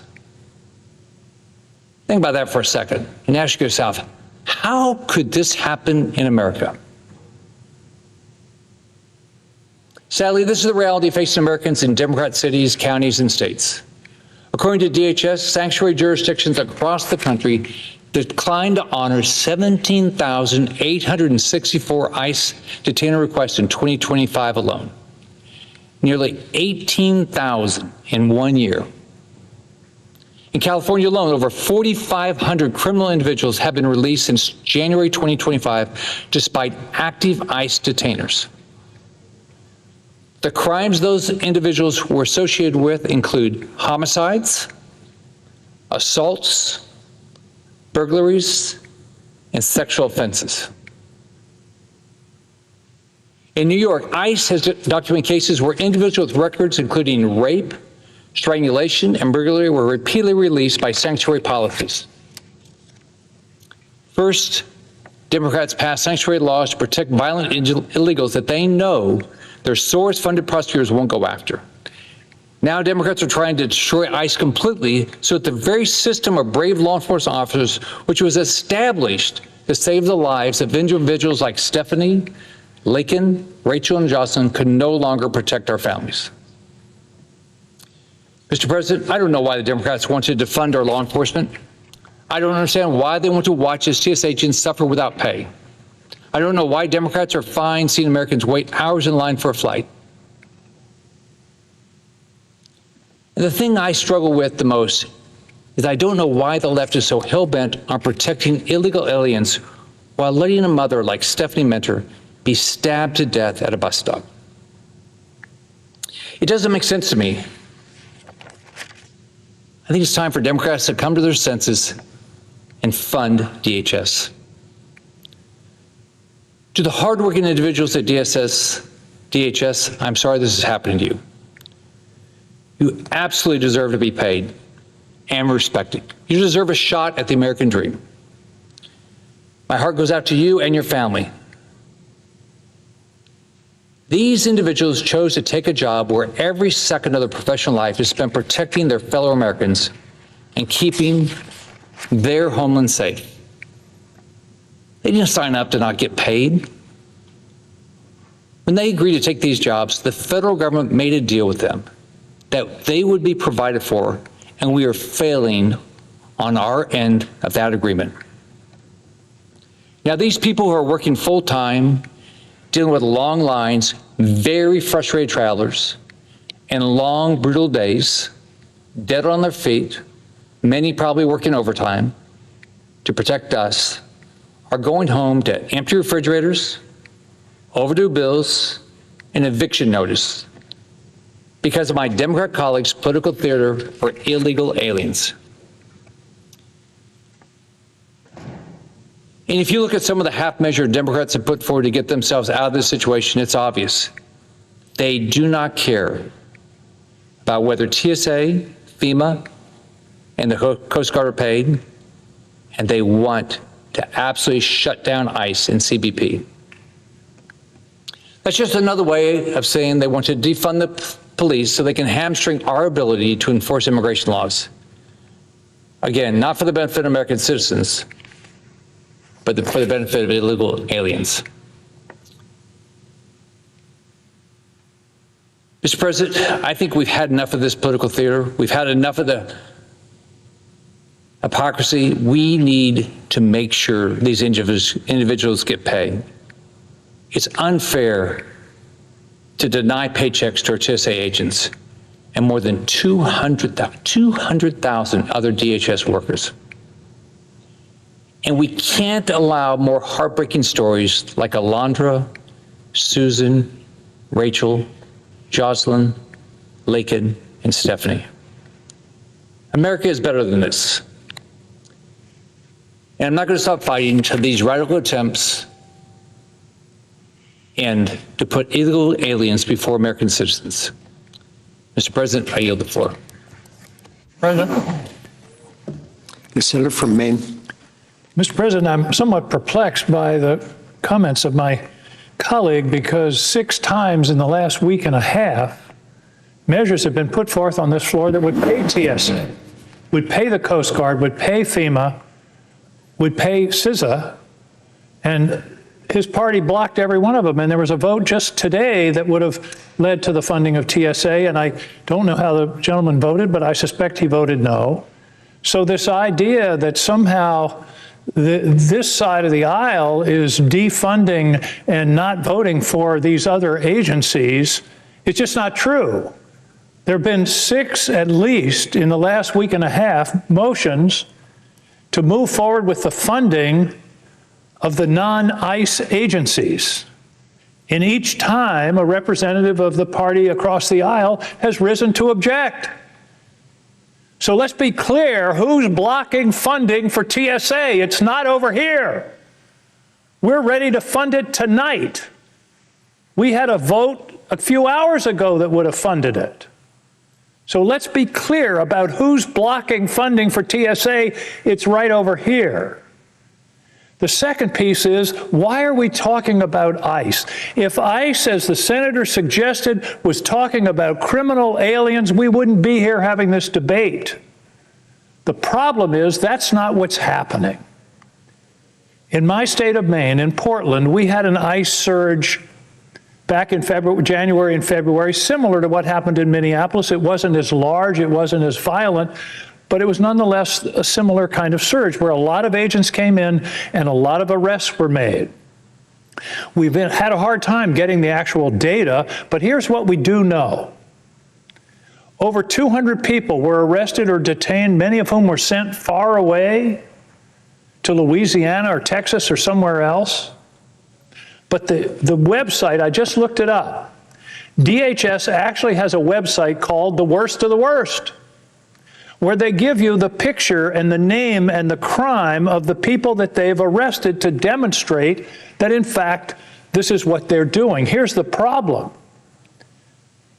What we know is they arrested or detained somewhat over 200 people, and the DHS Worst of the Worst website lists 21. That's 10%. Who are the other 90%? I can tell you from knowing from my constituents, a lot of them were people who were asylum seekers, who were paying taxes, who were working, people who were refugees. One guy was approved to be a prison guard in our local county jail.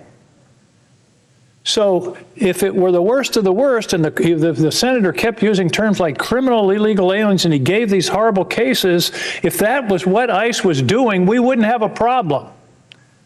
The problem is the untargeted mass searching and picking up people because of their accent or because of their color. That's what we're talking about here, and that's what we should be focused upon. And indeed, there are discussions going on right now to try to find some resolution. By the way, nobody's talking about defunding ICE.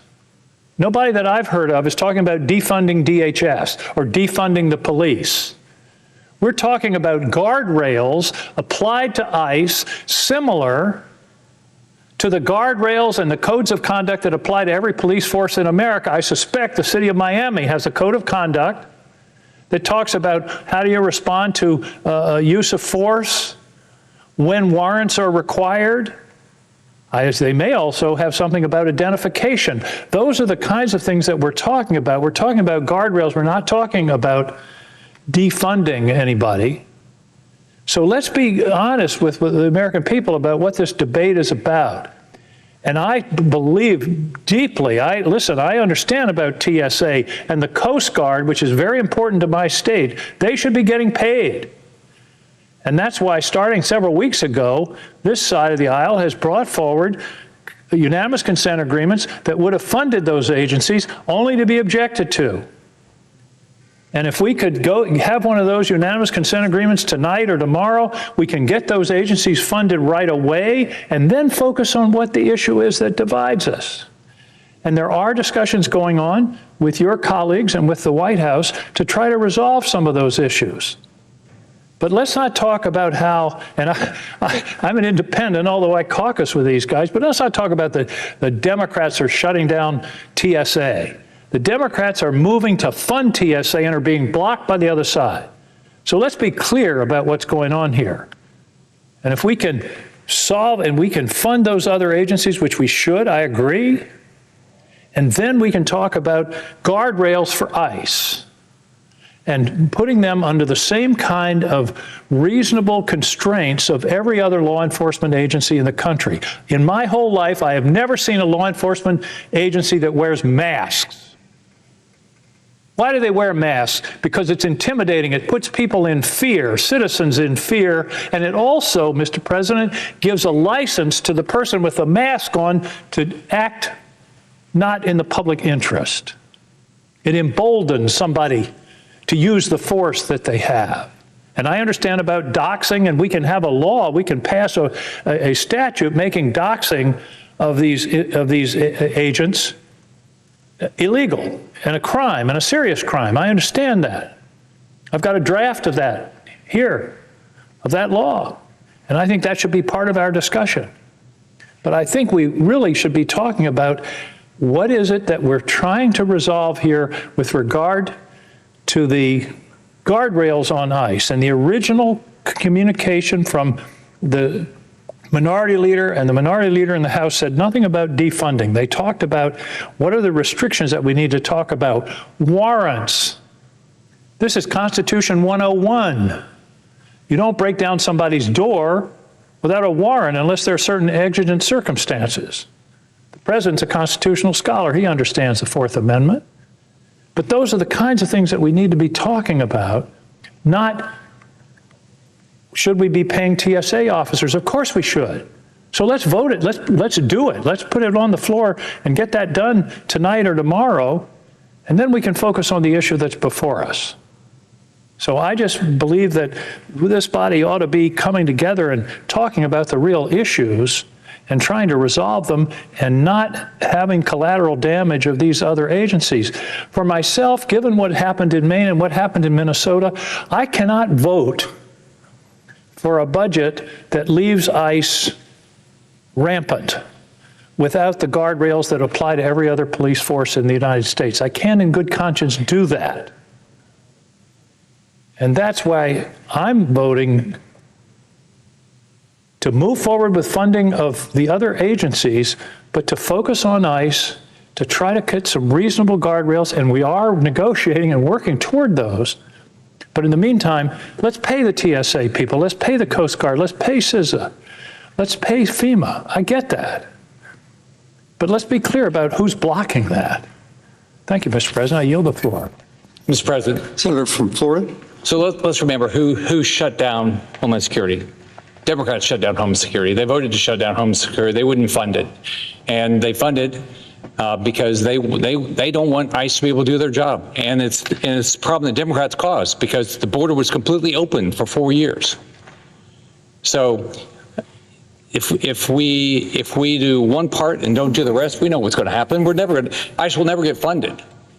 And with regard to masks, law enforcement does use masks because they have to protect their privacy sometimes. There is doxing going on. I mean, think about it. All of us have security, probably. I've been swatted. Maybe you have been. My colleagues have been swatted. And think about these agents. They don't have home. They don't have security at home when their family's at home. And there's websites out there that when they find a picture of an ICE agent, they're putting up on these websites to try to intimidate their families, intimidate their kids. So, sure, I think we ought to always have reasonable restrictions on how law enforcement works. But ICE is busting their butt to solve a problem that was caused by 4 years of completely open borders that nobody on the Democrat side wanted to talk about. And now ICE is trying to do this job and clean up a mess. Then all of a sudden now the Democrats want to put all these rules on them that they can't even do their job. So that doesn't make any sense. And I want to tell my colleague, I mean, the White House proposed things, and for so many weeks, Democrats didn't come back with any proposal. So I'm glad there's conversations going on now. But in the meantime, all these TS agents haven't gotten paid. Some ICE agents are not getting paid. This is completely unfair.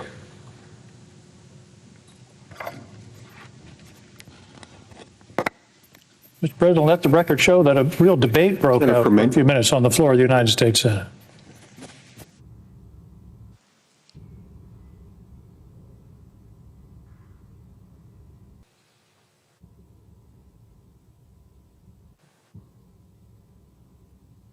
Mr. President.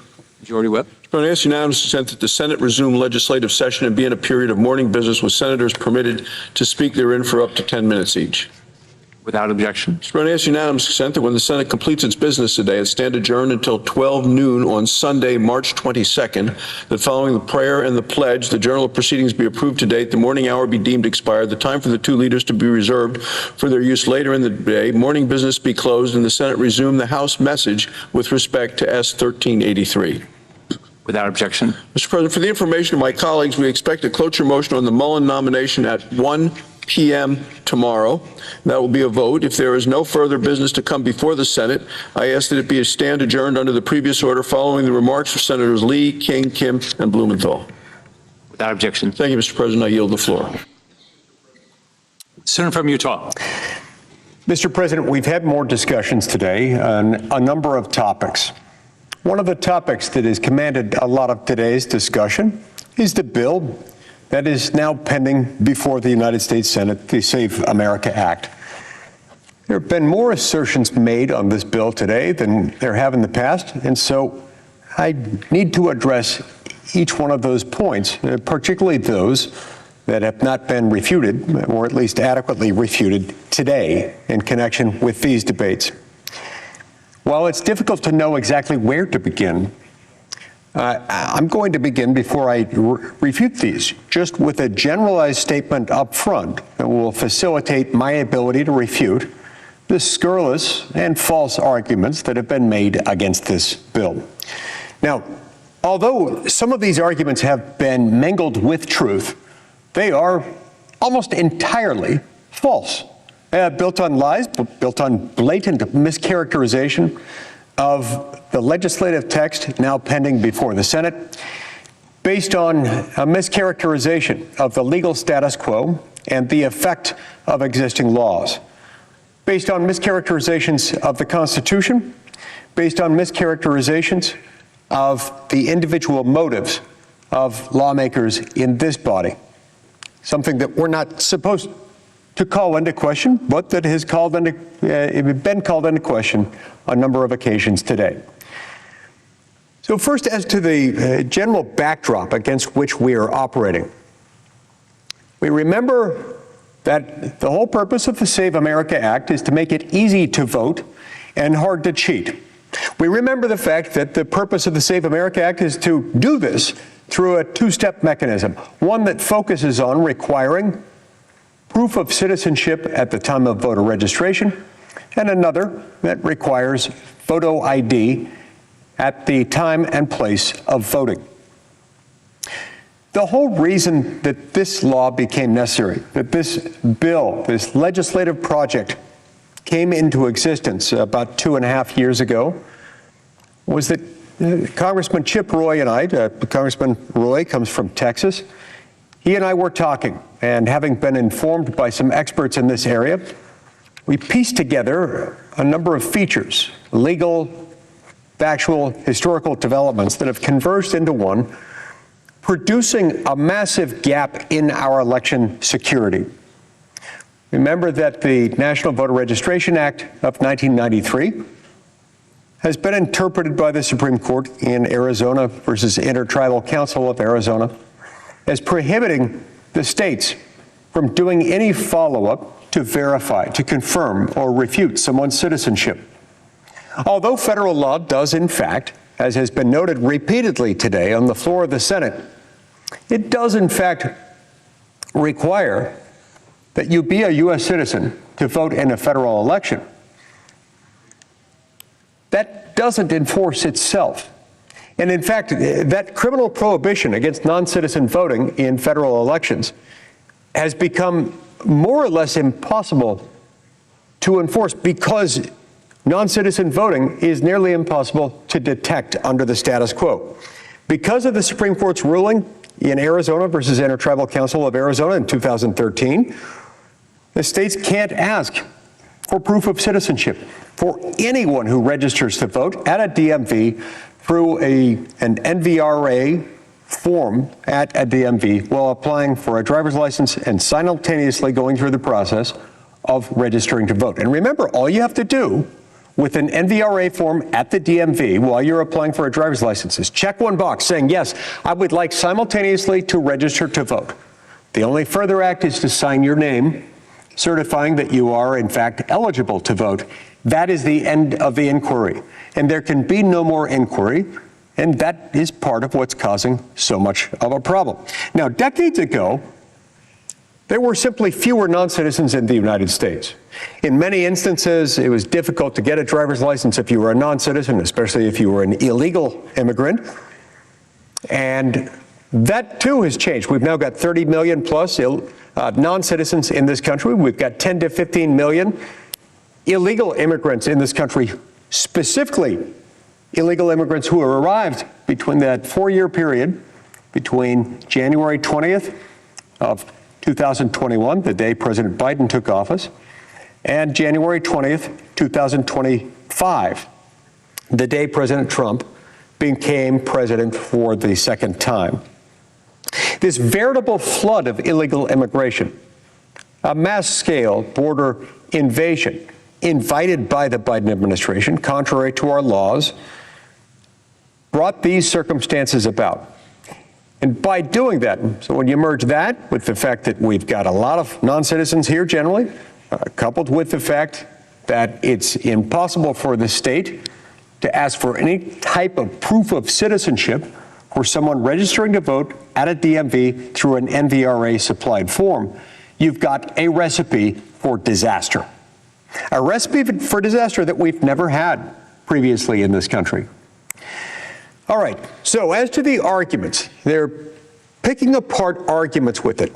Now, these arguments, first of all, are themselves at odds with how the American people approach this. The American people understand that it's not that big of a deal. It's not the end of the world. It's certainly not Armageddon to suggest that somebody ought to show who they are and that they have the right to do what they want to do. To establish that they are citizens when they register to vote, to establish on the day of voting at the polling location that they are the person indicated on the voter registration file. The American people overwhelmingly understand and accept the fact that this isn't that big of a deal. Sure, it might be an incremental burden for some, but it's not going to be a problem, and it's a problem that Americans are used to dealing with. You don't go to the bank or to the pharmacy or to the doctor's office or to a hospital. You don't apply for a hunting license or a fishing license. You don't buy a gun. You don't go through TSA and travel. You don't do any of these things and much, much more without being able to prove who you are and that you have the right to do the thing that you were about to do. And the same is true with the Oscars, the Grammys, the Emmys, the Super Bowl, and the Democratic National Convention. You cannot get into and participate in the Democratic National Convention unless you show up with voter ID and credentials. What else is like that? Oh, yes, I know, the United States Senate. You can't come to the United States Senate. You can't cast a vote in the United States Senate. You certainly can't make it into this chamber without ID and without credentials establishing that you have the right to be here as a senator, the right to vote as a senator, to make laws as a senator. Every one of us have had to go through this over and over again, not just when we vote or do any of the other things that I mentioned, but when we register as candidates, we got to show who we are and that we're eligible to run for the United States Senate, that we meet the constitutional requirements for service in the United States Senate. We got to show our ID again when we vote, and then even after we win our elections, if we are so fortunate, as those of us serving this body have been, you still have to show up and produce an ID on a couple of different occasions. You have to show your ID and your birth certificate or a U.S. passport in order to establish your citizenship just as you would with any other job. Remember, every American citizen who has any job as an employee in the United States of America has to establish their citizenship. They have to do that by either showing a U.S. passport that establishes citizenship or alternatively a birth certificate and a photo ID. So we've got to do that here just like any other government employee, any other private sector employee in America.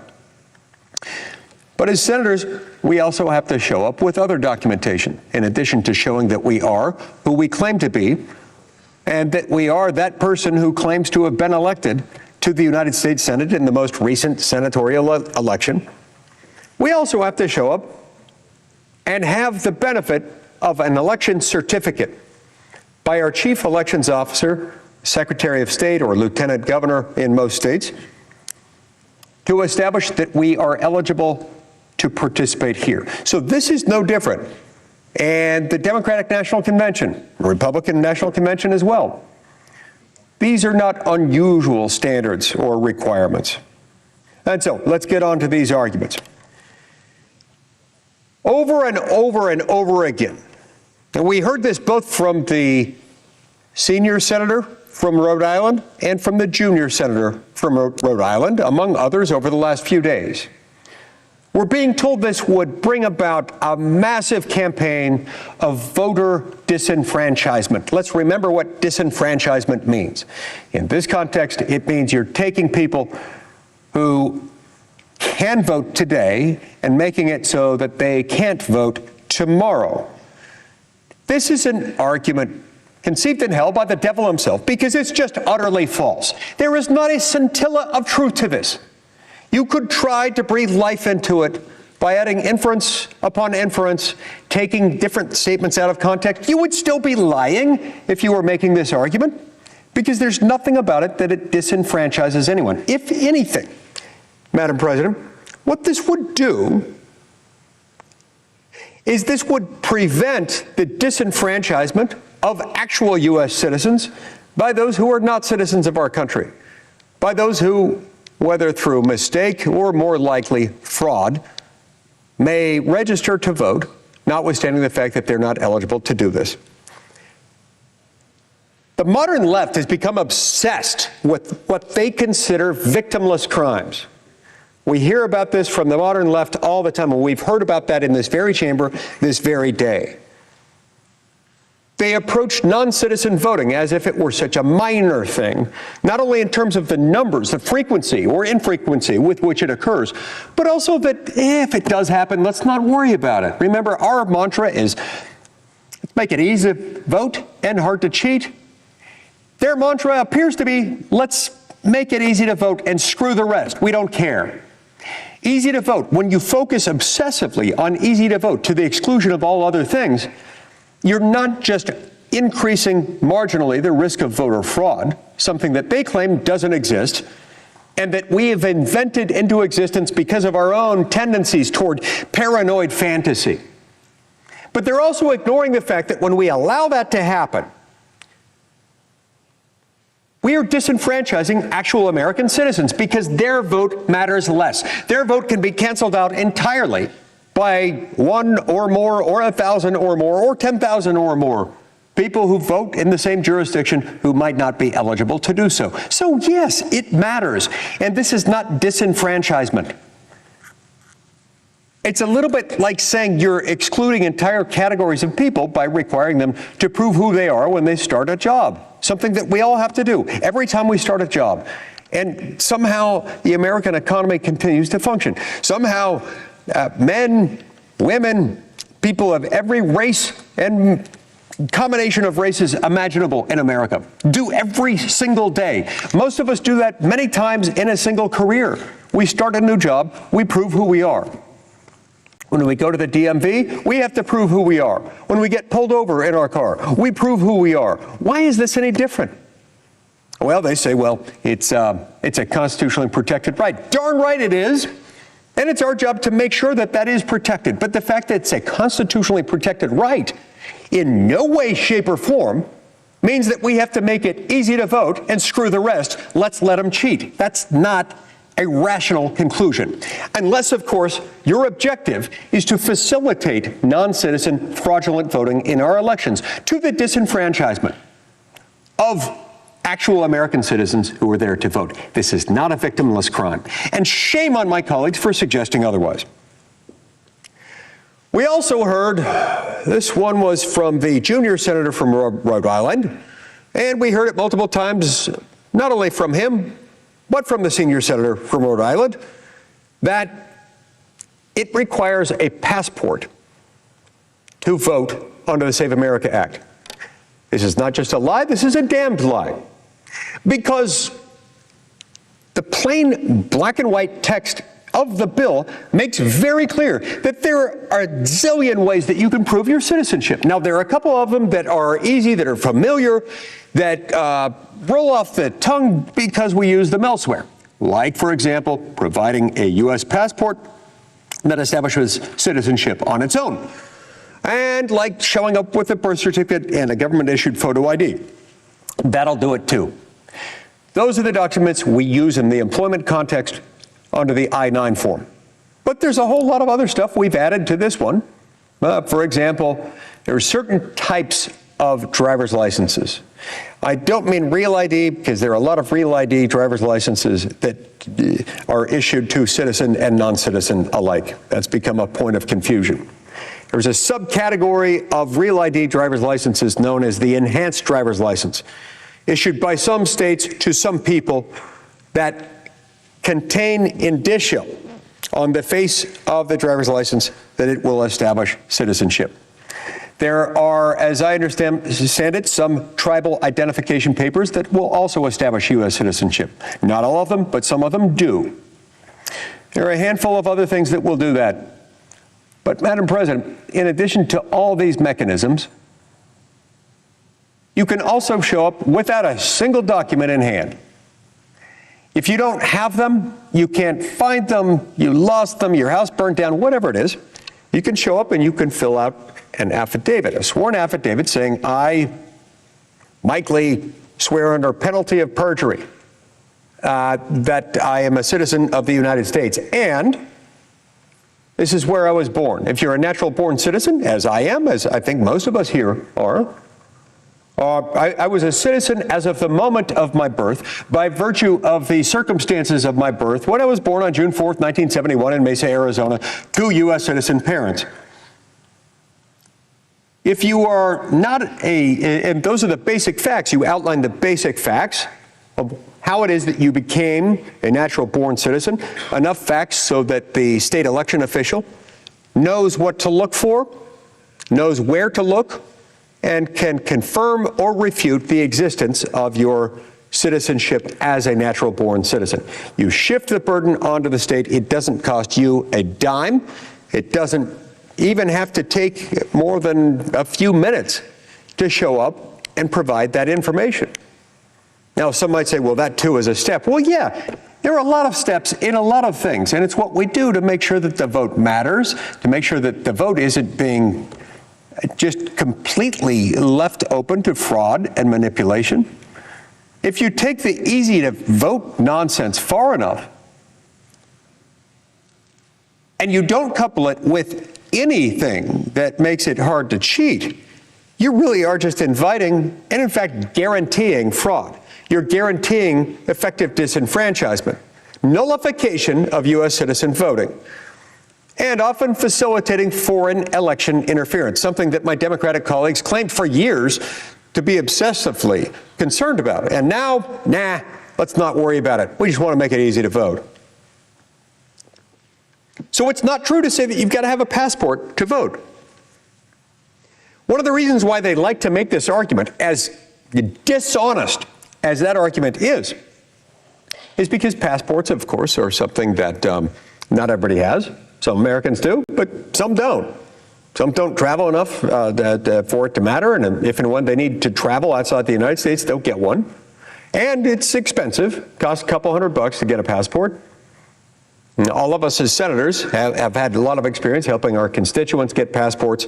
Every one of us has had the experience, not just once or twice, but often once or twice a day, where we get a call from a constituent saying, I'm supposed to be boarding a plane, I'm on my way to London or Yemen or Tokyo or wherever it is, and I can't find my passport or it has expired, and we walk them through the process of doing it. It does have some expense involved, and there are often delays involved in getting one, but if you've got one, it can be helpful. But the reason they like to use that argument, falsely claiming over and over and over again for the last 4 days in a row that you've got to have a passport to register to vote under the Save America Act, is because they like the fact that there is a cost associated with a passport, and they can use that to make one of the other spurious arguments, which is that this is a poll tax. Well, of course, Madam President, we outlawed poll taxes more than 60 years ago by constitutional amendment. And of course, this is not a poll tax, because you need not shell out a dime. A poll tax is something that you have to pay for in order to have the right to vote. This is not that. Nothing like that. All right, next point. My colleagues continue to argue that every part of this is so fraught with peril, including the very basic elements of what, under this law, the states would need to do to coordinate with and share voter registration data with the relevant federal agencies, primarily those within the Department of Homeland Security who operate the already existing SAVE database, so that this coordination can occur between state elections officials, those who maintain their voter rolls, and the federal personnel who maintain this database. The argument that they're making is that even those parts, even the sharing of data between state officials and federal officials, just to make sure that we don't have non-citizens voting, is some of that's going to happen. Particularly with this many non-citizens in the country, the ease of going into a DMV and applying for a driver's license and simultaneously checking a box and signing your name to register for to vote. Given how easy it has become to do that, it is an absolute certainty that you're going to have a number of people who are not citizens who will register to vote. Now, some of them might be doing it deliberately. I suspect there are quite a few who might do it inadvertently. There may be language barriers involved, and they think they're supposed to check that box and they'll sign their name. They might not know entirely what they're doing, or they might not have a complete understanding that whatever their immigration status is, it doesn't allow them to vote. The point is this: it is a known fact that we have a lot of registered voters in this country who are non-citizens.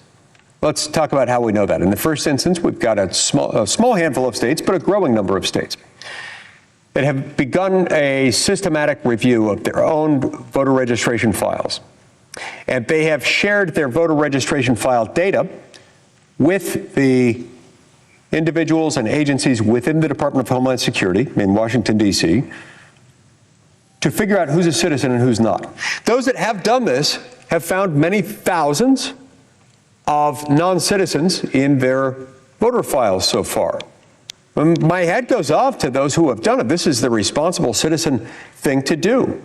And they've gone through the process of figuring out how to correct the errors. So some of them have found out that way.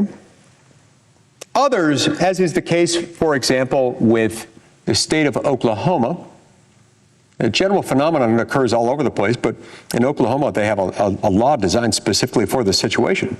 Remember, Madam President, when you are summoned to show up for jury duty, that happens through a random selection of names from voter registration files in the jurisdiction in which potential jurors are drawn.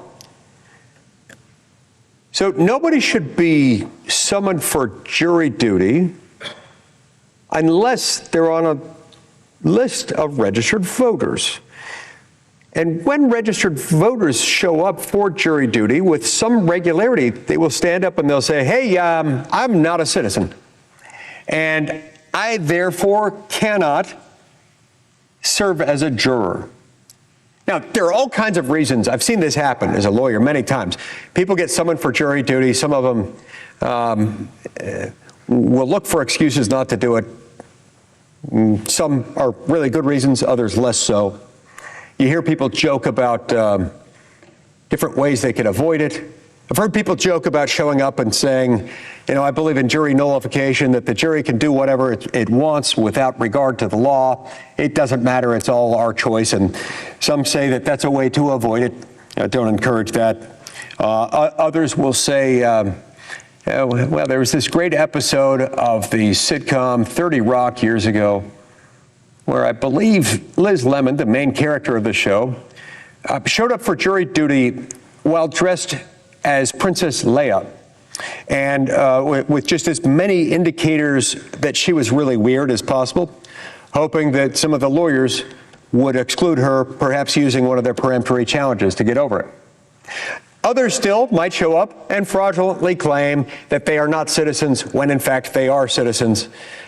So in Oklahoma, in order to ferret this out, they passed a law and said, all right, if you show up for jury duty, having been summoned to show up as a potential juror, and you claim that you cannot serve because you are not a citizen, we're going to check. We're going to check to see if you are in fact a citizen, because if you're not a citizen, you shouldn't have registered to vote, and that's one kind of a problem, and we're going to need to remove you from the voter registration files. If you are in fact a registered voter in our state, then you have just stated under penalty of perjury in order to escape jury duty that you are not a citizen when in fact you are. That is also a problem. Look, it's much better. Don't lie. If you really won't want to do that, you show up dressed as Princess Leia or as Chewbacca or something like that. That's probably a better point. I don't recommend that either. Just do your duty as a citizen. Those states that have adopted procedures like that, whether in the form of a formal law, like Oklahoma, or as is the case in Michigan, just they've adopted a practice when they assemble those names, they run them through, and inevitably they find a whole bunch of them were in fact not citizens, and then they can remove them. In other states still, there are 4 or 5 states and the District of Columbia in which they openly admit that they register non-citizens to vote, because in some local elections within those jurisdictions, they allow non-citizens to vote. It's a terrible idea. I don't know why they would want to do that, but they do. There's nothing in the U.S. Constitution that prohibits it in a state or local election. And as long as there's nothing in state law or in the applicable state constitution that prohibits it, they're free to do so. And some of them have. Some of them do. Foolish as it is, they do it anyway. Curiously, in those states, when U.S. federal authorities have asked them to explain how it is that they deal with the problem of voter registration files consisting of people who are allowed to participate in certain local elections as non-citizens, how do they prevent those same voters who are not citizens but registered to vote from casting votes with a normal ballot as for federal offices like U.S. House of Representatives or U.S. Senate? Every time that question has been asked, they go silent. They won't say a thing, and then they refuse to cooperate.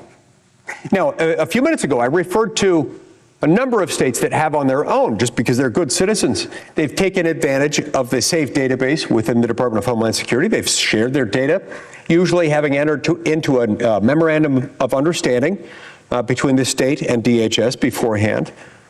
And then they say, hey, run the numbers. Show us where we've got people in there that we shouldn't have. To their great credit, they've done that. But there are a whole bunch of other states that adamantly refuse. Most so-called blue states, states with Democrat legislatures and or Democrat governors, have been refusing to do that. And so they have no idea, or at least we have no idea, how many non-citizens might be registered to vote in those states. So this is kind of a problem. Anyway, back to the argument made, I believe, by both of the Rhode Island senators. Boy, the Rhode Island senators sure had a lot to say today. They just didn't have a lot of good things to say about the Save America Act. And by good things, I don't mean that they were criticizing it. I mean they were using really bad arguments that are not rooted in truth, and that are made with either knowledge of their falsity or reckless disregard as to their truthfulness. So this is where it gets interesting. They argued, we can't even trust the states The states can't even trust the Department of Homeland Security or anyone in the Trump administration with that data that under the Save America Act they would be required to supply to the Department of Homeland Security for this review. We can't. Why? Well, the argument, they use a lot more words to say it, but it basically boils down to 3 words: orange man bad. Now, that's not a good reason. That's a lame-ass argument to get to a very simple point. They're saying, we don't trust the U.S. government with data because some of it contains personally identifying information. Well, Madam President, welcome to the U.S. government. They know everything about us. There is no fact that they do not have on us, on every American citizen. Like it or not, we do everything we can, and we do everything we can in this legislation to make sure that privacy is respected. But with or without that information being handed over by a state election official to the Department of Homeland Security for the sole purpose of ascertaining voter eligibility, it does nothing to maximize or further protect the privacy of the American people. Nor are my Democratic colleagues saying or even suggesting in any way, shape, or form that they want to undo all the thousands, or not millions, of other instances, areas in which they collect a whole lot of data, including a whole lot of personally identifying data on U.S. citizens. So they're just hyper-focusing on this one, where, by the way, the ease and simplicity of protecting the privacy and the personal information of individual U.S. citizens is far easier than it is in the context of the IRS or of the financial transactions or everything else that the U.S. government keeps track of. So this strikes me as pretextual, and of course pretextual is a fancy word for, it's a cheap excuse for the real reason. Now maybe we'll get to the real reason in a minute. Let's just say that they're opposing this for a reason, but none of the reasons that they are offering pass muster. Not one of them can withstand scrutiny. So their argument that Trump bad equals no state should have to share its data, even where necessary, in order to weed out fraud in federal elections. That argument isn't good. That argument is basically saying, we don't want our states to have to do that because we're pretty sure that our states have registered a whole bunch of non-citizen voters, and we don't want to have to give them up.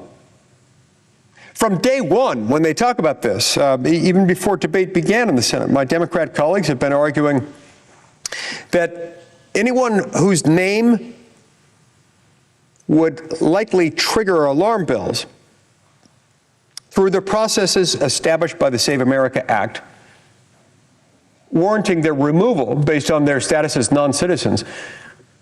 It said that anyone who would likely be removed from the voter registration files would be more likely to be a Democrat than a Republican, and that would be bad for us. They've literally said this. Now, they're careful not to say because they're non-citizens, but that's the reason, that's the only reason you'd be removed through this framework, is if they're non-citizens. And so when they say over and over again, this is going to disenfranchise people, it's going to take away their vote. Well, yeah, if you're a non-citizen, but if you're not, it's not going to. And so this process that they go through in defending the status quo and in saying that Armageddon will be upon us if we require people to show up with a photo ID when they vote, to show that they're citizens when they register to vote, and that the states are going to share their data on their voter registration files with the Department of Homeland Security just to make sure that they are, in fact, not voting in U.S. elections as non-citizens. When they object that strongly to it, it makes you wonder why they're so upset. And I think the question answers itself. It speaks for itself when they freak out over something like this. They have no problem with any of the other myriad areas in which voter ID is required or photo ID is required. In fact, Madam President, in the last Congress, when President Biden was still in office and when the Democrats had the majority in this chamber, we're talking just a little over a year ago. Every Democrat in the Senate then joined in and supported legislation that contained a voter ID element. So the voter ID component of it is, most of them have said they're okay with it. And then when we tried to offer that one up and pass it by unanimous consent at the motion of our friend and distinguished colleague, the junior senator from Ohio, who's got probably more knowledge of how elections work and state election systems operate than any other member of the House or Senate, past, present, or future. This guy is sort of he's the Einstein of election systems. So he offered that up, accepting at face value our Democrat colleagues' repeated insistence that they don't have a problem with voter ID requirements, and it still drew an objection. Now, it drew an objection that made no sense because the objection articulated had nothing to do with voter ID. At least that's how I heard it. So that was kind of an issue. All right, next argument. This one came specifically from the junior senator from Rhode Island, who, if I've got this right, falsely claimed that the Supreme Court of the United States has said that it's unconstitutional to ask a registering voter for proof of citizenship. Now, if I misunderstood that, I hope and expect to be corrected. But I don't think I did. I think that was the argument. And if that was the argument, that argument is a lie. It is absolutely false. It is not only guilty of being false, it is innocent of being true. The Supreme Court ruling to which he's referring is this case called Arizona versus Intertribal Council of Arizona. Now, it was wrongly decided, but it's conclusive nonetheless. The majority opinion reached this conclusion. It did not say it's unconstitutional to ask a registering voter for proof of citizenship. Far from it. It said that based on the text of the 1993 NVRA as passed by Congress, that the text, as a matter of statutory interpretation, preempts, prohibits any state using the NVRA form at a DMV from asking any driver's license applicant simultaneously registering to vote to also establish citizenship. That, Madam President, is a statutory conclusion, one that we are free to change. It is not a constitutional mandate. It is far from a constitutional mandate. Now, if that's what my friend and colleague, the distinguished junior senator from Rhode Island, meant to say, then he is just plain wrong.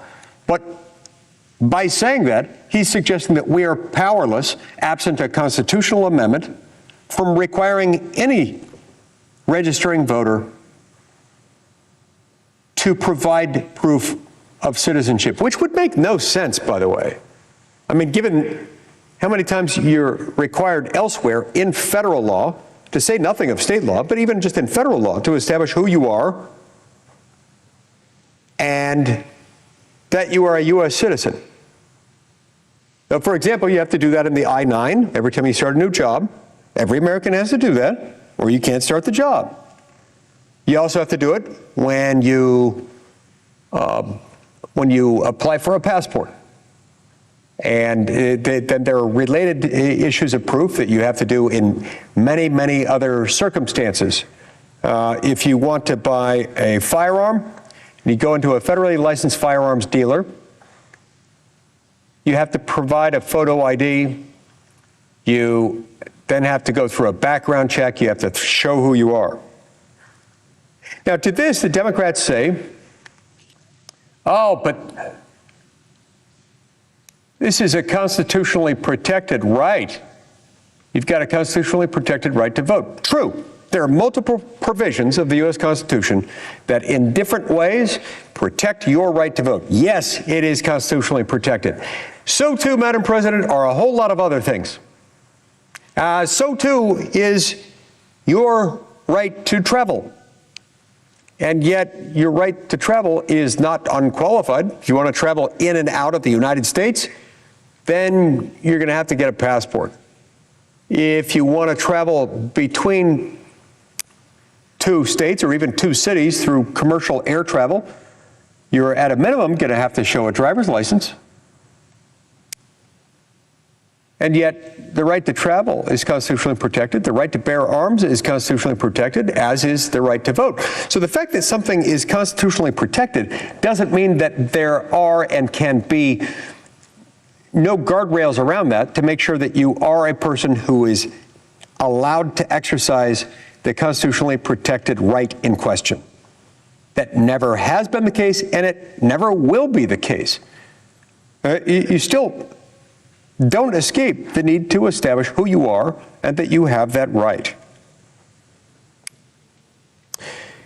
Next comes the argument made repeatedly by both the junior senator from Rhode Island and the senior senator from Rhode Island that this will somehow disenfranchise women. This has to be one of the dumbest arguments that I have ever heard, not just in connection with this bill, with the Save America Act, Madam President, but with any bill ever debated in the 15 and a half years I've been in the United States Senate. I find it utterly offensive to suggest that women just can't possibly be expected to get their stuff together enough to establish who they are, that they're citizens. Or, as the argument goes, women who get married and change their name upon getting married are never, ever going to be able to prove who they are after they change their name, because after all, their parents couldn't have known what their married name would be when they were born, so we just can't pass this law. This is really, really dumb. I mean, first of all, we have a lot of women serving in the United States Senate, every one of whom had to prove their citizenship, had to establish their election certificate, and many of whom have been married and changed their name in connection with that. And it's not just the women at the United States Senate, it's all women everywhere. And I know a lot of women. I have 5 sisters, Madam President. My wife also has 5 sisters. Between us, that's 10 sisters. That is a lot of sisters. Every damn one of them knows how to establish who they are and that they are entitled to vote. This is not a problem. And they're all married, and they all have married names that were different than the name listed on their birth certificate. It is not a problem. And it's not just my family that's like that. I would imagine that Madam President's family is the same way. Women are no less capable than men of establishing who they are and supplying the necessary documentation. Now, of course, what they say is, well, but what if they did? What if they did get married? And what if they can find all the other pieces of documentation? Maybe their maiden name is still on a passport if they have one, and their maiden name would obviously be used on their birth certificate. Well, that's not a problem either. For the same reason, Madam President, that's not a problem if you don't have any documentation. I mean, it's best if you've got the normal documentation, because it's going to save the state governments a whole lot of trouble under this bill.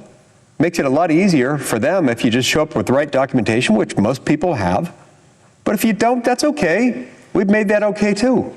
You just have to do an attestation, a short paragraph outlining who you are, when, where you were born, how you became a citizen, whether you were a citizen as of the moment of your birth by virtue of the circumstances surrounding your birth, or whether you were naturalized, and if so, when, where, and how.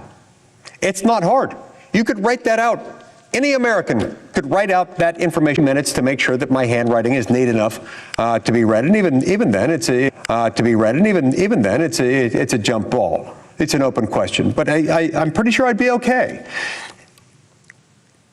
Every single time we bring this up, they refuse to acknowledge the language in the statute, in the bill.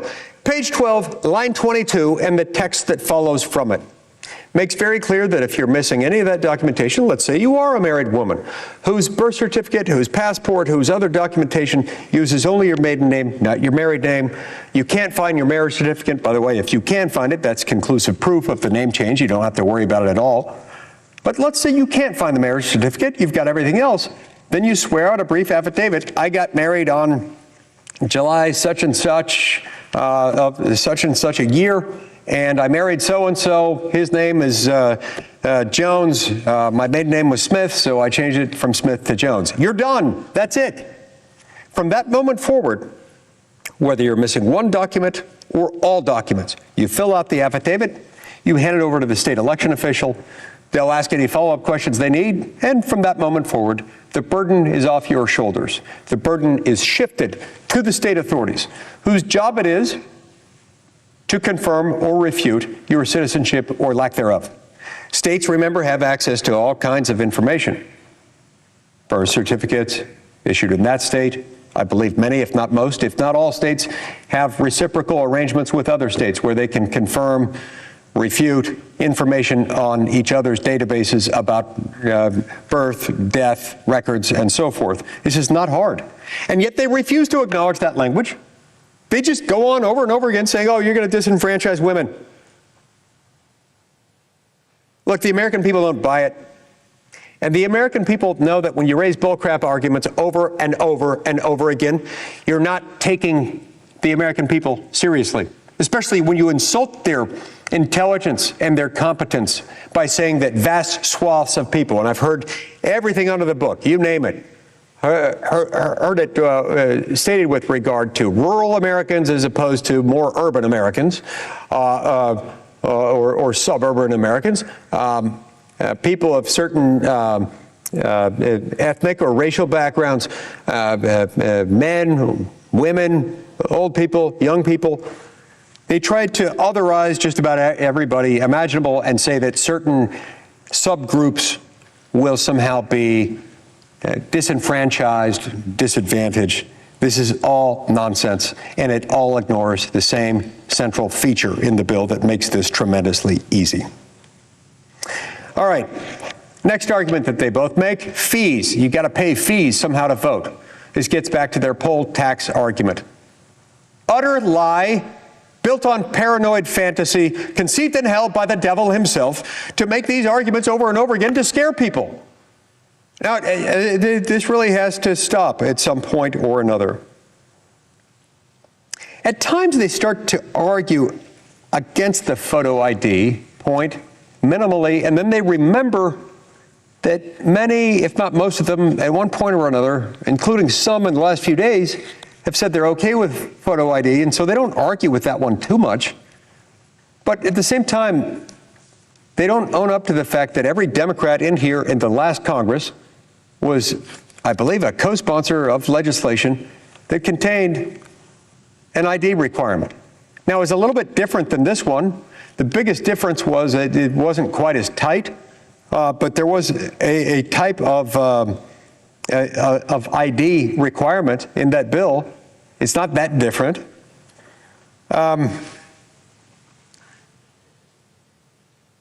Now,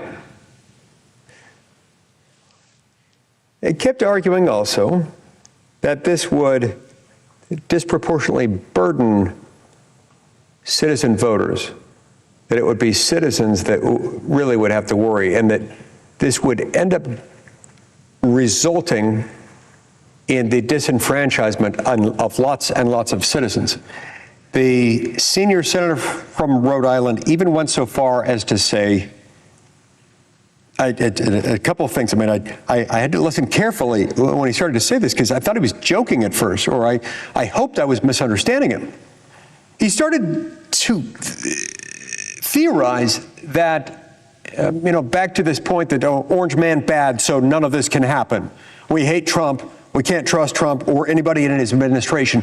Therefore, we're going to just say that all of it is unacceptable. He was saying that if this law passes, we can expect that the Trump administration might just willy-nilly cancel the voter registration files of anyone they felt like canceling. Somebody looked like they might not be a Trump voter, or something bothered them about this or that person, they might just willy-nilly say, when in doubt, throw them out. The senior senator from Rhode Island even went a step further in a way that pained me to hear because it's so absurd. He said it's even something we should have to worry about, that the Trump administration could go in and just cancel all the voter registration files in an entire state. Hey, this is nonsense. That not only is that absurd to think that they would do that, to think they could get away with it, it's utterly at odds with the text of the legislation. Nothing in the legislation would allow them to do that under any circumstance other than where, having received the data from the states, they run it through their database and they identify voters 1 through 5,000, whatever, however many there are. Even at that point, they're not removed. The state then does its job of going back through, and if the state believes that the federal authorities got it wrong, they can push back on that. The U.S. government, under this regime, wouldn't have the authority to just go in and say, he's gone, she's gone, get rid of this file, get rid of that file. They could flag things for the states, and it would be up to the states ultimately to remove them, but it's a collaborative, iterative process. It's not one in which they could go in and just say, this guy bothers me, get rid of him, or cancel all the voter registrations in an entire state. I mean, let's be realistic. That is not realistic, and it is absurd to argue, because it is utterly false that this bill, if it were signed into law, would have that effect. It's just a lie. Okay, next. The senior senator from Rhode Island had a real doozy with this one. He said, you know, after doubting whether any of this occurs, let's not bicker and argue about who might be registered to vote as a non-citizen. It probably doesn't happen ever. If it does, it's only a little. Well, that's cold comfort to anyone in a jurisdiction that has ever experienced what happens when there's a close election and somebody wins by just a handful of votes. It's cold comfort to say, well, there are only a few non-citizens fraudulently voting. But separate and apart from that, he was saying the best way that we can handle this, just enforce existing law. Do you know how absurd that is? You know how sophomoric, shallow, simple-minded that is? Not to mention reckless and utterly dishonest that is. Let's work that through for a minute. What does that mean, enforce existing law? This is like the candidates who run for office by saying, I know how I will balance the federal budget. Just eliminate waste, fraud, and abuse. Oh, gosh, we didn't think of that before. The difficulty lies in identifying it. You have to be able to identify the waste, fraud, and abuse, which we should do a better job doing than we do. It's one of the reasons why we had systems like Doge, why we have things like rescissions packages. I wish we did them more often and more aggressively, but it's why we have them. It is not as easy as just saying, let's just do it. It reminds me of the movie. There's been a remake of it that I don't think was as good, but the original movie called Meatballs, you know, the one came out in the 70s, I think, starring Bill Murray. Bill Murray is this camp counselor, and in the Camp Olympics, they were going up against Camp North Star. Camp North Star had a lot of almost professionally trained athletes.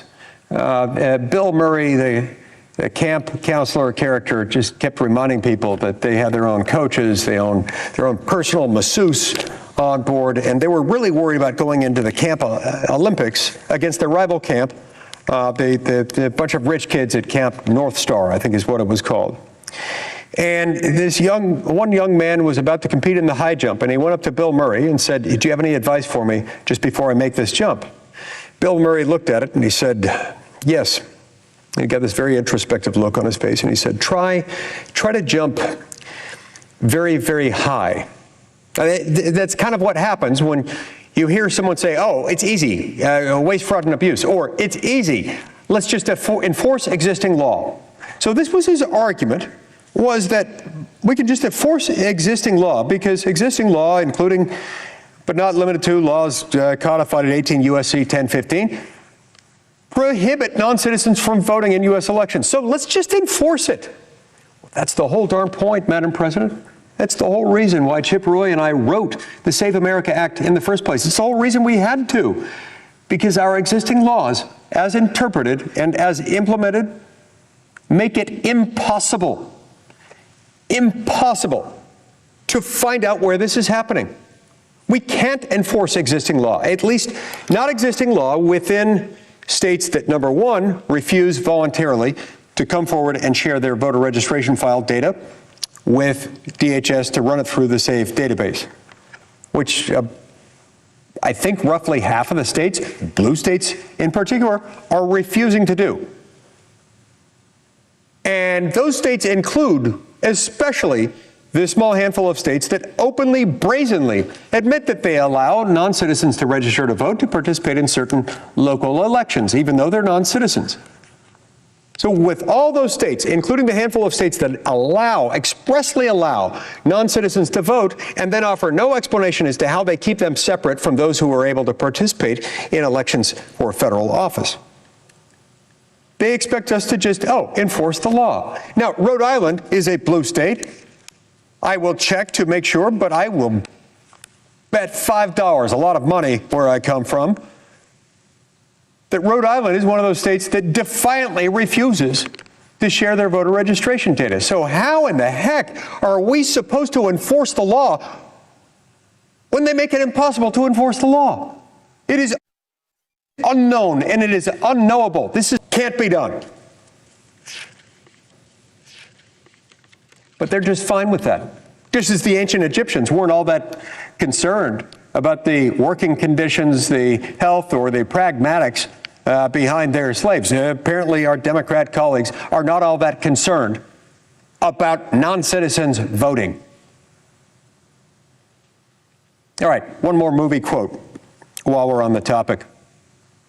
Shrek, one of the great cinematic masterpieces of the last 40, 50 years, half century. Shrek.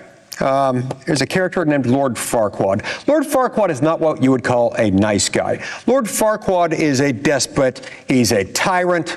He's a fascist.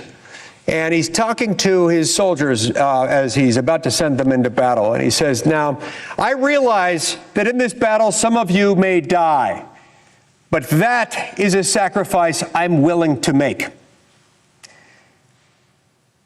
It seems like some of our Democrat senators are approaching this with an analogous attitude. I realize that if we do nothing, if we do not pass the Save America Act, we could have thousands, perhaps tens of thousands, probably hundreds of thousands of non-citizens currently registered to vote in this country who will end up voting in federal elections and in some instances might even decide the outcome of elections. But that is a sacrifice we are willing to make. Why? It benefits them. That old Latin phrase, cui bono. Who benefits? They do. They benefit from the status quo in which it's impossible to enforce existing law. So no, Mr. Senator from Rhode Island, don't talk to me about the fact that we don't need this, because all we have to do is enforce the law. It can't be done. You know that, and you're all too content with that. So knock it off.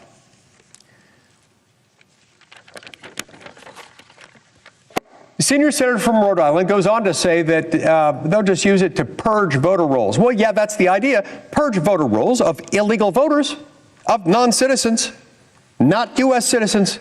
Nothing in the law would authorize that. If somebody tried to do it, not only would they lose in court, but they would be fired from their job, and they might even be imprisoned. I mean, this is serious business. And they're treating it as if they can just make up the facts and make up the law. They're entitled to their opinions, Madam President. They are not entitled to their own facts. And those things that they want us to accept as facts are just damned lies. All right. There were several references made to my home state of Utah,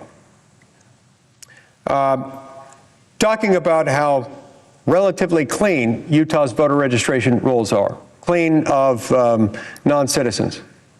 Great. Yeah, well, do you know why? My state is not one of those that refuses to clean up its voter registration files.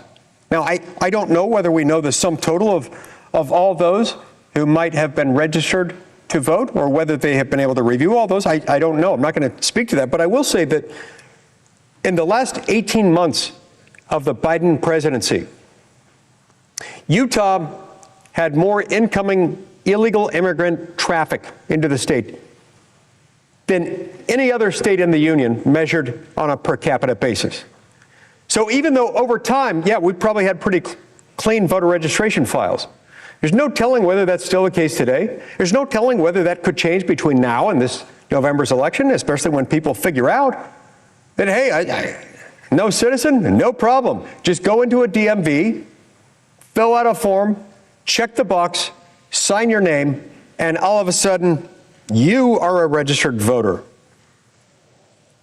Next, federalism. This is one of my favorite arguments that they make, and they make it over and over and over again. Both senators from Rhode Island made the federalism argument today. They talked about the fact that, you know, the part of what they said that is true is that the U.S. government is a government of limited powers. James Madison in Federalist 45 described this government, the one that we operate, the one for which we make laws, is a government with powers that Madison described as few and defined. And the powers reserved to the states are numerous and indefinite. Unlike the states, which are governments of general jurisdiction, they can legislate on anything just because. Anything that's not prohibited to the states, either by the U.S. Constitution or by their state constitution, they can do. We are not the same. This government is not the same. We have to have a specific reason to legislate, a reason that falls within Congress's limited enumerated powers, most of which, not all of which, can be found in one part of the Constitution that too often goes overlooked, Article 1, Section 8, but there are a handful of other scattered authorities throughout the Constitution, including the one that's most relevant here, and that's the one found in Article 1, Section 4, Clause 1 of the Constitution, that gives us the authority to establish rules and regulations specific to the election of federal officials, namely U.S. senators and U.S. representatives. That same provision, Article 1, Section 4, Clause 1, says in the first instance that the states will conduct those elections, and that's true. It also says that the states will establish rules governing the time, place, and manner of those elections, and that's true. But then it also says in the very same sentence that Congress may at any time impose its own rules and regulations, not regarding elections generally, but specifically federal elections for U.S. House and Senate races. And so we have that authority. That authority is being exercised here. There is not a single credible argument that the Save America Act falls outside that authority. Not one. And it's very amusing. I talked about this a little bit last night. It's amusing to me that my Democratic colleagues in the Senate are making a federalism argument, claiming that our authority is too limited, so limited that we don't have the power to enact this. I'm surprised by that for two independent reasons. Reason number one, generally speaking, they don't like federalism. They're not fans of it.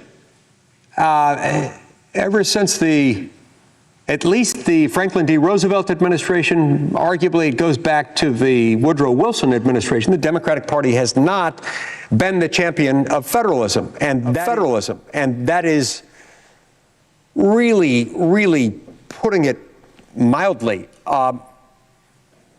It's a little bit like saying that Jack Daniels and Jim Beam are not fans of teetotalers or of the temperance movement. I mean, look, these guys go whole hog into federalizing everything. And ever since April 12th, 1937, they've had their way most of the time because most things they can now justify. Franklin D. Roosevelt had Democratic supermajorities in both the House and the Senate. He bullied and intimidated the Supreme Court of the United States, which had been knocking down his legislative agenda.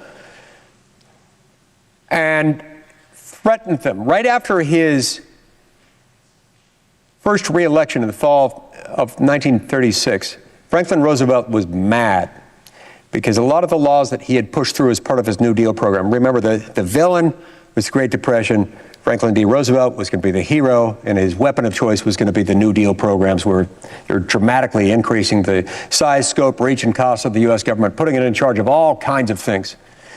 And the Supreme Court, during his first term of office, kept knocking him down, one right after the other. You can't do that, can't do that, can't do that. And they were right. A lot of them were relying on an expansive interpretation of the Commerce Clause, which is there to give us authority to regulate things or persons moving in interstate commerce across state lines as part of interstate commercial transactions or instrumentalities or channels of interstate commerce, interstate airways, airwaves, waterways, and so forth. Whenever they tried to get too cute with it and say, well, it goes beyond that, anything that is sort of economic-ish and that involves money should do it. And the Supreme Court kept knocking it down. So what did Franklin Roosevelt do? I imagine that he's one of these guys who probably played t-ball only as a little kid, never made it to baseball, and even when he was on t-ball, he probably played on one of those teams where they don't keep score because everyone's a winner. So he never learned how to lose like a gentleman. He got tired of losing and couldn't lose like a gentleman, couldn't accept the Constitution. So what did he do? Well, he threatened to force the retirement of a bunch of the Supreme Court justices who he didn't like, whom he had named the Four Horsemen of the Apocalypse, not exactly Mr. Congeniality there, and threatened to pass legislation entitling himself to pack the Supreme Court to increase it up to the tribunal as big as like 15 people. Now, they had just barely moved into their marble palace across the street about a year earlier. No, it was 2 years earlier to the day. The Supreme Court had always been sort of the anchor tenant of this building, or the subtenant, a redheaded stepchild, if you will. On April 12th, 1935, this beautiful building over here opened its doors for the first time. They had been in there only 2 years when this court packing plan began in earnest, because FDR never learned how to lose like a gentleman and wasn't willing to accept the Constitution as the ultimate outcome. So he just threatened them.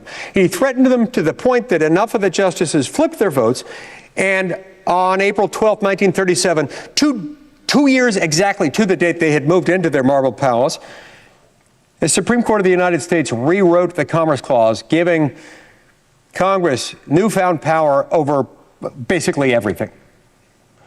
Not only could they regulate things or persons moving in interstate commerce across interstate lines as part of an interstate commercial transaction, and things involving channels or instrumentalities of interstate commerce, but now they could also regulate anything and everything, any and every activity that, when measured in the aggregate while occurring in one state at one time, had a substantial effect on interstate commerce.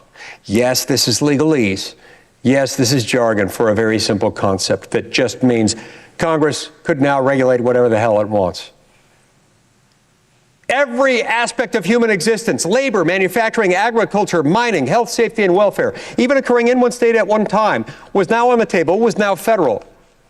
Democrats have championed this the whole time. It was their court packing plan that forced them to push that through. And so my point is this: it is ironic, one could say hypocritical, and deeply so, for the party of unlimited federal power that distorted the vertical protection of federalism, and with it, the horizontal protection of separation of powers. We have never retreated from that position. And as soon as we gave Congress the power to regulate anything and everything, that messed up the vertical protection of federalism.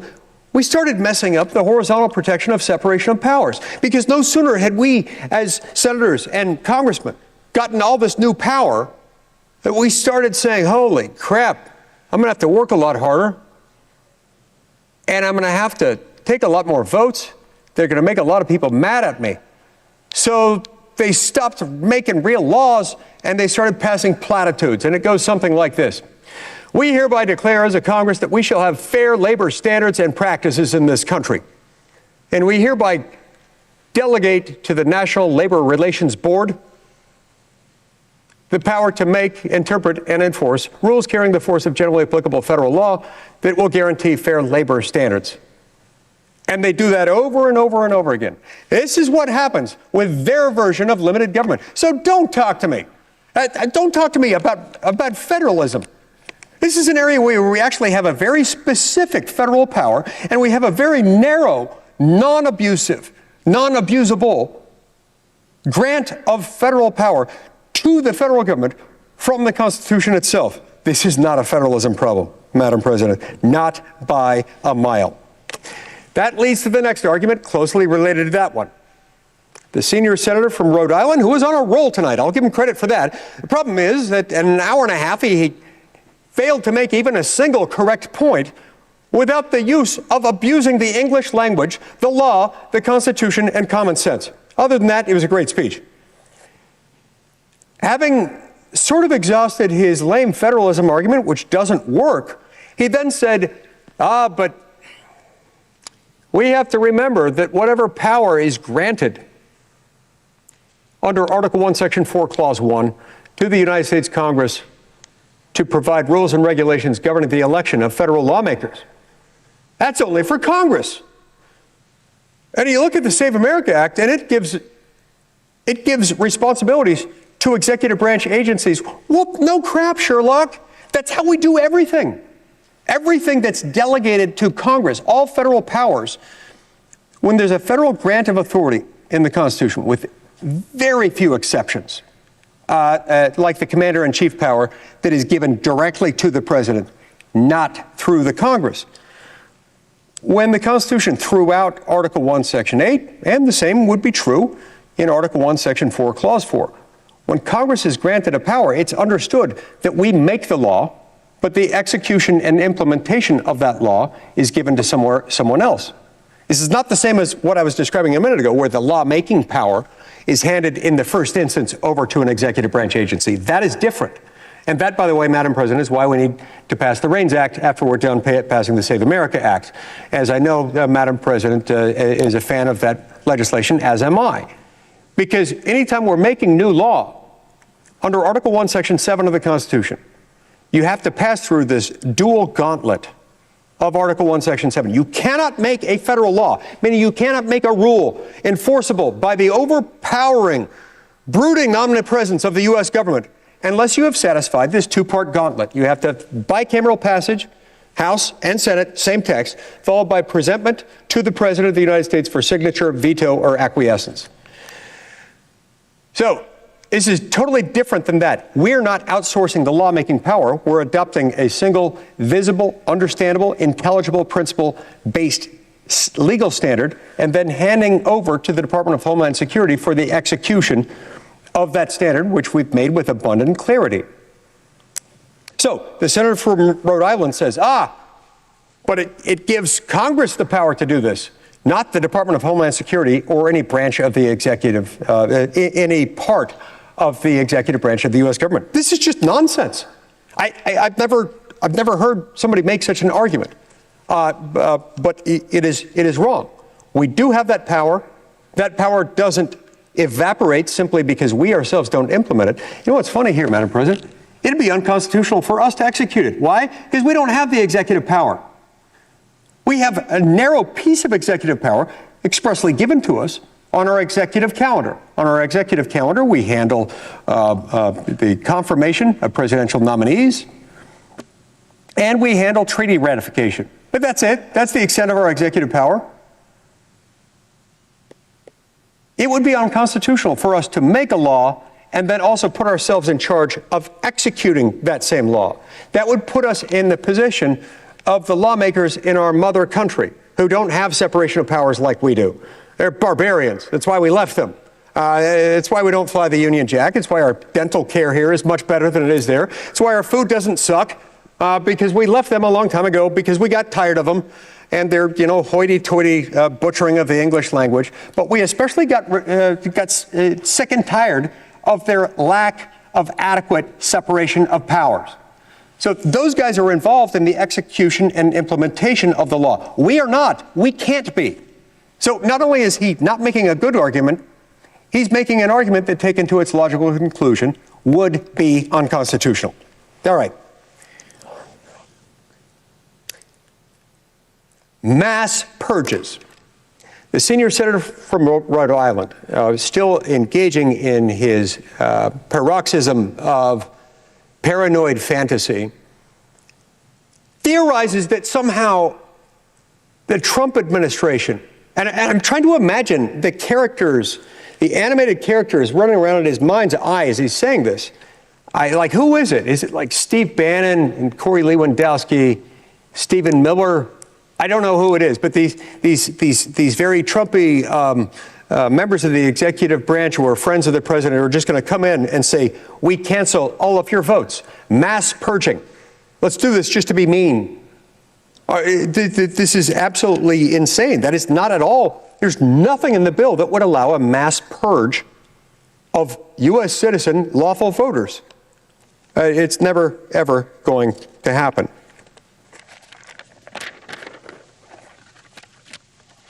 There was one interesting point that the senior senator from Rhode Island made shortly after making the argument I just refuted, where he said there are $0 appropriated for them under this legislation. That's true. Now, if the senior senator from Rhode Island is suggesting that we could make the bill better by adding an appropriation, well, we can talk about that. I don't believe that's necessary.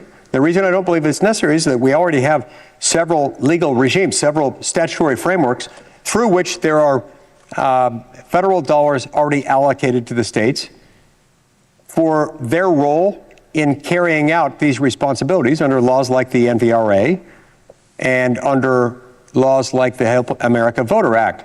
Now, if those are inadequate, which I don't think they are, but if they are, then let's have that conversation.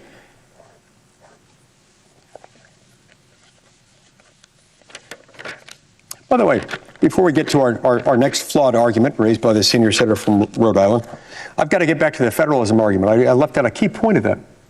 In addition to the fact that the Democratic Party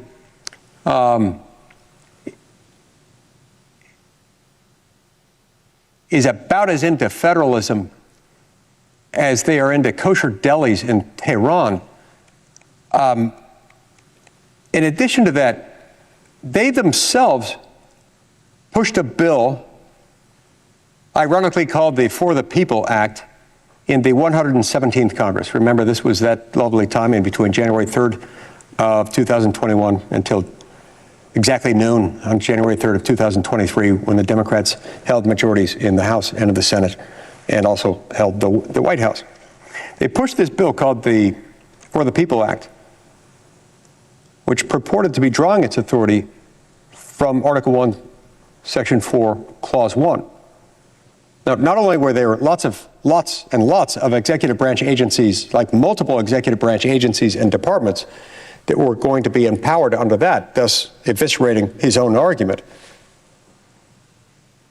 but not one of them expressed a single reservation about that. In fact, every single Senate Democrat here at the time was fully supportive of the Safe America Act. Not one of them ever suggested they didn't have authority to do that. Why? Well, because Article 1, Section 4, Clause 1 is a thing. And ironically, we don't need to go too deep into this, but they actually pushed the envelope of Article 1, Section 4, Clause 1 so far that I don't think that could have been upheld as constitutional. I mean, they trampled on all sorts of state sovereign authority matters that went far beyond the realm of just federal elections. They would have subjected every voting jurisdiction in the United States. It would have rendered every voting jurisdiction of the United States a pre-clearance jurisdiction. Whether you had ever had a history of racial discrimination or not, if you wanted to change your voting precincts, your legislative district maps, whatever it was, you would have to go and seek a mother may I from a political appointee in the Democratic Party at the Department of Justice. They were wildly unconstitutional. They would have changed all kinds of things, like voter registration deadlines. It actually stripped the state legislatures of their constitutionally derived power to draw congressional district boundaries. So for them to argue federalism here, give me the biggest break. This makes absolutely no sense. He makes the argument that this bill, the Save America Act, is not about election security, it's about disenfranchisement.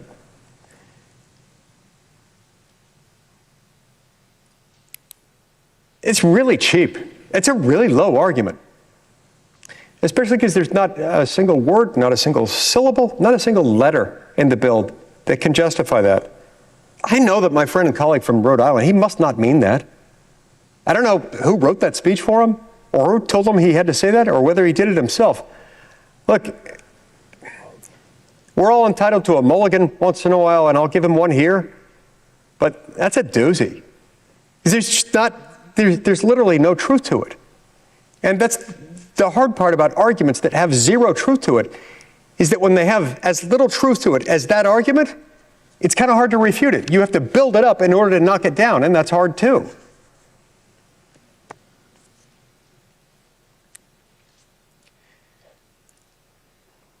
The next point that I needed to refute was really important. And this is where I'm reminded of the limitations of my own handwriting. Can't read that one, so I'm going to step forward to the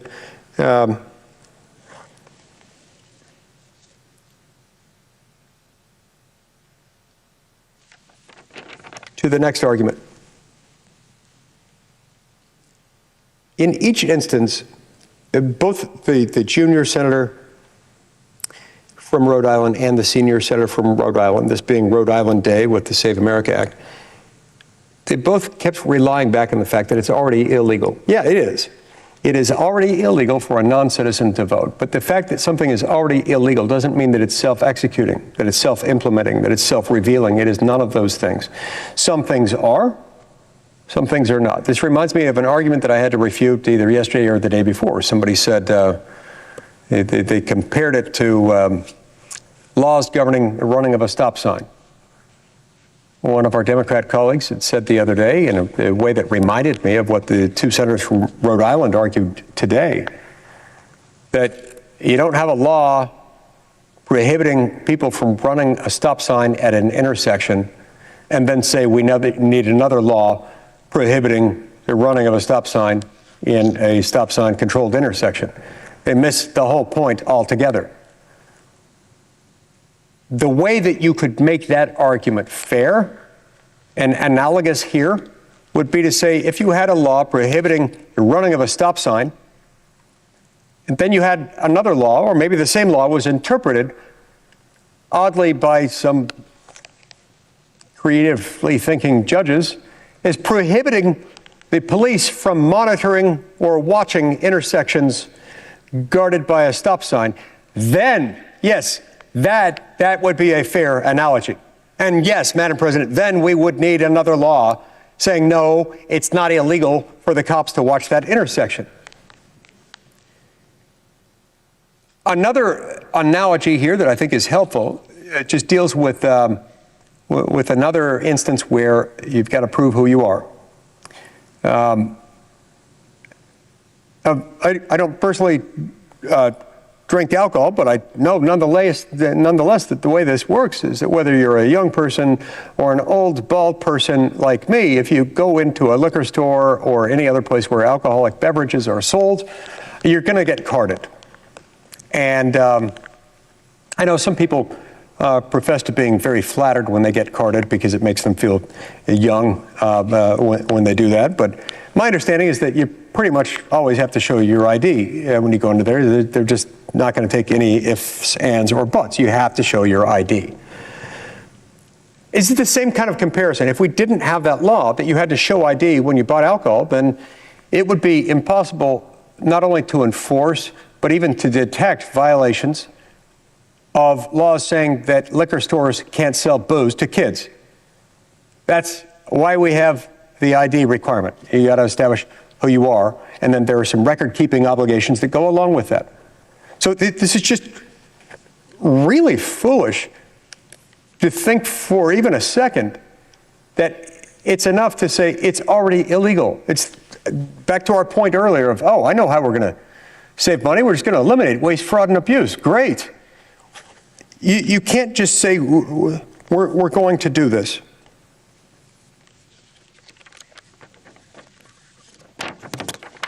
When Whenever you have a system of laws in place that are being broken, there is a grave risk that by not enforcing those laws, you will cheapen the rule of law itself, not just the law that's being broken, but the dynamic in which we as citizens in a free republic choose voluntarily, most of us, mercifully, to abide by the law. We try to keep the law. Things work better when they do, and when people break the law, there are generally consequences. When you live in an environment where the law is just disregarded and cast aside, bad things happen. But it gets infinitely worse, Madam President, infinitely worse. Whenever, wherever, you not only say we're going to just disregard it, but you put legal restrictions, legal impediments in place so as to make it impossible, not just to prosecute, but even to detect where the laws are happening. And then on top of that, it gets exponentially worse beyond that, whereas here it's not just any law, but it's the law that determines who's going to make our other laws. This is upstream from everything else. It impacts the legitimacy of this government.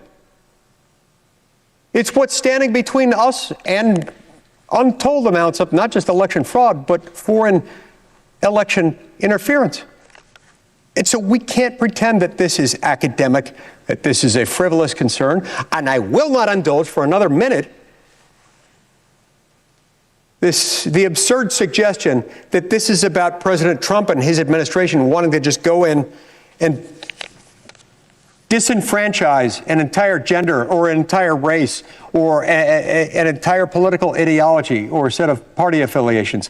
Nothing in this law would authorize that. There'd be hell to pay if anybody tried for it. And it's absurd to suggest that it's going to happen. But even worse than that absurdity is the absurdity that goes along with saying our elections will be fair and free of fraud when we've had 30 million people living in this country who are not citizens, about 15 million of whom entered the country unlawfully just in 4 of the last 5 years under the open border policies of the Biden administration, where we've got a law that allows anyone, even a non-citizen, to apply in most states, the overwhelming majority of states, just by going into a DMV, checking a box saying, I want to register to vote, signing their name saying, don't worry about it, I'm a citizen and I'm otherwise entitled to vote.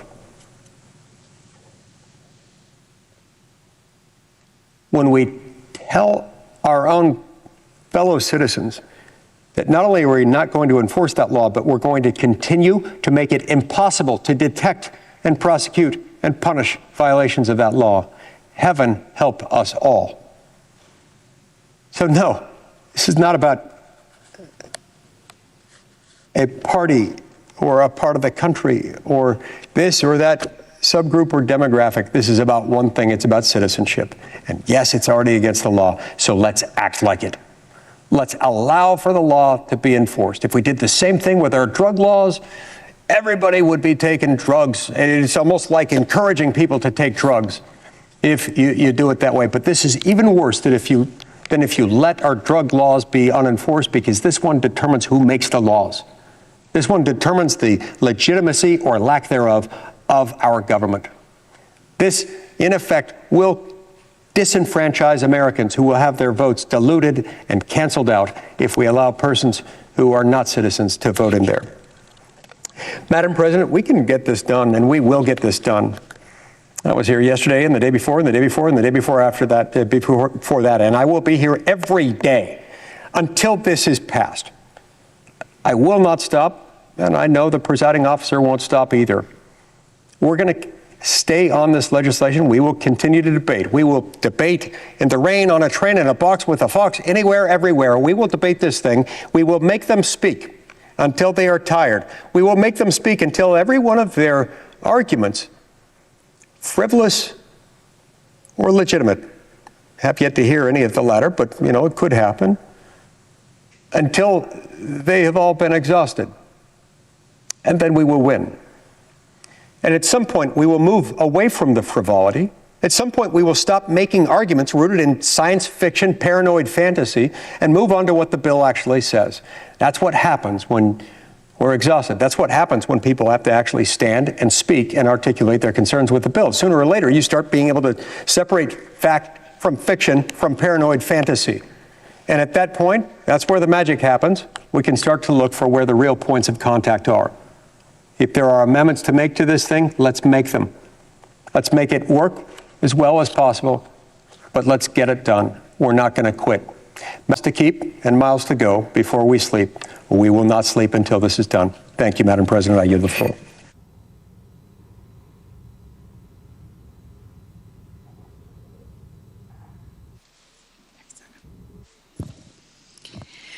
Under the previous order, the Senate stands adjourned until 12 noon tomorrow.